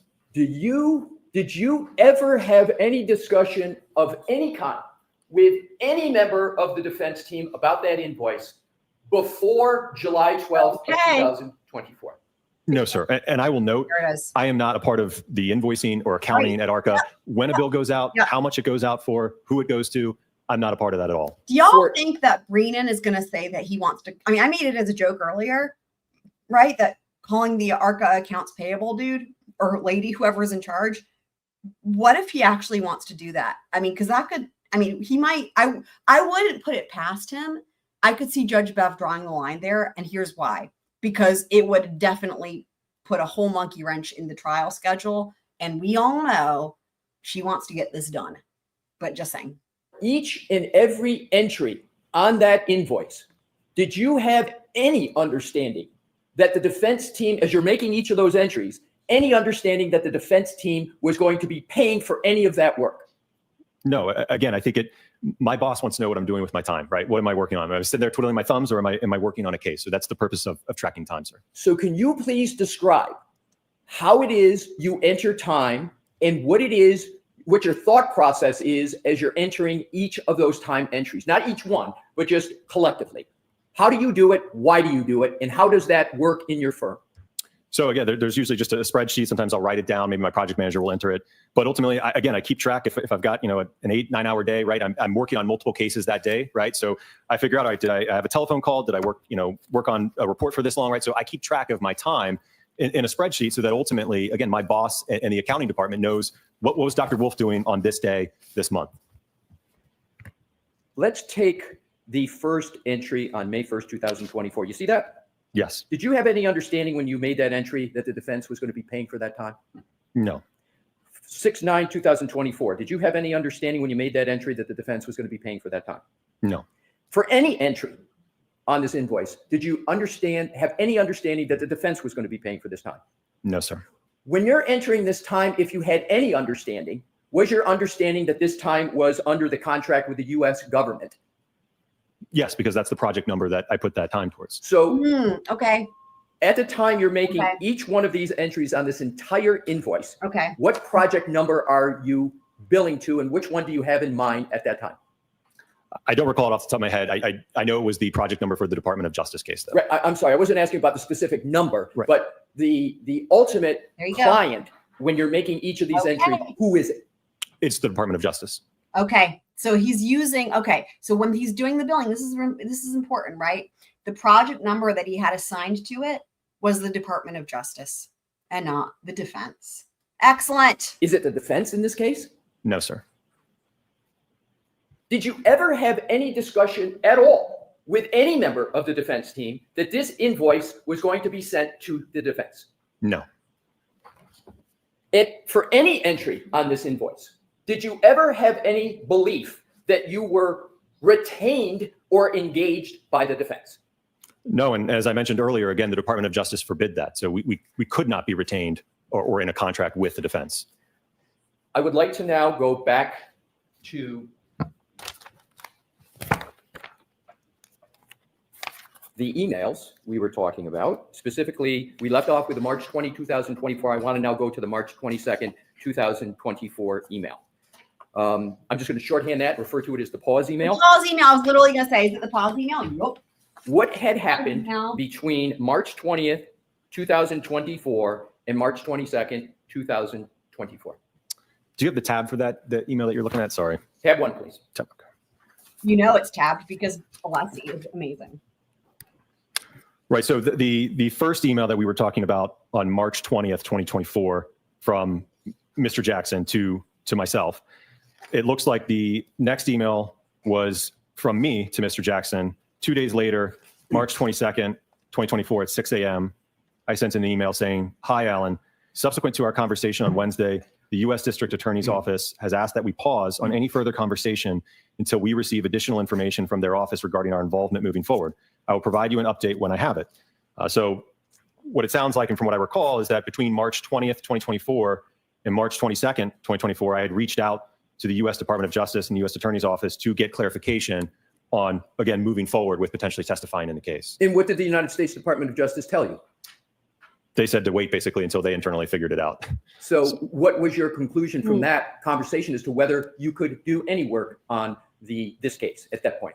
At that point, I didn't even know if we were going to be allowed to testify. I know that from my conversation with the Department of Justice, I knew that there was a great deal of confusion on their end on whether or not, as expert witnesses involved in a federal investigation, if we would be even allowed to testify in the state matter. So their legal teams were trying to, I think, figure out what the road forward looked like.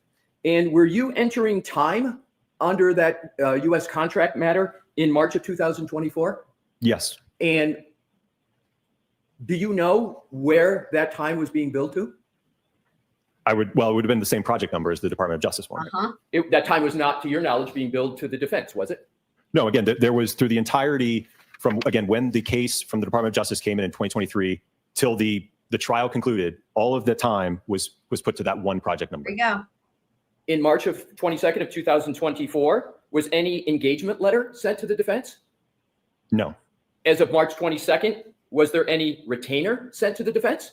No, there was never a contract or retainer sent to the defense in 2024 at all. So in terms of the discussion in the March 2024 email about engagement letter and retainers, were any of those ever sent?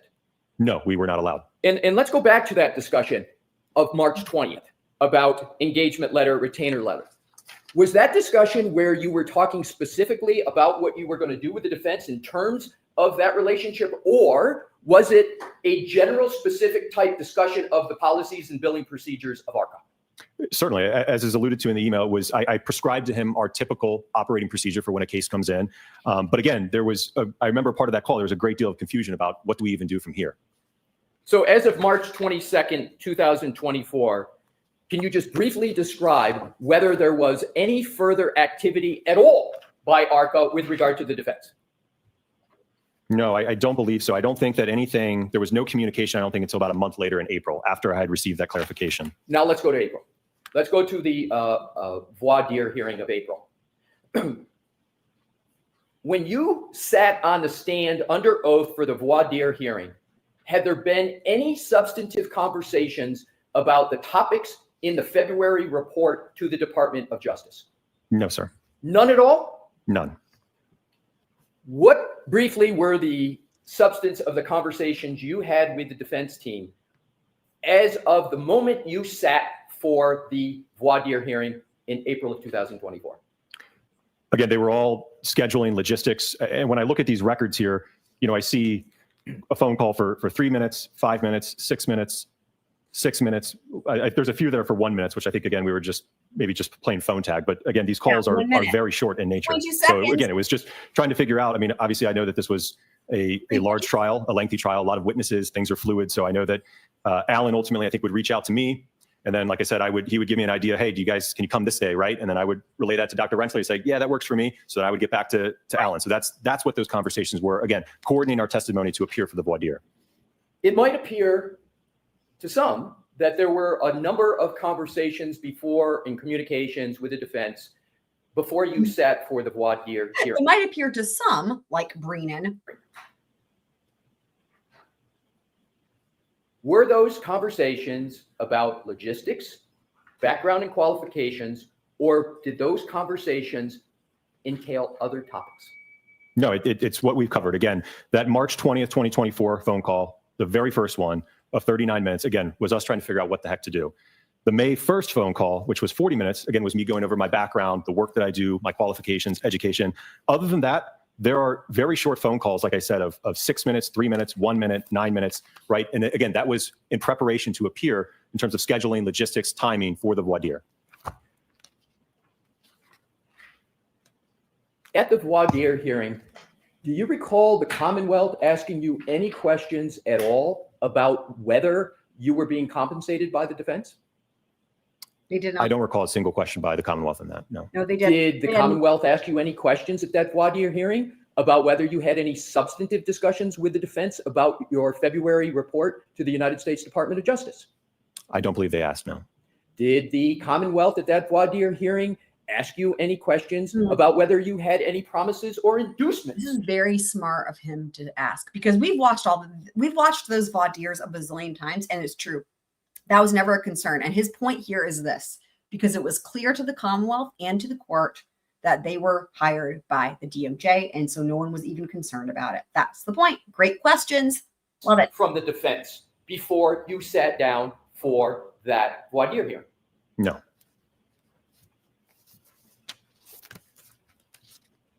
Now let's go to the next tab with regard to the outlines That's true. Alan did ask the questions, right? on Right. direct examination by Attorney Brennan. But yeah, that's true. That's true. I actually went back and watched the day when they first get brought up in trial. I went back and watched that. And and then when they go to talk about having them come in for voir dire, and it was not even brought up. Like there was never even any concern about who was paying them.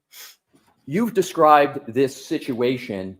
Well, you described how it is you view this situation. Have you ever been in this situation before where you're under contract with the federal government? There's rules of the road, so to speak, as what you can do, what you can't do. And then you've got a private defense team. Have you ever been in that situation before?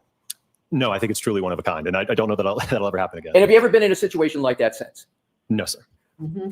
Did that cause you to have more or less communications with Mr. Jackson to figure out what it is you were going to do or not do? Sure. Yes. In terms of your outlines that you sent to Mr. Jackson, did he ever broach in any way at all any idea of you sending him an outline? He never asked. No. Was there even any discussions that you might send an outline?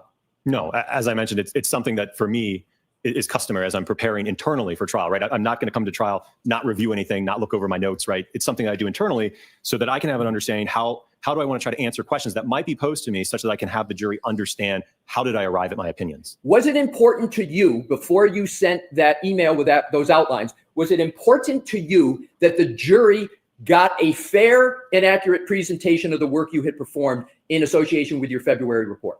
Yes, I think that that's my job. Was there any other motivation that you had in sending that outline in that email to Mr. Jackson other than making sure testimony was elicited that would make your perspective clear to the jury? No, that was the only reason. Were you trying to in any way favor the defense, give the defense any favor with regard to that trial? Absolutely not. What was your goal, both with sending the outline and the testimony at trial? What was your goal? Again, as I mentioned, I think it's to help the jury understand the report, the analysis, what I did, what I reviewed. Did the defense ever ask you to communicate to the jury about any aspect of your report in any way? No, sir. And did you, in fact, communicate to the jury what it is you intended to effectuate the goal that you just explicated? I think so, yes. And with regard to the comments that were in those outlines, what was your intention in putting in those comments? Again, is to provide the jury, again, like for example, with the nighttime pedestrian statistic, right? It was to have them have an understanding that I wanted them to have an understanding that I do a lot of nighttime invisibility work, right? So therefore, I see a lot of pedestrian impacts. But again, I don't want them to take that statistic and say, well, we have this alleged incident. There was bad weather conditions. It was nighttime. Oh, therefore, we should give that more weight. And is that desire of yours, in your mind, to help the defense more than to help the Commonwealth? No, it's impartial. And I will note, I give numerous presentations. And I think slide 2 or 3 on presentations I give, it's going over that very same statistic. I would never shy or hide away from that statistic. And I believe I testified to that very statistic or that comment at the voir dire and in my trial testimony. In terms of after you sent the emails with quals and issues pertaining to direct testimony, did you ever have any communication of any kind whatsoever with the defense team? No, he didn't. Mr. Jackson didn't even respond. And I think when I sent the direct outline, it was Sunday evening before I hopped on a plane. And I think by the time I got into Boston, it was like 1 a.m. So I didn't even have a chance. When you took the stand to testify the next day in that trial, had you had one word of a conversation with Mr. Jackson or any other member of the defense team about the substance of your upcoming testimony? No, sir. So you went and sat during that trial and gave testimony to the jury without ever having talked to a member of the defense team about the substance of your February 2024 report? Correct.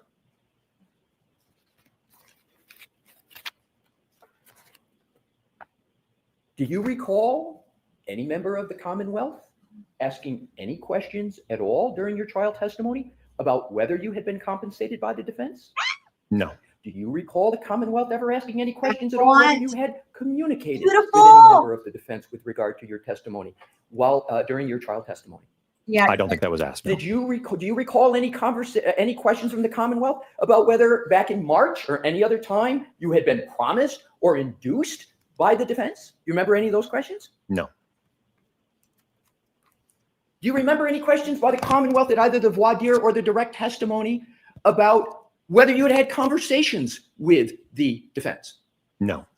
Do you remember any questions of the Commonwealth at all before you sat down and after you sat down for trial about whether you had any text communications with any members of the defense? No. At the end of the trial, did you have any understanding whatsoever that ARCCA was going to be compensated by the defense? No. Beautiful. At the end of the trial, did any member of the defense ever say to you, we're now going to compensate you for any of your work up to the time of your trial testimony?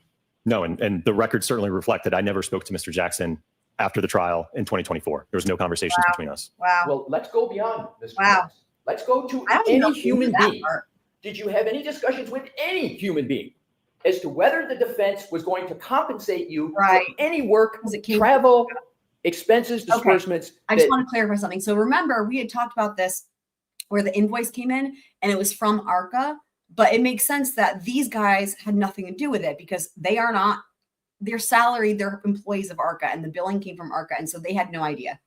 And that makes, that closes the loop on them. That's what seemed to be the case, but now we're hearing that for sure. you had or incurred up to and through your trial testimony? No. And at that time, were you still under contract with the United States Department of Justice? Yes.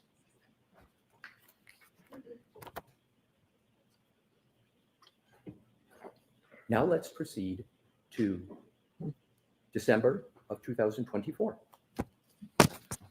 Shall we? Were there any conversations from the end of the trial until December of 2024, other than logistics? Well, was there any conversations of any kind? And please summarize briefly what they were, or texts. The only communication I had with the defense was Mr. Jackson. After I took the stand, I think that he sent me a text just thanking again for my time traveling up here. I said it was great, and then we left, and that was it. I did not communicate with Mr. Jackson for the remainder of 2024.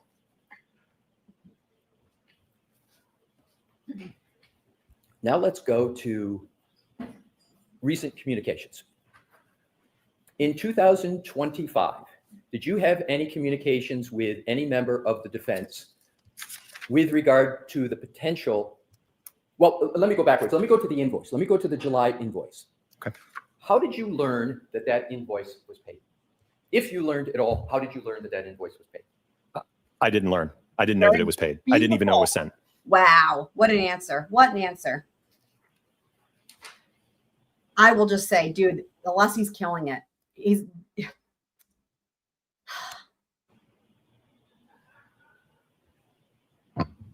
wow. Now let's go to this year. We probably have a little room here.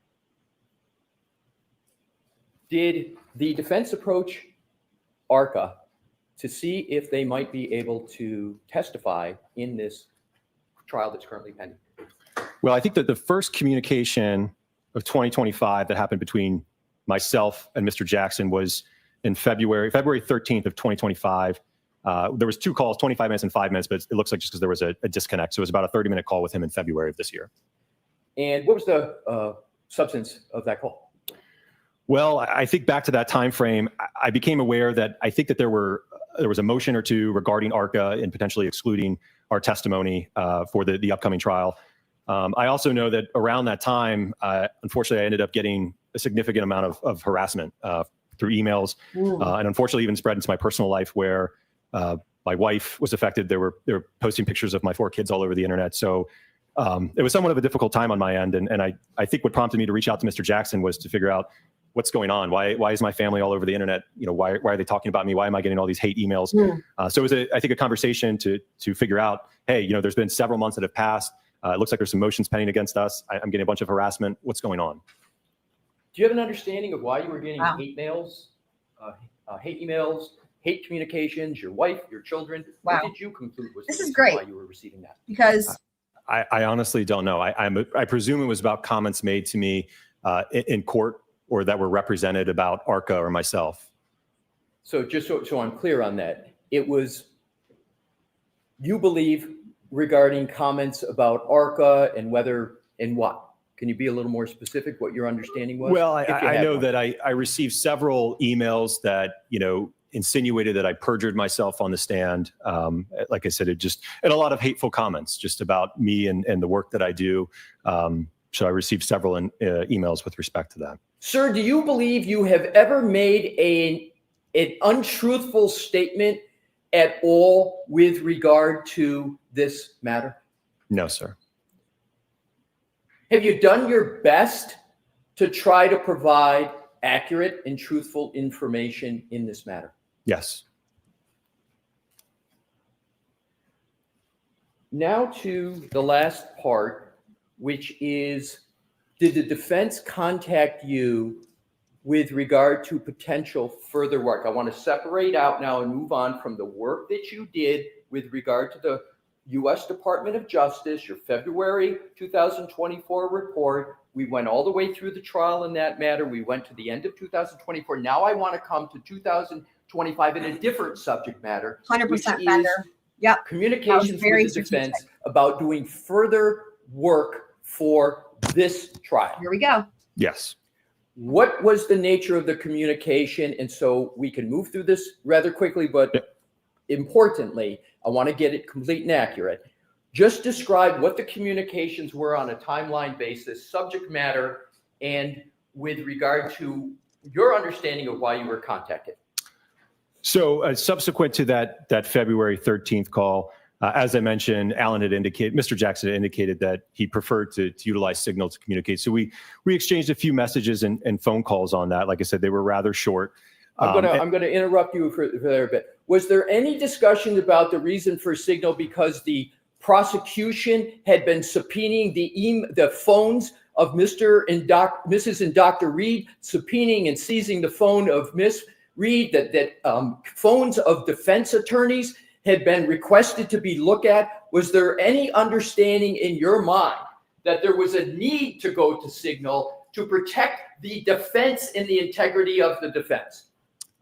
I didn't know that was happening, but like I said, I did not have a problem with communicating. To me, it was just another messaging app. I know people use all different types of applications, so I didn't have a problem with it. Was there anything in your mind nefarious or underhanded about using Signal? No. And my understanding is it's the first time you used a Signal app with regard to a matter professionally. Is that correct? Correct, yes. Did you get any understanding from communications with the defense that there was anything at all untoward about communicating through Signal? No, I was not aware of any issue with using that communication. Was there any communication whatsoever that you can recall on Signal that you have any concern about as you sit here today? No. And what were the majority of the communications, as best you recall, with the defense on Signal? Well, as I described, I know that at that point, and like I said, it was primarily confined to a pretty short window in March, but Mr. Jackson had indicated that around that time, I think ARCCA was being litigated by this court in terms of our involvement in the case. I know that they had started to, I think, receive discovery as it relates to the Commonwealth's accident reconstructionist and biomechanist. So they were, I think, interested in utilizing us potentially in the second trial. So I think that they had submitted a letter to the U.S. Attorney's Office to try to be able to work with us. I said that on my end, I could reach out to them because I hadn't heard from them in months. So I think it was around mid-March, I had reached out to the U.S. Attorney's Office to try to get my own clarification on whether or not we could move forward. All right, so I want to stop you there. I apologize for interrupting you, sir. But what was the date that you reached out to the U.S. Department of Justice to see if you could participate in the second trial? Probably around mid-March, maybe March 18th, March 15th. Wow. Did you have an understanding at that time that the Commonwealth had retained an entirely new firm and expert in the area of accident reconstruction? I think Mr. Jackson had indicated that there had been some material disclosed, but I think it was just a simple report or something of that nature at that point in time. So this is getting to their other, their ongoing testing that they've been doing because of the defense's expert. Is it a report, Sorry, just Commonwealth like a page and a quarter or so of findings and conclusions and then a slide presentation? Is that what it was? Yes, that sounds right. Was any of that information at all helpful or meaningful to you in your ability to respond to that and to determine what was done and what ARCCA might want to do in response? Well, certainly not the report. The report was very, very brief. The PowerPoint, somewhat hard to follow, but again, it really didn't provide a complete picture. And in terms of scans, electronic data, et cetera, do you recall when you finally got that information? Well, I think that would have been after the defense officially retained us on March 26th. I think that's when we received that information. So in terms of the information that you received, those scans, et cetera, did that allow you to proceed with any meaningful work? Well, it gave us, again, a better insight into the foundation or the basis for the analysis, yes. Could you have proceeded with a contract with anybody, not just the defense, but anybody, with the level of information you had before you got the scans and the data? I think it would be very difficult to do so. Could you have even created a scope of work based upon that report and that PowerPoint presentation? Most likely not, just because some of the areas that Dr. Rentschler and myself are particularly interested in are extremely vague in that report in PowerPoint. Once you got the level of information that you have now, what is the ordinary time it would take in the regular course of ARCCA's business to evaluate that information and prepare your own report, analysis, and finding? In the ordinary course, how much time would it take ARCCA to do that? Well, certainly for the nature of this case, as I mentioned, we were officially retained by the defense on March 26, 2025. As I mentioned, I myself just got word from the Department of Justice just a day or two, I think, prior to that we could move forward. So immediately, once Mr. Jackson, I indicated to him on the 26th that we did have authorization to move forward. He immediately asked that I send over, again, our typical procedure with the contract and retainer. And I think that same day, at the 26th or the 27th, his office sent over, I believe, links to notices of discovery, I believe 1 through 62, which I think encompassed about 800 gigabytes worth of information and data. How much in relative term, 800 gigabytes? Is that a little data, medium amount of data, or a lot of data? Voluminous, a lot of data. So we immediately started to review that. And again, I feel like maybe I speak for most experts. One thing we always want is more time, right? In a case like this, I mean, ideally we would be talking months. To be able to sift through all of that information, the ongoing be able to do analysis, be able to do testing, be able to write a report, right? So I think certainly we are on the order of months, not weeks. What did you do, however, if anything, to try to expedite the work and get it done as quickly as you could once you got the level of information you had from Aperture? Certainly. So I certainly understood that the trial was imminent. So I worked as quickly as I could, along with Dr. Rentschler, to review that material, and certainly in parallel, try to determine, okay, what testing do we need to do to effectively evaluate and potentially come up with opinions for this case. Did you put other work aside at ARCCA to work on this matter? Absolutely, work and personal things. And personal things, what did you put aside? Just one example. So the other week, my wife and I, we celebrated our 10-year anniversary. So I only fear that Brennan's going to try to use this against him for bias. So What did you put aside? Just one example. So the other week, my wife and I, we celebrated our 10-year anniversary. So So it affected his personal life, I understand. Okay, I'll move on, Your Honor. I'm surprised he objected. I would have thought he would have used that to be like, oh, you're so biased that you did this instead of your anniversary or whatever. But anyway. With regard to the work, They probably did. you performed it on an expedited basis, as you said. You shortened the time period down as much as your firm possibly could. Is that correct? correct. You said you would like to have had more time, correct? Correct. But I understood Your Honor's order and I wanted to beat that deadline. So I worked as quickly as I could over the last week to ensure that, again, we could respect that deadline and we completed our testing. And with regard to the testing now that you worked on that you just described, does that testing relate to any previous work, or is it all in response to the new expert for the Commonwealth, Aperture, and the new information from Aperture that came in iterations through the month of February? It would be in response to Dr. Welcher's work. Certainly, much of what was alluded to in his report and PowerPoint was not discussed in the first trial. Could you have done any of the work you've been working on the past month or so? Could you have done any of that work without receiving the Aperture report and slides and scans? No, I don't even know what we would be responding to then. Right. So you needed the Aperture information before you could even start working, correct? Correct.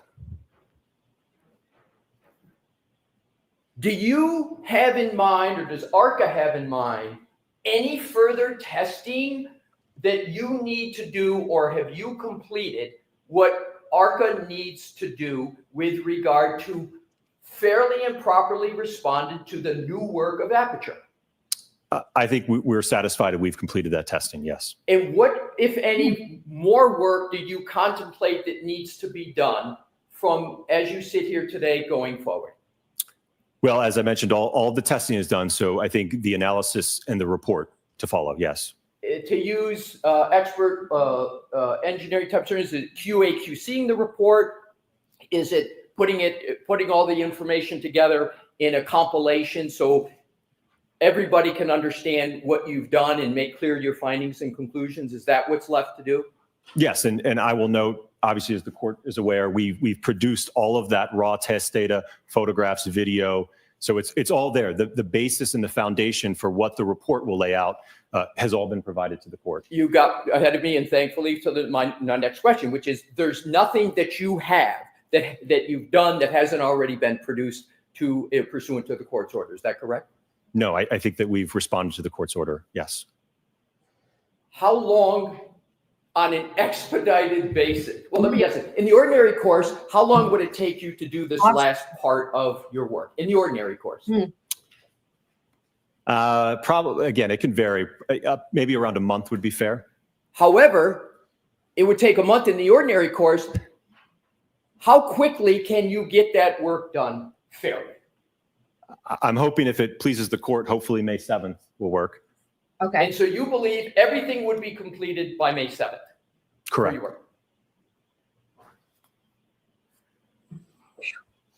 That's all I have at this point, Your Honor. Okay. Will they get to Dr. Rentschler today, or will they be back tomorrow? I guess maybe Dr. Wolfe will be allowed to leave, but Dr. Rentschler will have to stay. I don't know.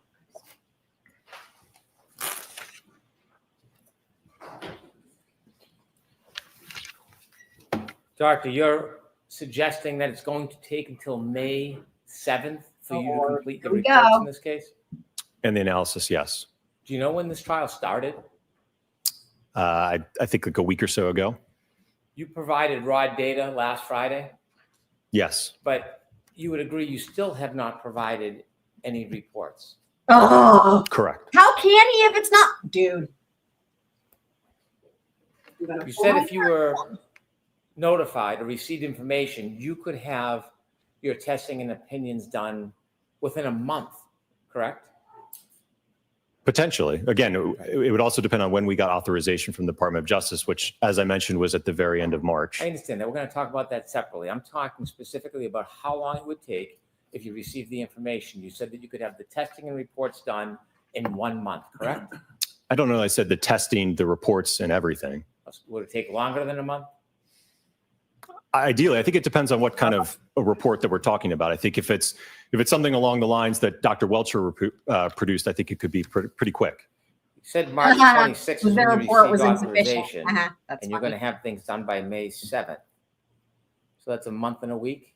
That was some shade. Sounds about right. Well, sure. Do you know when the Commonwealth in this case turned over Dr. Welcher's information to the defense? Do you know? I don't know. No. Did you know that it was turned over in a report on January 30th? Just the report? Yes. I didn't know that. And No. the file in its entirety was turned over by February 5th? Did you know that? Objection, Your Honor. Do you know that? I don't, Your Honor. And if you had a month from February 5th to complete your testing and report, you could have been done by March 5th or even the second week of March, couldn't you? Presuming we had authorization, the defense had authorization from the Department of Justice as well as ARCCA, yes. Putting aside the authorization, I'm going to ask you So about what he's that. getting to, It's it just the sounds time like, you need to test. If you knew, it sounds like what Brennan is suggesting is that the defense didn't turn over Judd Welcher's report or whatever, which that's not ARCCA dude's fault, but that would be Jackson's fault or whatever. That's what Brennan is getting at. or received the information by February 5th, you could have been done by March 5th or mid-March, couldn't you? Potentially, yes. Well, you're going to get it done that That's quickly what I now. thought. So wouldn't that be an accurate guide? But he just said report, could have done it then. Brennan. It's certainly not ideal, but we certainly are working as quickly as we can. I know it's not ideal, but isn't it the same time frame? Whatever it's going to take you from March 26th, you could have done from February 5th. True. Again, I don't know the timeline in terms of what exactly was produced when from Dr. Welcher, so I'm not aware of that. But I'm not asking about the timeline. I'm talking about the time needed to deal with this information. You said you could have done in around a month. I think a month or more, yes. So your contract with the federal government ended, ARCCA's did, in June of 2024, didn't it? I believe it was sometime last year, yes. Do you know the Commonwealth notified the defense that they were going to have a new expert back in October of 2024? No. Are you aware of any effort by ARCCA or the defense to try to facilitate an agreement that the defense could use ARCCA as witnesses back in October or November of 2024? No. Are you aware of any efforts by the defense to try to notify the federal government to be able to use ARCCA in December or January? No. And so as far as you knew, this came out of nowhere in March, that the defense wanted to use ARCCA, or specifically you and Dr. Renchelier, in late March of 2025. No, I think, again, it was, like I said, around February of 2025. I know that, like I said, when I spoke to Mr. Jackson, that he had indicated that the ARCCA issue was being litigated. And I think that, like I said, there was, I think, multiple motions pending against us, and he didn't even know if he could move forward with us at that point in time. Do you know why the defense waited until February 2025 to even seek permission from the federal government to retain you and Dr. Renchelier so you could review the materials? Objection, Your Honor. Do you know? Do you happen to know that? I don't know, no. Next question. You shared with us communications you had with the United States Attorney's Office.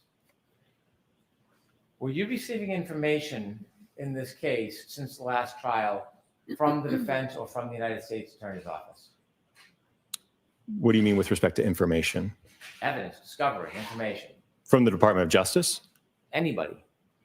No, not until recently, no. So you haven't seen any discovery until after February of 2025. Isn't that fair to say?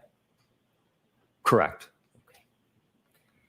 Now, when you were involved in this case before trial last year, we talked about your Brennan seems to communications think and that would have been a conversations with different defense. answer. Was anybody giving you information as an intermediary? Was anybody updating you on the defense of the case or giving other information to you? Yeah, I think I previously testified that the Department of Justice was closely watching the trial and providing us information. What information were they providing you about the trial? I think that they provided information regarding the some of the witnesses that had testified with respect to, I think, the reconstructionists, and I think some of the evidence. So when the Department of Justice was giving you information during the trial Fuck's about sake. witnesses, what witnesses do you remember they were giving you information about? One that comes to mind was, and I don't even recall his name, it would have been the accident reconstructionist. Oh, Is it a my coincidence? God, Trooper Paul. Oh my God. What a shame they didn't watch his testimony for laughs. That when you were receiving information from the Department of Justice about particular witnesses testifying in this case, is it a coincidence that your phone calls and text messages are more frequent? Is it a coincidence? Yes. I presume so. Well, when you were receiving information from the Department of Justice about witness testimony in this case, I'll be honest. was that I wouldn't be surprised if even to Judge Bev, Brennan sounds like a conspiracy theorist with all this. Like, this is insane. He's just grasping so much. It's crazy. Like grasping at straws. part of the catalyst for you to either call or text the defense and ask questions? No. Did you ever share any of the information you received from the Department of Justice with the defense? No. When you were receiving information from the Department of Justice about witness testimony, that was before you testified, correct?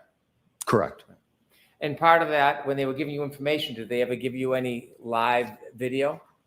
No. It was Yep. just verbal And communication. they were giving you updates and summaries of testimony? I wouldn't say summaries. They just pointed out some key things I think that came out. What were And, the key things they were talking about with the reconstructionist testimony? What were they telling you? I think it was as it relates to the arm being outstretched, and I think some of the kinematics of the pedestrian. I also think there was some mention of potentially some DNA evidence. And is that how at trial, even though you had no evidence that was produced as part of your report? I'm sorry, but it's Fran's credulity. If Brennan is suggesting that they were sharing that because it was a valid opinion and they needed to counter it, like that's insane. If anything, it was because it was funny. Like, what? Your report that you knew that there was DNA evidence because of the intermediary? Because of the Department of Justice? Yes. Yes. Did you know there was a sequestration order in this case that you were not Oh my supposed God. to consider Wow. or Now review other new. witnesses' testimony or information? Did you know that? I was never made aware of that. no. Nobody made you aware about a Wow. sequestration Sad. order in this This is case? sad, really. No. But you did, in fact, receive information Oh my about other God. witnesses' testimony before you testified in this case in front of the jury, didn't you? From the Department of Justice, yes. Wow. What other witnesses were you advised about their testimony and issues in this case before your testimony in this case? That's all I recall. You would have been given Well, that you said it was report more than one. anyway. You said Oh my some God. witnesses. Take a moment, think back. What other witnesses Wow. stand out that you were offered information from the Department of Justice about this case before you testified? As I mentioned, I don't know which witness provided the DNA information, but I would presume that that's the other witness, yes. So you heard information, you learned that there was information and testimony about DNA. Yes. And certainly when you took that information before you testified, you considered it when you testified, didn't you? No, because again, our report was already solidified, so Right, didn't it matter. didn't change my opinion in any Yeah. way. Well, Yeah. I don't know whether it changed your opinion. You testified about DNA, didn't you? I don't believe that I No, I did, don't no. think you did either. I'm going to approach, if I may, Your Honor. Okay. This is your outline with your comments. Do you recognize this? Yes. I'd like to introduce that as an exhibit, please. Thank you. Wow, this is so silly.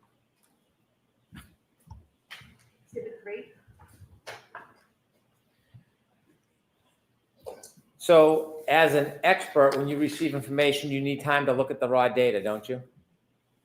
Potentially, yes. You need time to look at the report of another expert, don't you? Potentially. And then you got to consider whether or not you think that their testing is accurate. You can test their testing, can't you? You can, yes. And you can also generate new tests based on what you've read. If you think that there is some explanation needed. Yes? Perhaps, yes. And then you can write a report. Yes. So it's fair to say when an expert introduces new information, testing materials, it takes about, if not at least a month to process through that information, vet it, and then consider your own testing. Well, if they've already authored a report and done their own testing, that should be solidified and memorialized already. Well, if there's new testing, if a new expert does something new and an expert wants to look at it, you would agree to sift through that much information and consider and vet it and then do independent testing. It could take over a month, couldn't it? In case you're wondering, wait, isn't he making the argument that they should be given more time for this trial? Because that's what they're saying, right? Like that's normal. Like you have to be able to get the new testing, go through. Yes, you would be correct. However, what Brennan is doing is arguing with himself, believe it or not. He's he's going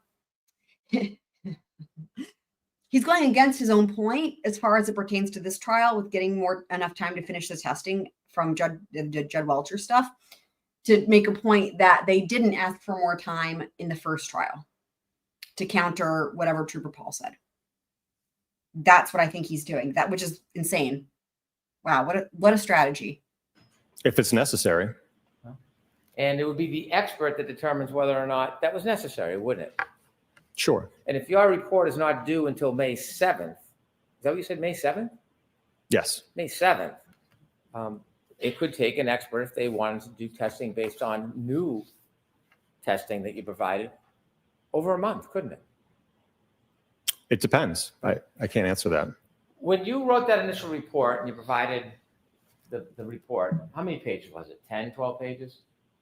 The original DOJ report? The report that you produced in this case with your opinions, yes. That sounds about right. Okay. You never gave the raw data for that report, did you? No, it was all protected. It was all what? It was protected as classified. Have you been asked for it? Has there been a request made for all the raw data that formed the basis of your opinions, of those initial opinions? My understanding from communication with the Department of Justice is that all communication and work product is protected and cannot be disclosed. So that raw data that's necessary to you for your evaluation and your testing, that wasn't provided in this case, was it? For the first trial? Yes. No. And videos of the demonstrate, you built like a potato cannon, right? I'm sorry, what? Potato cannon. Wow. If that's how you want to characterize it, sure. Okay. Wow. Did you take videos of it when you were doing your demonstrations and tests? Yes. Never turned over those videos, did you? Again, we're talking about trial one. As I mentioned, for trial two, let me finish. Trial one. So Okay. no, I want you to focus on. Okay, no, that trial was one. not produced. No. Never turned over any of those videos, did you? Again, we were not able to. And was there any failed testing the first time around? No. In addition to videos, I'm sure you had other raw data, notes, photographs. So what he's Right? saying is Yes. this, guys. And so What he's saying is there's things from the first trial that they were not allowed to turn over to the Commonwealth because it was still protected under the DOJ secret, keep it safe situation. look at a report. So for example, you saw Dr. Welch's report and you had access now to his file and data, correct? Correct. You reviewed that, didn't you? Yes. Because to be fair, Sounds like you need we- to review not just the report, that's just someone's Sounds like opinion. we You might need to review the this raw time, data, though. don't you, to get an accurate Sounds like we understanding might. of an opinion? Right, which we have already provided Right, in so- response to Dr. Welcher. Without video and without the raw data, as an expert, there's no ability to really vet the reliability of your first experiments that led to your testimony in trial one, is there? I think you might be confused. Again, our role for this round. I don't think First, I am. Objection, Your Honor, you should be allowed to answer. I don't think I'm Oh my God, let's hear that again. I think you might be confused. Wow. experiments that led to your testimony in trial one, is there?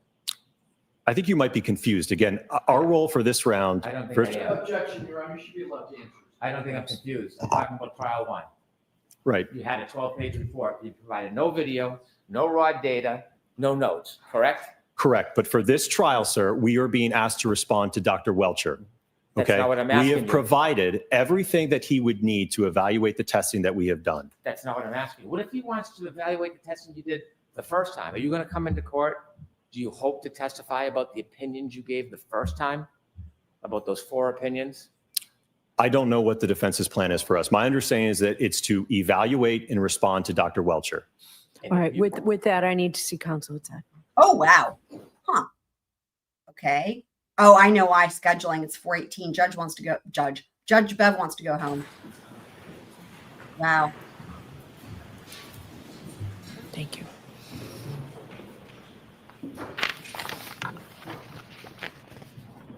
That went by fast. Holy shit.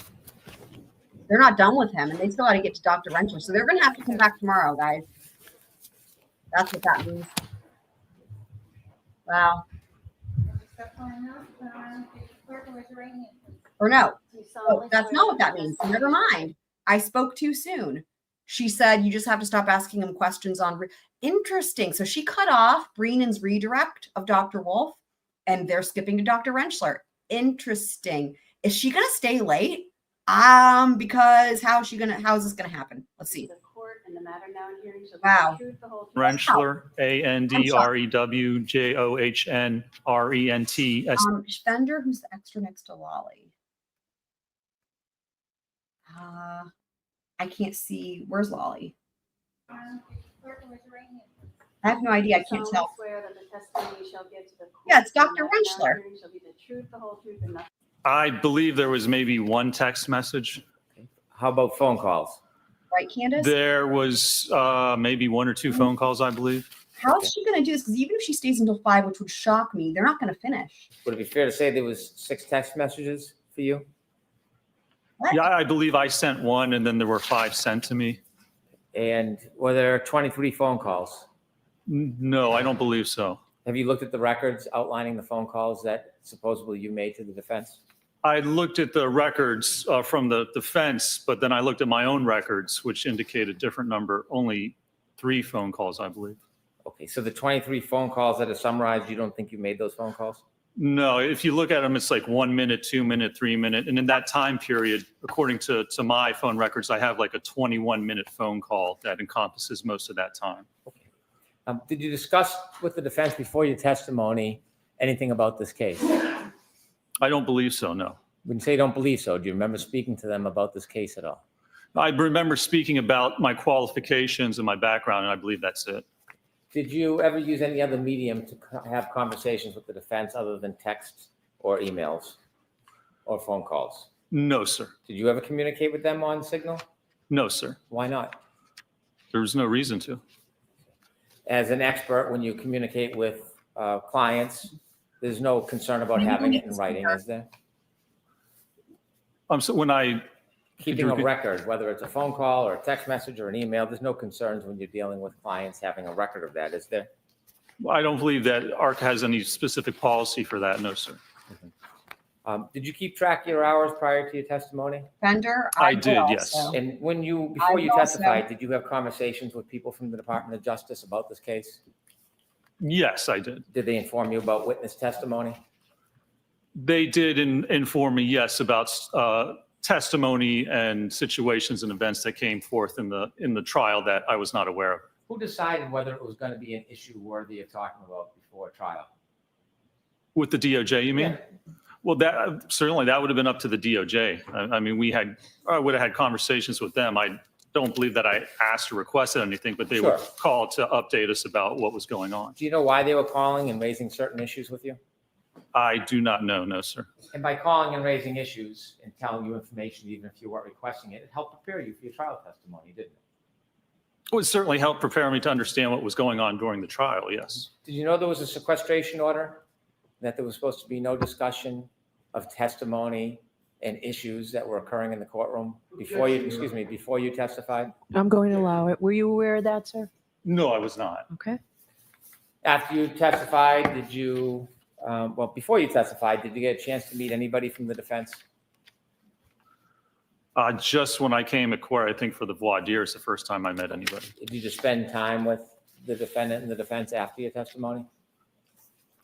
Well, after my testimony at trial on the 24th, yes, I was provided a ride back to the airport, and I believe I was the last witness. So before my ride to the airport, they said, there's a lunch next door. We need to get somebody else to take to the airport. Come over, have lunch. I had lunch, stood in the corner, and then got a ride back to the airport. Spend time with the defendant and her family?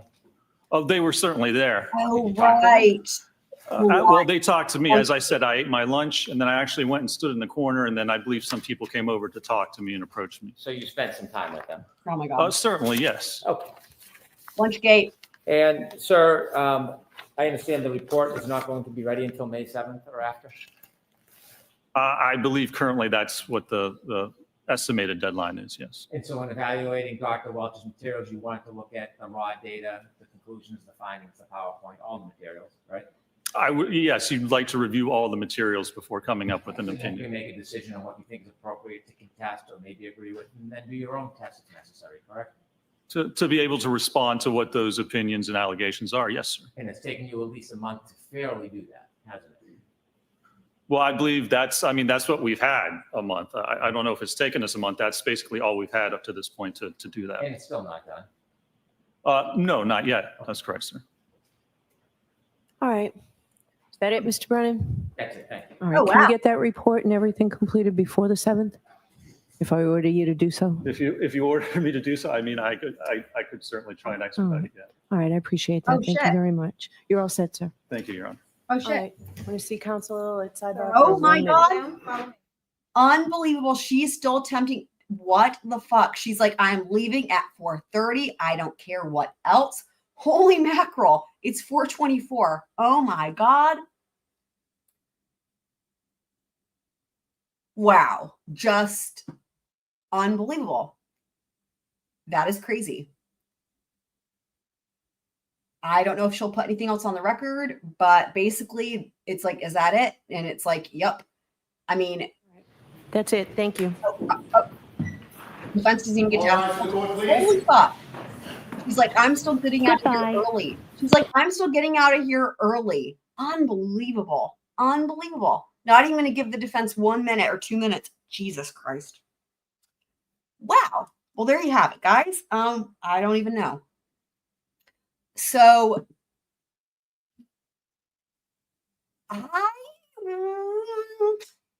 it sounds like, okay, she just asked the question, is it possible to have it ready before May 7th if I order you to? What do I think that means? Potentially the reason she shut it down, A, we know she's going to be leaving to go get to her White Claw. B, here's what I think. Here's my thoughts. She's already made up her mind. They're going to testify.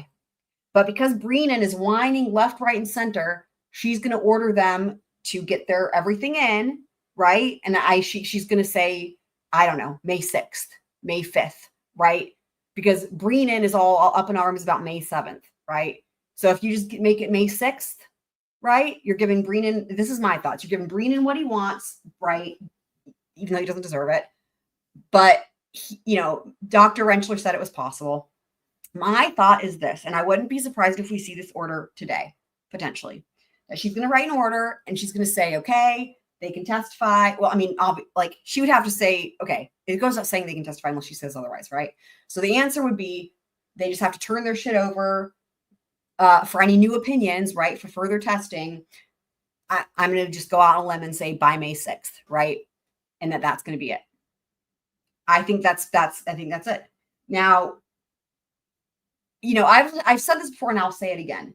Between her choosing between being biased for the Commonwealth or wanting to get home and go have her White Claw and get out of here as early as possible and be done with this trial as soon as possible, I think she's always going to choose the latter. That's saying a lot.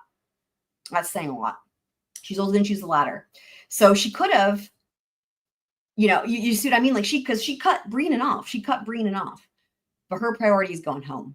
So because she's not hearing anymore, she's made up her mind. She's going home. She's probably going to write, have her clerk or whatever write that order. I would expect to see that here soon and be done with it, right? And then no more about the ARCCA dudes. They've got other issues they have to work on anyway. I mean, 100% Fender, 100%. But I think it's going to work out in the defense's favor because she's going to let them testify.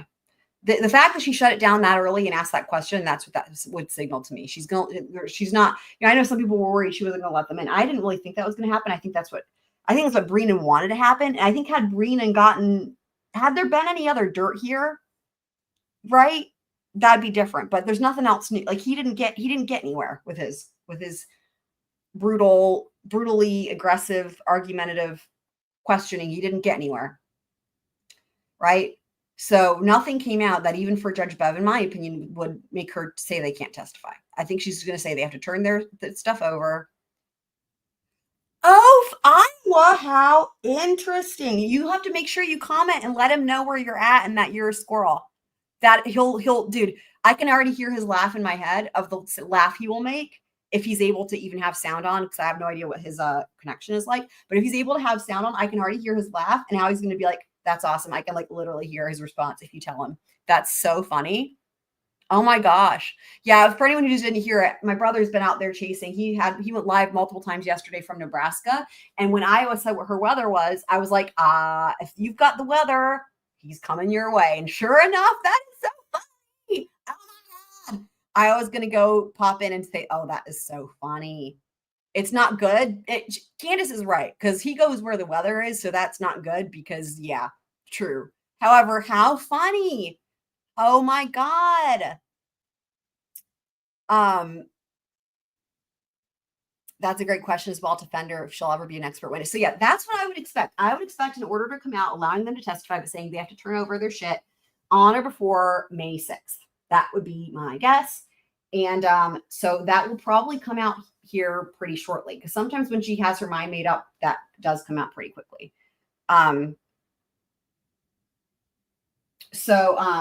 So what we can expect then tomorrow is to pick up with, well, we didn't get to finish Ian Whiffen's testimony, but it looks like they were in the middle of it, right? So they will be picking up with him tomorrow. But what we will do is this, guys, is tonight we will finish watching the rest of Ian Whiffen's testimony, and we will talk about all the cell phone stuff. And we will recap some of the highlights of this ARCCA. And if there's any new filings, which I think are likely, we will cover those as well. Oh, guess what? It was streamed 30 minutes ago, but I hit the like and left a comment. Okay, well, thank you. I'm sure he'll see that. Be on the lookout. He could go live again. Sometimes if he loses connection, right, because he's got to have all the stuff. If he loses the ability to have all the the technologies that he needs in order to live stream from a freaking tornado, So anyway, he might go live again. He's told me about how going live interferes with like the weather technology, and how it's like he's still getting the kinks worked out. And like basically, I'll give you guys the insider scoop here. He said that when he went live all those times just recently for like whatever, there was a huge tornado in wherever it was, Missouri maybe, I don't know. Anyway, it was like a big one. It was the same time when he was on Ryan Hall, y'all, and they featured him for that. He was like, just so you know, he was like, I did not have any GPS that entire time for like letting me know where I was. Like he had no idea where he was. He said that in order to stay live and stream it, he had to literally have I don't even think he had the web. Like basically he was chasing, going off of following it with his eyes and his instinct and experience, which is actually really dangerous, because really what you're supposed to do is like see the path of the tornado and like stay on a certain side of it. That's me putting it simply. But anyway, he lost GPS. So he had nothing, had no directions, anyway. So I don't know. Hopefully he's not still doing that, because that's really dangerous. But I'm sure he narrates it when that happens, probably to a certain extent. But anyway, what time tonight? Twiz wants to know. Candace, I'll put a link in the chat. And you guys, if you do watch him, you'll hear him like singing to himself and whistling, and you'll be like, oh my God, it's definitely Chelsea's brother. Like without a doubt, it's Chelsea's brother. And I don't know that he can always see the chat. I think he's gotten better at it because he's relatively new to live streaming. Right. Well, to a certain extent though, right? Because what he does is like, you can figure out where they're going to go. Like literally, he always says that if you're anywhere near a tornado, you are safest with him, even though he's chasing it, than anywhere else, because he literally knows how to be safe and be close up to the tornado, right? So I'm probably phrasing it wrong, but he explains all of it when he's live streaming and gives you all the inside scoop with like what he's doing, and it's very good. What time tonight? I'm thinking probably around 11 p.m. my time to go live again. Depending on, I'll have to check and see, because when there's a bunch of other people streaming, sometimes I feel like there's, it's not the best time for me to go live, and I don't know yet because I haven't checked. He's live streaming in a vehicle while chasing, a tornado, or sometimes it's flash flooding or whatever the case may be. And sometimes he's got his kids with him. Like recently he had my niece and nephew with him, and they were out there chasing hail somewhere. And my nephew actually reported on it a little bit. Just really cute. Oh, that's interesting. Well, so that's interesting, Fender. Thank you for that. Because the other thing I had a thought, guys, is rewatching Jen's testimony from the first trial. And I don't think I even have to ask. If I were to ask you guys, I think everybody would say, yes, please. So if Jen is the next witness after Whiffen, then we probably want to do that tonight, which might affect, I probably want to go live earlier then. And I'm also going to want to cover her live. So, I mean, if you guys don't care about watching Jen's testimony again, but I feel like it would be worth watching. So basically, I'll have to just see what other people, if they're going live. I mean, I guess probably it's safe to say around 10 or 11. Do you guys want to watch Jen again or no? Jen from the first trial?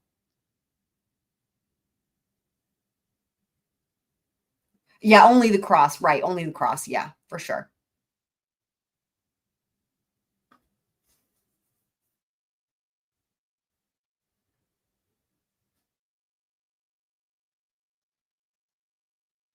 And what we're also going to do is finish going through the jury instructions. I realized last time I started going through those, guys, I realized a lot of things that were very eye-opening. It's one thing to hear Judge Bev read them, but it's another thing to have them in writing. So we're going to go through that as well. And then also another question that somebody had asked is, will she have her tooth fixed? We will find out maybe tomorrow if she indeed does have her tooth fixed. Time will tell.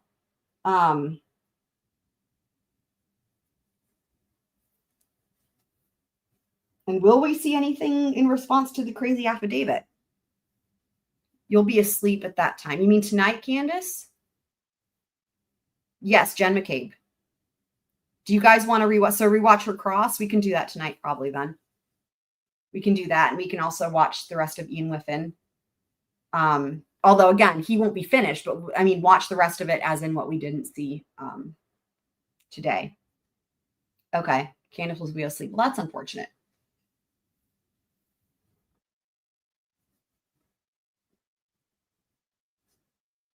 I think because Candace, are you just going to bed super early? Is that what I'm picking up on here? But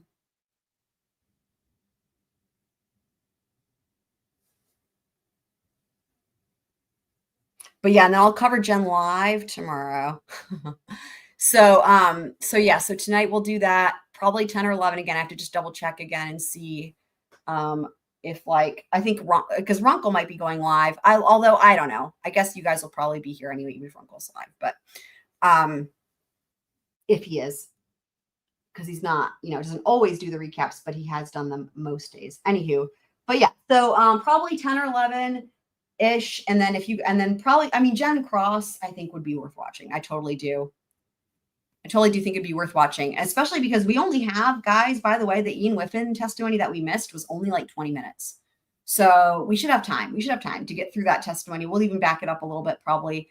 And then we can watch, we can maybe go through some of the highlights of ARCCA and then Jen on Cross. Does that sound good? And then tomorrow if Jen is testifying, I'll stream that live. So, I double checked Idaho, nothing new on the docket there as of like 5 minutes ago. So yeah. But that'll be it for this one, guys. So I will see y'all later, minus Candace, who will be sleeping, which is good. Get your rest. That's important. But love y'all as always. Thanks for being here and being a squirrel. And I'll see y'all here, most of you guys anyway, later on tonight. Squirrel out.